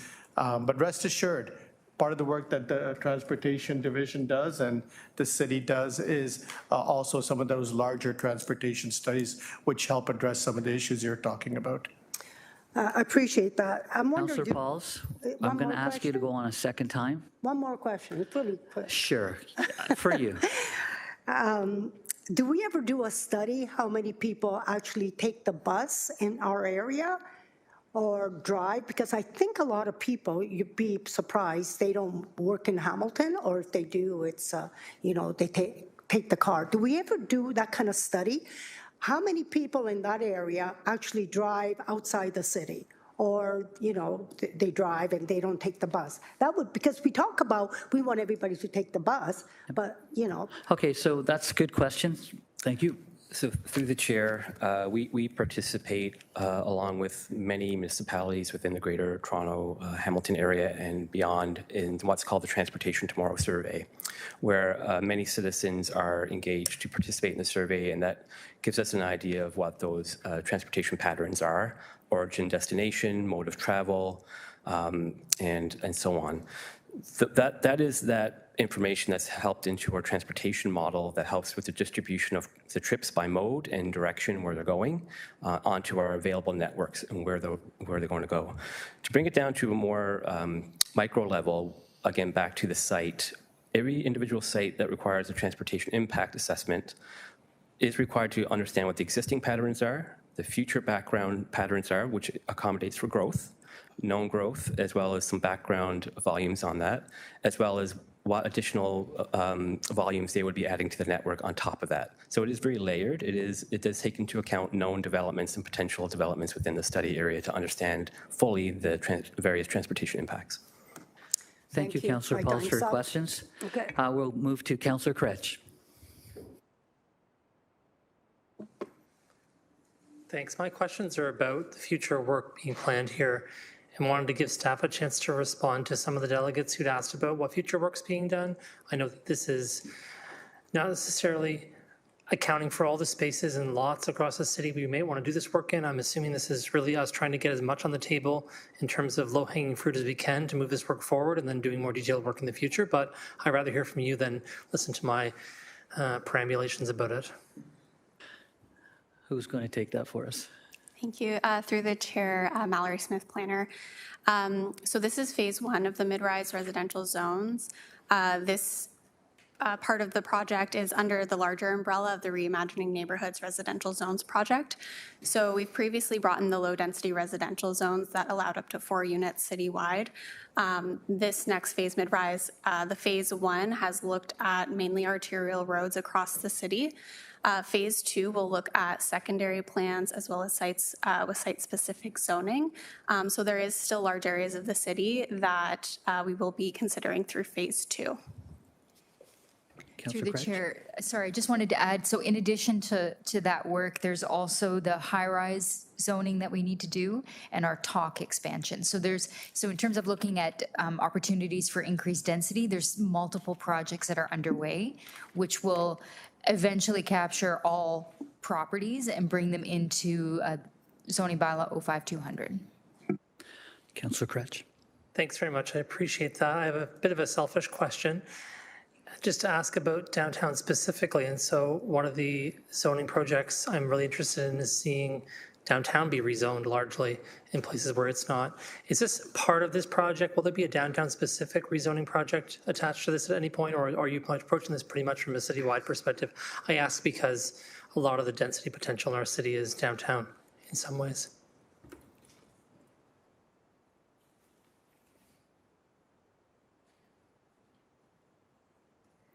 Through the chair, Emily Coe, Manager of Zoning and Committee of Adjustment. Downtown is not part of this project or of the residential zones project. We may look at it in future, on a future review, a larger, broader review of the zoning bylaw. Down the road, the last time the zones were looked at was 2018 when we redid the secondary plan. So that would be part of probably just a future general review of the zoning bylaw once we complete the larger, this mid-rise and the high-rise and TALK expansion. Thanks. I ask because the issue with the downtown secondary plan, and I was pretty involved in that work, and so I understand it really well, is it's one of the weirder plans from my perspective. It occupies a very strange area, excludes all kinds of parts of downtown that ought to be included, and honestly doesn't consider, I think, what downtown really looks like today, right? So we're going to be probably a decade on soon with the downtown secondary plan the next couple of years. And so I'm just really mindful of the fact that we need something, I think, that's going to meet the demands that we have today, deals with growth management, consider some of the, I think, again, weird or anomalous parts of the downtown secondary plan that certainly cause angst for many who are trying to build here. Anyways, thanks for your answer. I appreciate it. Thanks, Councillor Kretsch. And what I summarized says downtown, not yet, but in the future. We're going to go to Councillor Alex Wilson for his questions.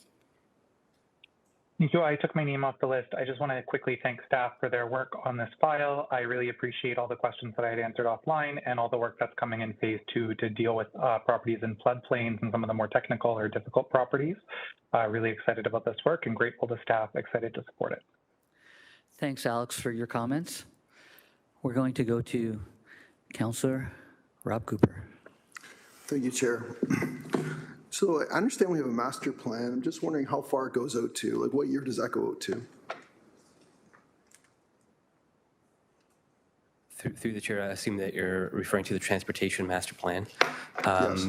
Our current, from a policy perspective, our 2031 is our planning horizon. We also have recently completed a strategic transportation network review as part of our most recent DC study update, which looks at a longer term planning horizon beyond that to 2041. So in that master plan, do we have GO service coming to Hamilton Mountain? Through the chair, that is something that GO Transit would speak to. As far as we know, the link and the Red Hill are potential GO Transit corridors that could be utilized in longer term planning as part of their regional transportation plan, as well as a potential connection into the Hamilton Airport. So that sounds like no, okay? When we look at Upper James, Stone Church East, Lincoln Alexander Expressway, do we have any expansion of any of those going into your master plan up to 2031 or 20, I think you said 42? Through the chair, there is currently an ongoing feasibility study into the expansion of the Lincoln Alexander Parkway. That public engagement should be resuming shortly, and we have a mandate to come back and report back to committee on that feasibility. In terms of Stone Church, there are no plans for the corridor itself to add additional lanes. However, through our Transportation Division of Public Works, we're always looking at opportunities to optimize intersections. Okay. So, and if we decided with the Lincoln Alexander Expressway that we're going to expand that expansion wouldn't necessarily happen before we'd start doing some of these intensified developments. Through the chair, that's a bit difficult question to answer because there's additional environmental assessments that have to be undertaken, and we would have to be directed by council to undertake that work. Okay, so what we're basically looking at here is that we're going to be doing intensification with our current infrastructure. So if you were to drive down Stone Church East between Upper Wellington and Upper James tonight, you're going to be completely locked down. That's with no intensification, okay? You could get out and walk in the empty bike lane faster than you could drive down that street, okay? And so, you know, I don't understand how this is going to work because when you start talking economic prosperity, it's tied to safety and infrastructure. So you just can't ignore infrastructure and it gets better. When we start looking at putting this kind of change into our community, I understand we need housing. But people aren't going to be happy with housing if they can't get to where they want to go in a reasonable period of time. And then we start looking at climate. And I mentioned this earlier about things like congestion. It's like, what impact is this going to have on our city? And so I think as we start to iterate through this, I really think we need to have a focus on congestion, a focus on what that means in terms of the environment. And I think we need that reported back as we start going through these various approvals. Because where we're headed right now, I just don't really get how it works. Over to you, Chair. Thank you for those comments. At this time, I think those are engaging questions that we can answer through the process. But at this time, I think we're here to pass this today. I don't see anyone else on the speakers list. Any other comments? Okay, so no. So at this time, this was moved by Councillors Kretsch and Beattie. And may I have an e-scribe vote now?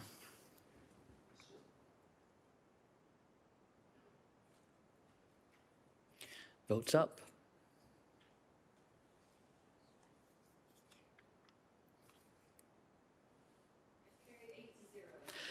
That carried 8-0. Thank you.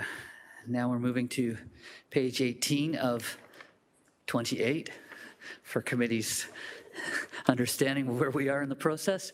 We're on 8.5. PED 241738, Transit-Oriented Corridor Zoning Expansion, City-Initiated Official Plan Amendment and Zoning Bylaw Amendment for lands located on Upper James Street between the Lincoln Alexander Parkway and Christopher Drive.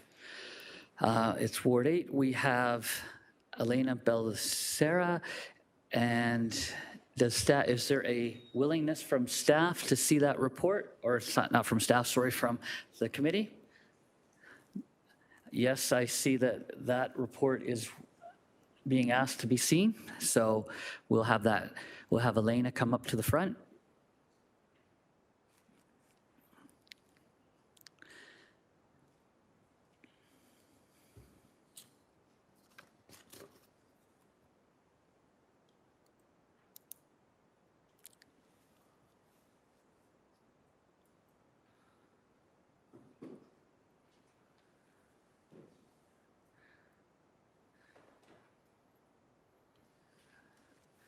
And Elena, please introduce yourself just so that we have the correct pronunciation of your name as opposed to the one that I said. All right. Good afternoon, Chair, Public and Planning Committee. My name is Elena Baldessera, and I'm the Senior Planner for the Zoning Reform Team. So today I will be presenting to you the TALK expansion Phase 1, which is being represented as the study area shown on the screen. So as explained, it would be from the Lincoln-Alexander Parkway to the Hydro Corridor, which is the little red dot on the left-hand corner. So just a brief timeline of what's happened to date and how we've gotten here today. So in September of 2021, there was a council direction to consider the redesignation and rezoning of lands designated arterial commercial and zoned arterial commercial along Upper James Street. On December 6, 2023, the no urban boundary expansion was restored by Bill 150. November 5th, 2024, a draft of an official plan amendment and zoning bylaw amendment for these lands were presented to council or planning committee for consultation. The direction was for staff to take back the drafts, review the comments received, and come back with revised documents if required. And so today, the presentation is to provide you with a revised official plan amendment and zoning bylaw amendment as a result of both consultation and internal staff discussions. So what I have here for you today is just a summary of the current policy framework which supports the proposed zoning bylaw amendment and official plan amendment. This was presented previously on November 5th, but has been summarized on the screen just to provide some history. So the reason for staff's recommendation of approval is because the proposed changes permit intensification within an existing community node and a primary corridor. It's located along a blast network, which is shown on the map on the top right-hand side of the screen. The changes implement the citywide corridor planning principles and design guidelines for pedestrian-oriented mixed-use zones. And the changes support the Hamilton Intensification Work Plan that was presented today, which is to undertake the review and update the current official plan policies to provide clarity on where medium and high density is planned. So before you today, I'll just be presenting the changes between November 5th and today for both the official plan amendment and zoning bylaw amendment. So there was only one change for the proposed official plan amendment, which on the left you have the proposal from November 5th, and on the right-hand side would be the proposal today. So the only change was a result of consultation with subject landowner, and the current application or the current property has a split designation, and so the purpose of the additional change to the official plan was to just put one designation on the property, which is mixed use medium density given the frontage along Upper James Street. So now I'll just go over some of the changes for the proposed zoning bylaw amendment. So I've done it in three main sections. The first section is the change in permitted uses that will be allowed along portions of Upper James Street. So as previously noted, there was direction from council to review the arterial commercial properties on this area, or in this area, and that's specifically between the Link and Stone Church Road East and Rymel Road West and the Hydro Corridor, which are the aerial images shown at the top of this slide. So as a result of the zoning bylaw amendment, there are specific uses that won't be permitted, which include things like motor vehicle and major recreational equipment sales, rental and service, farm supply dealers, funeral homes, garden centers, commercial parking areas, and warehouses, to name a few. Although some uses are being removed, there are uses that will be permitted that are more in line with the pedestrian-focused zoning. And so these uses include long-term care facilities, educational establishments and day nurseries, performing arts theaters, medical clinics, laboratories, and places of worship, for example. This has not been changed from the previous November 5th zoning bylaw and continues to be proposed. So this is an aerial image showing Upper James as it's currently characterized today. So as you can see, there's a large number of surface parking areas, 1 to 2 story buildings along the street, and largely commercial and big box stores. So as noted, the intent of the zoning bylaw amendment change is to allow for a transition of Upper James to a more pedestrian-oriented, walkable, and transit-friendly street. As a result of that, we recognize that's a significant deviation from what's currently here today. And so the second change made was site-specific regulations being added to the zoning bylaw. And this essentially allows for the continuation of existing uses as well as minor expansions. Expansions to existing buildings that wouldn't otherwise be permitted in the current or in the proposed zoning. And then to allow and recognize the drive-throughs, existing drive-throughs, and allow for their relocation in certain areas along Upper James Street.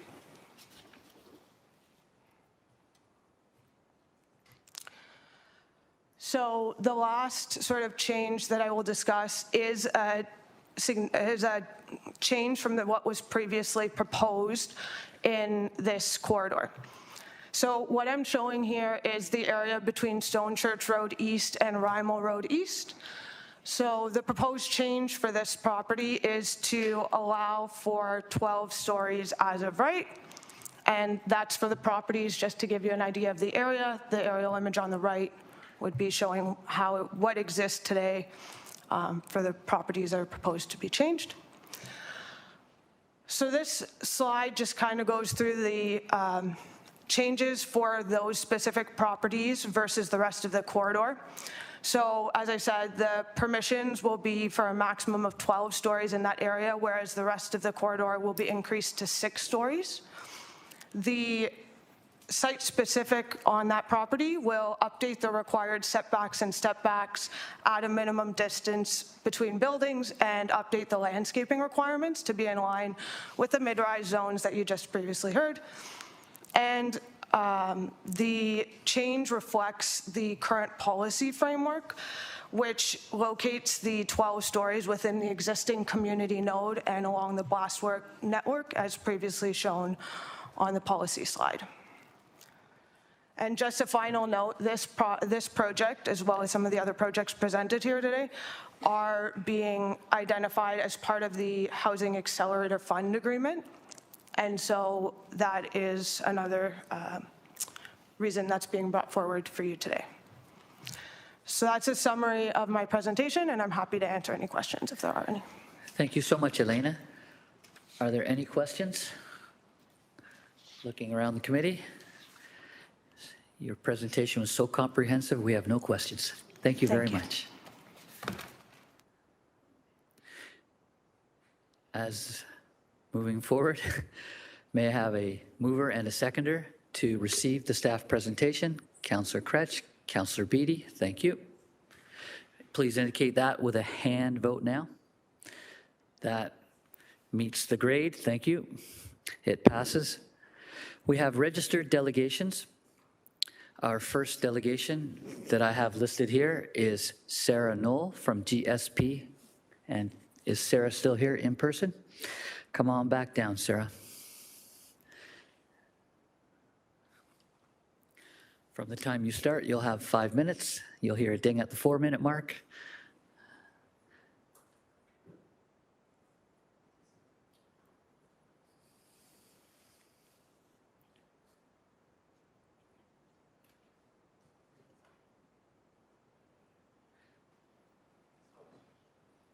Thank you, Chair. I have more time to introduce myself with this delegation. My name is Sarah Knoll, and I'm a registered professional planner with GSP Group. I am here with Royal Living Development Group, who, again, is available to answer any questions as they are the owners of 1694 Upper James Street and 18 Alderson Drive. Royal Living is currently building housing within the city and is committed to advancing this site for a mixed-use, purpose-built rental building. I'm here to highlight an opportunity to include these lands within the city-initiated rezoning, and we respectfully request the inclusion of 1694 Upper James Street and 18 Alderson Avenue within the city-initiated Talk 1 zoning. The Upper James Street site was included in Appendix A as lands reviewed in the report. And I've noted the property with a red star on this next slide.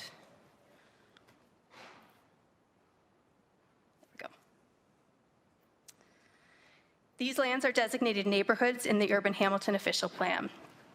The staff report identifies why this parcel was not included in the city-initiated rezoning. It states that the property was removed from the proposed zoning bylaw amendment because there is an active institutional use on the site. 5 properties were excluded for this reason, including the red-starred subject parcel, 1 school with the blue dot, 2 with cemeteries fronting Upper James Street, the yellow dots, and a Baptist church, the green dot. None of the properties that were excluded have an institutional designation within the UHOP. All are designated arterial commercial or neighborhoods, similar to the designations of the other properties within the study area. There is an opportunity to tie the subject lands into the city's initiated rezoning. Formal consultation occurred in 2023, and the TOC 1 zone was suggested by the city in that formal consultation document. The city was contacted in August 2025 about submission requirements for a zoning bylaw amendment application to rezone the site to TOC 1. And lastly, the parcel and additional lands at 18 Alderson were presented at the city's design review panel in September of this year. A Planning Act application has not been submitted as we had hoped the lands would be included with the city's initiated rezoning, eliminating time and expense to rezone the site to TOC 1, the same zone that is before Planning Committee today. Removing the need for the zoning bylaw amendment application will quicken the development approvals process, advancing directly to site plan submission. We would require a minor variance for height, increased setback, and drive aisle width. Supporting studies have been substantially completed, and they were needed for the design review panel and can be submitted with the site plan application. Again, the property was not excluded because it does not have merit to be rezoned to TOC 1, but rather because it was outside the scope to include properties with an institutional use. We respectfully request the inclusion of the lands within the city-initiated TOC 1 rezoning. Royal Living is ready to advance this site for a mixed-use residential development, bringing over 300 purpose-built rental units to the city of Hamilton. The approval of pre-zoning the site would allow an accelerated pace for housing construction in line with the city's priority during a housing crisis. Otherwise, time and money will be spent to have me bring the site in front of the Planning Committee at the start of the next year for the TOC 1 zone. Thank you. Thank you for that, Sarah. Are there any questions about this from the committee? Not seeing any, Sarah. Thank you for your delegation today. Thank you.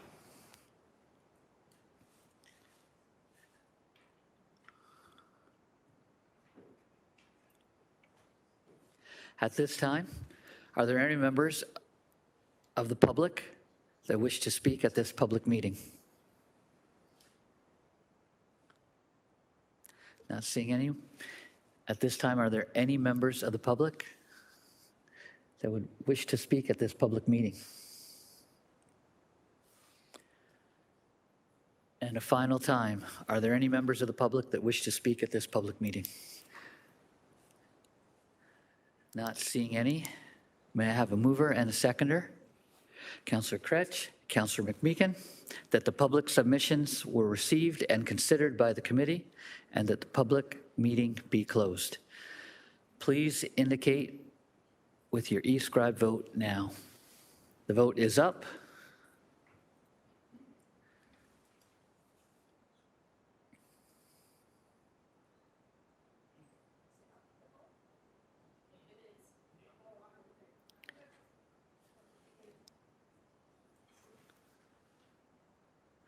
That vote carries 7-0. Now, may I have a mover and seconder to approve the report recommendations? Councillor Kretsch, Councillor M. Wilson. And at this time, are there any comments or any members of committee that wish to ask questions? We'll go to Councillor Kretsch first. And Councillor Kretsch is the only person at this time who has indicated a desire to ask questions or make comments. Thrill of a lifetime, Chair. Thank you. My question's about 1694 Upper James. So based on what I understand the scope of this was, I understand based on what was spoken about, institutional uses were not part of the scope. However, truly what the the delegate said made complete sense to me in terms of if they're going to be coming here to apply for a Talk 1 zone and we're doing Talk 1 zones and it's in the corridor and I presume they own the land and are happy to move past an institutional use, we could do a lot of expedition here by simply just including this. So could someone talk to me about this a bit?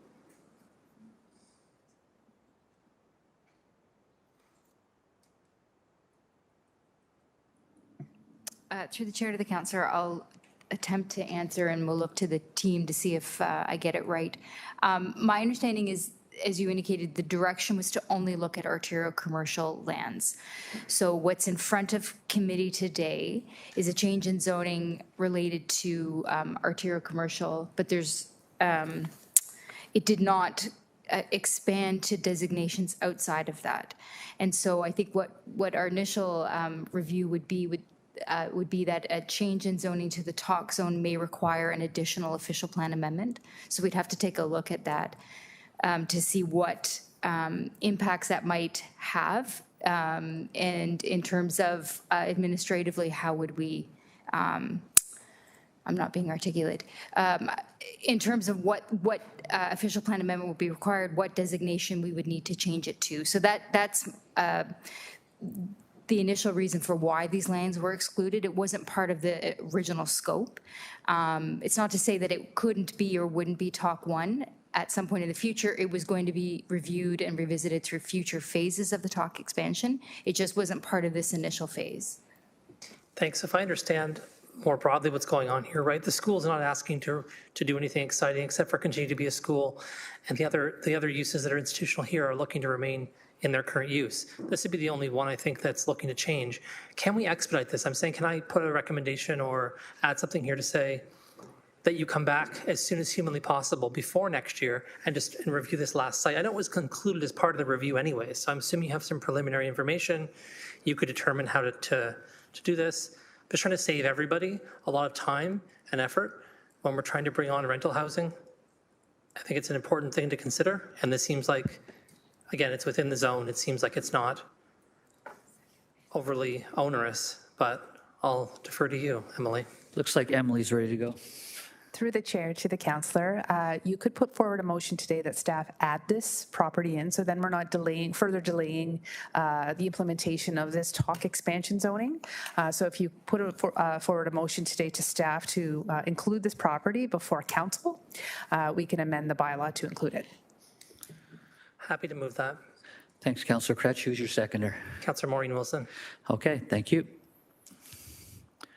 We'll move that at the appropriate time. I see no one else is, oh, okay. Councillor Cooper.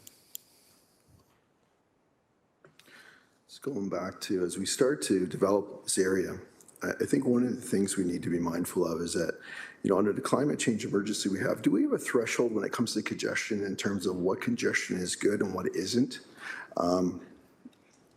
Through you, Chair, do we have a standard? What's a tolerance? Yeah. So through the chair, we have a level of service for roadways at D or better at a corridor level. But it kind of, when we go to downtown, we have a higher tolerance for that. Really what we're looking for is a better quality of service for all road users, not just for vehicles. So that's why we've introduced a multimodal level of service to understand the impacts of everyone who uses the transportation system. Again, what we're trying to accomplish is the reliability of travel through various modes throughout the city. And I agree with you. Congestion affects everybody. It doesn't matter your mode of transportation. And so,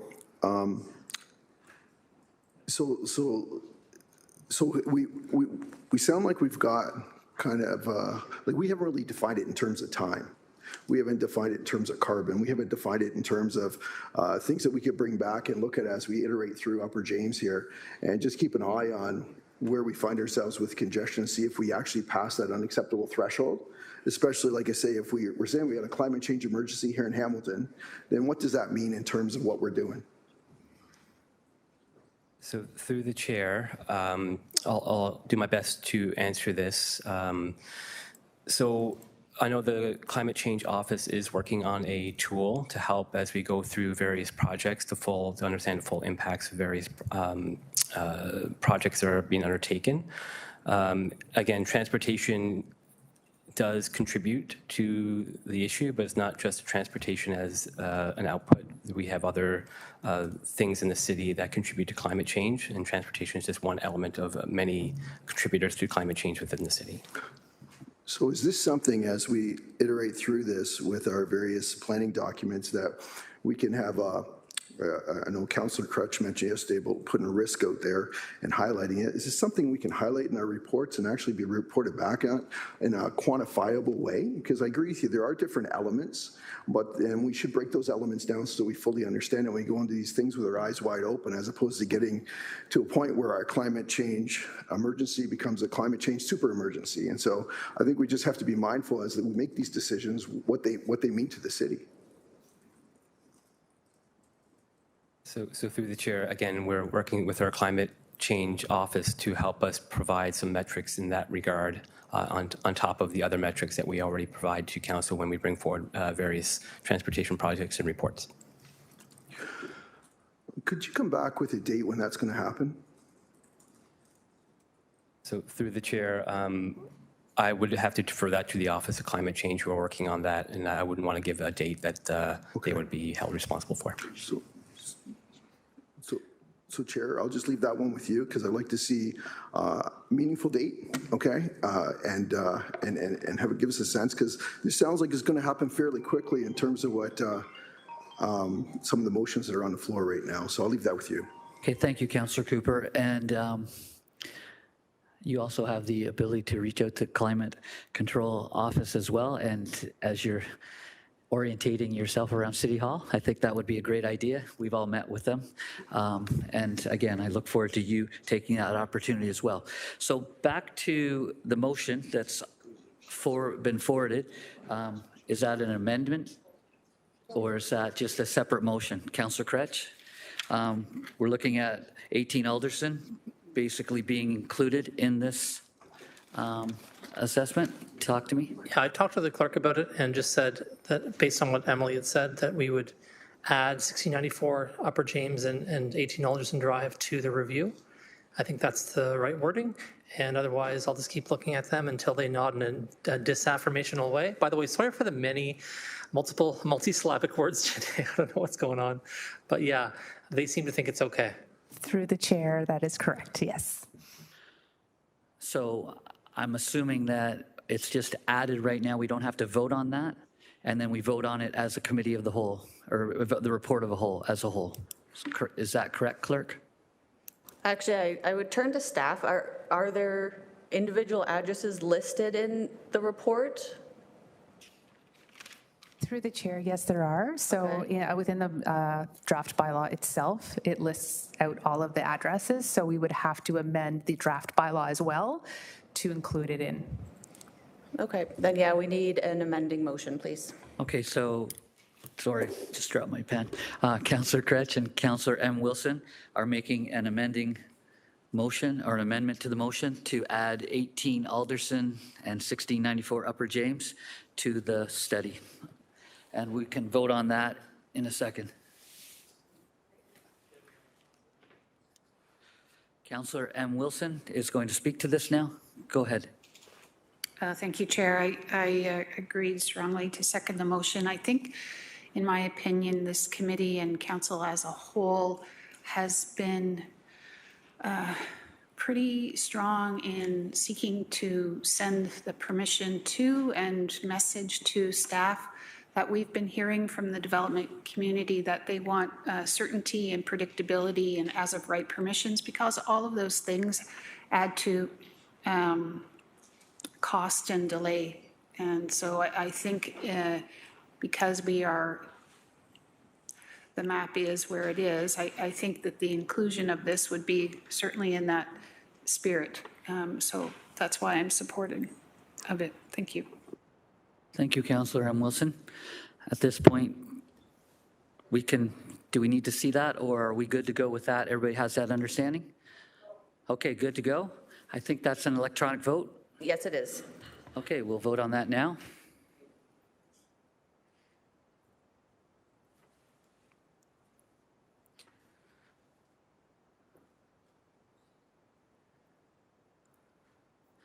That wins 7-0. Thank you, Councillor Wilson, for your comments there. May I have a mover and seconder to approve the entire report at this point now? Councillor Paul, Councillor Beattie. It will be an e-scribe vote now. And this is the entire report with the amendment.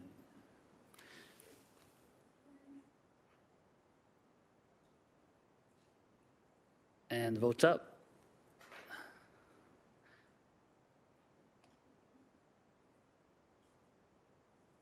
And that carries 7-0. Thank you.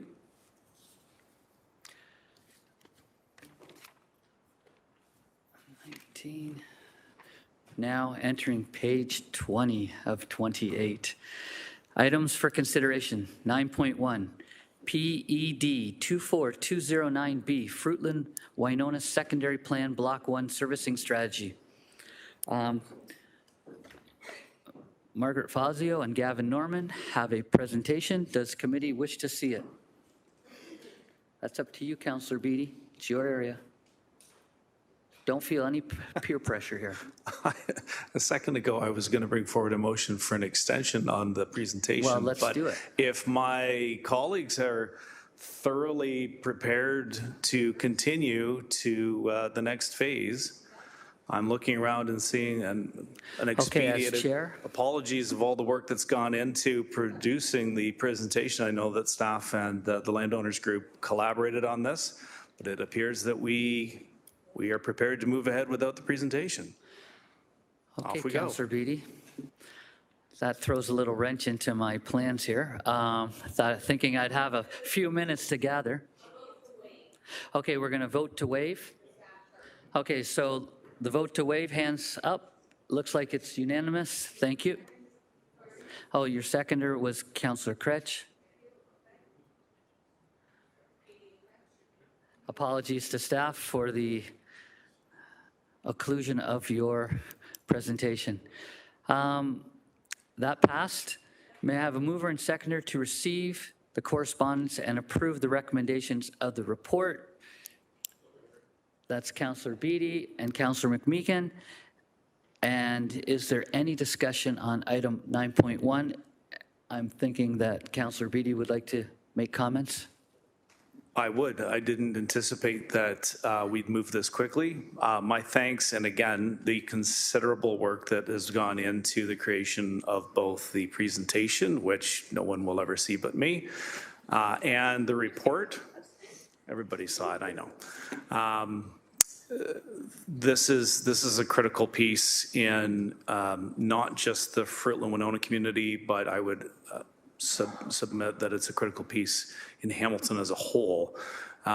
This is phase 1 of 3, and phase 2 and 3 have already proceeded. Phase 1 is what we would be approving today, and I'm looking forward to getting that approval so that we can complete the hole that has been left by not having this put in place yet, moving ahead with recreational amenities, moving ahead with a new elementary school, moving ahead with a new transit-oriented truck diversion corridor, north to south collector route, and hopefully that we'll be able to move that far more quickly than I anticipated. But thank you to colleagues, and looking forward for adoption. Okay. There's nobody else on the speakers list. Councillor Beattie, I'll say that I think you're a benefactor of what I'd call meeting fatigue. We've all read it. We've all reviewed it. I think we all support it. We can move quickly, which is the way business should be done. The e-scribe vote is up now. To support, please indicate.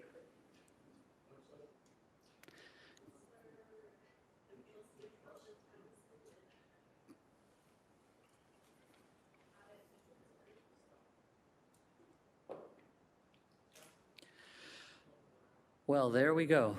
7-0. It's a shutout. Congratulations, Councillor Beattie, on moving that forward. At this time, looks to me as if we're going to private and confidential. 12.1 closed session minutes. May I please have a mover and seconder to approve the September 9th, 2025 closed session minutes as presented, and that they remain confidential. Please indicate your e-scribe vote now. A mover will be Councillor Pauls, and Councillor Kretsch is the seconder.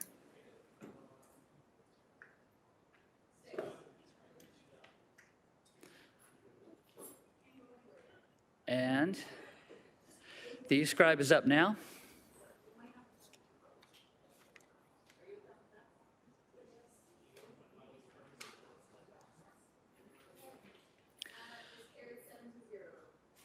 Okay, I'll just read this. Does the committee wish to go into closed session? And if you don't, we skip right to page 27, which is the second to last page. I'm not seeing any desire for that.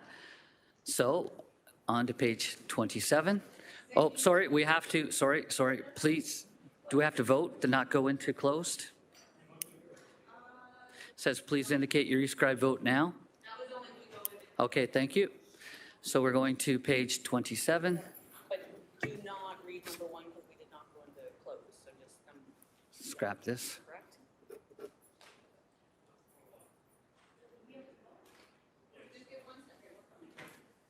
Okay, it's 12.2 LS 25003, appeal to the Ontario Land Tribunal for lands located at 2876 Upper James Street for lack of decision on official plan amendment, zoning bylaw amendment, and draft plan of subdivision applications in Ward 11. May I please have a mover and seconder? Councillor Beattie, Councillor Kretsch. That the closed session recommendation A, B, and C of confidential report LS 25003 be approved and remain confidential until made public as the city position before the Ontario Land Tribunal. And number 3, that the balance of the report LS 25003 remain confidential. Please indicate your e-scribe or your thumb up vote now.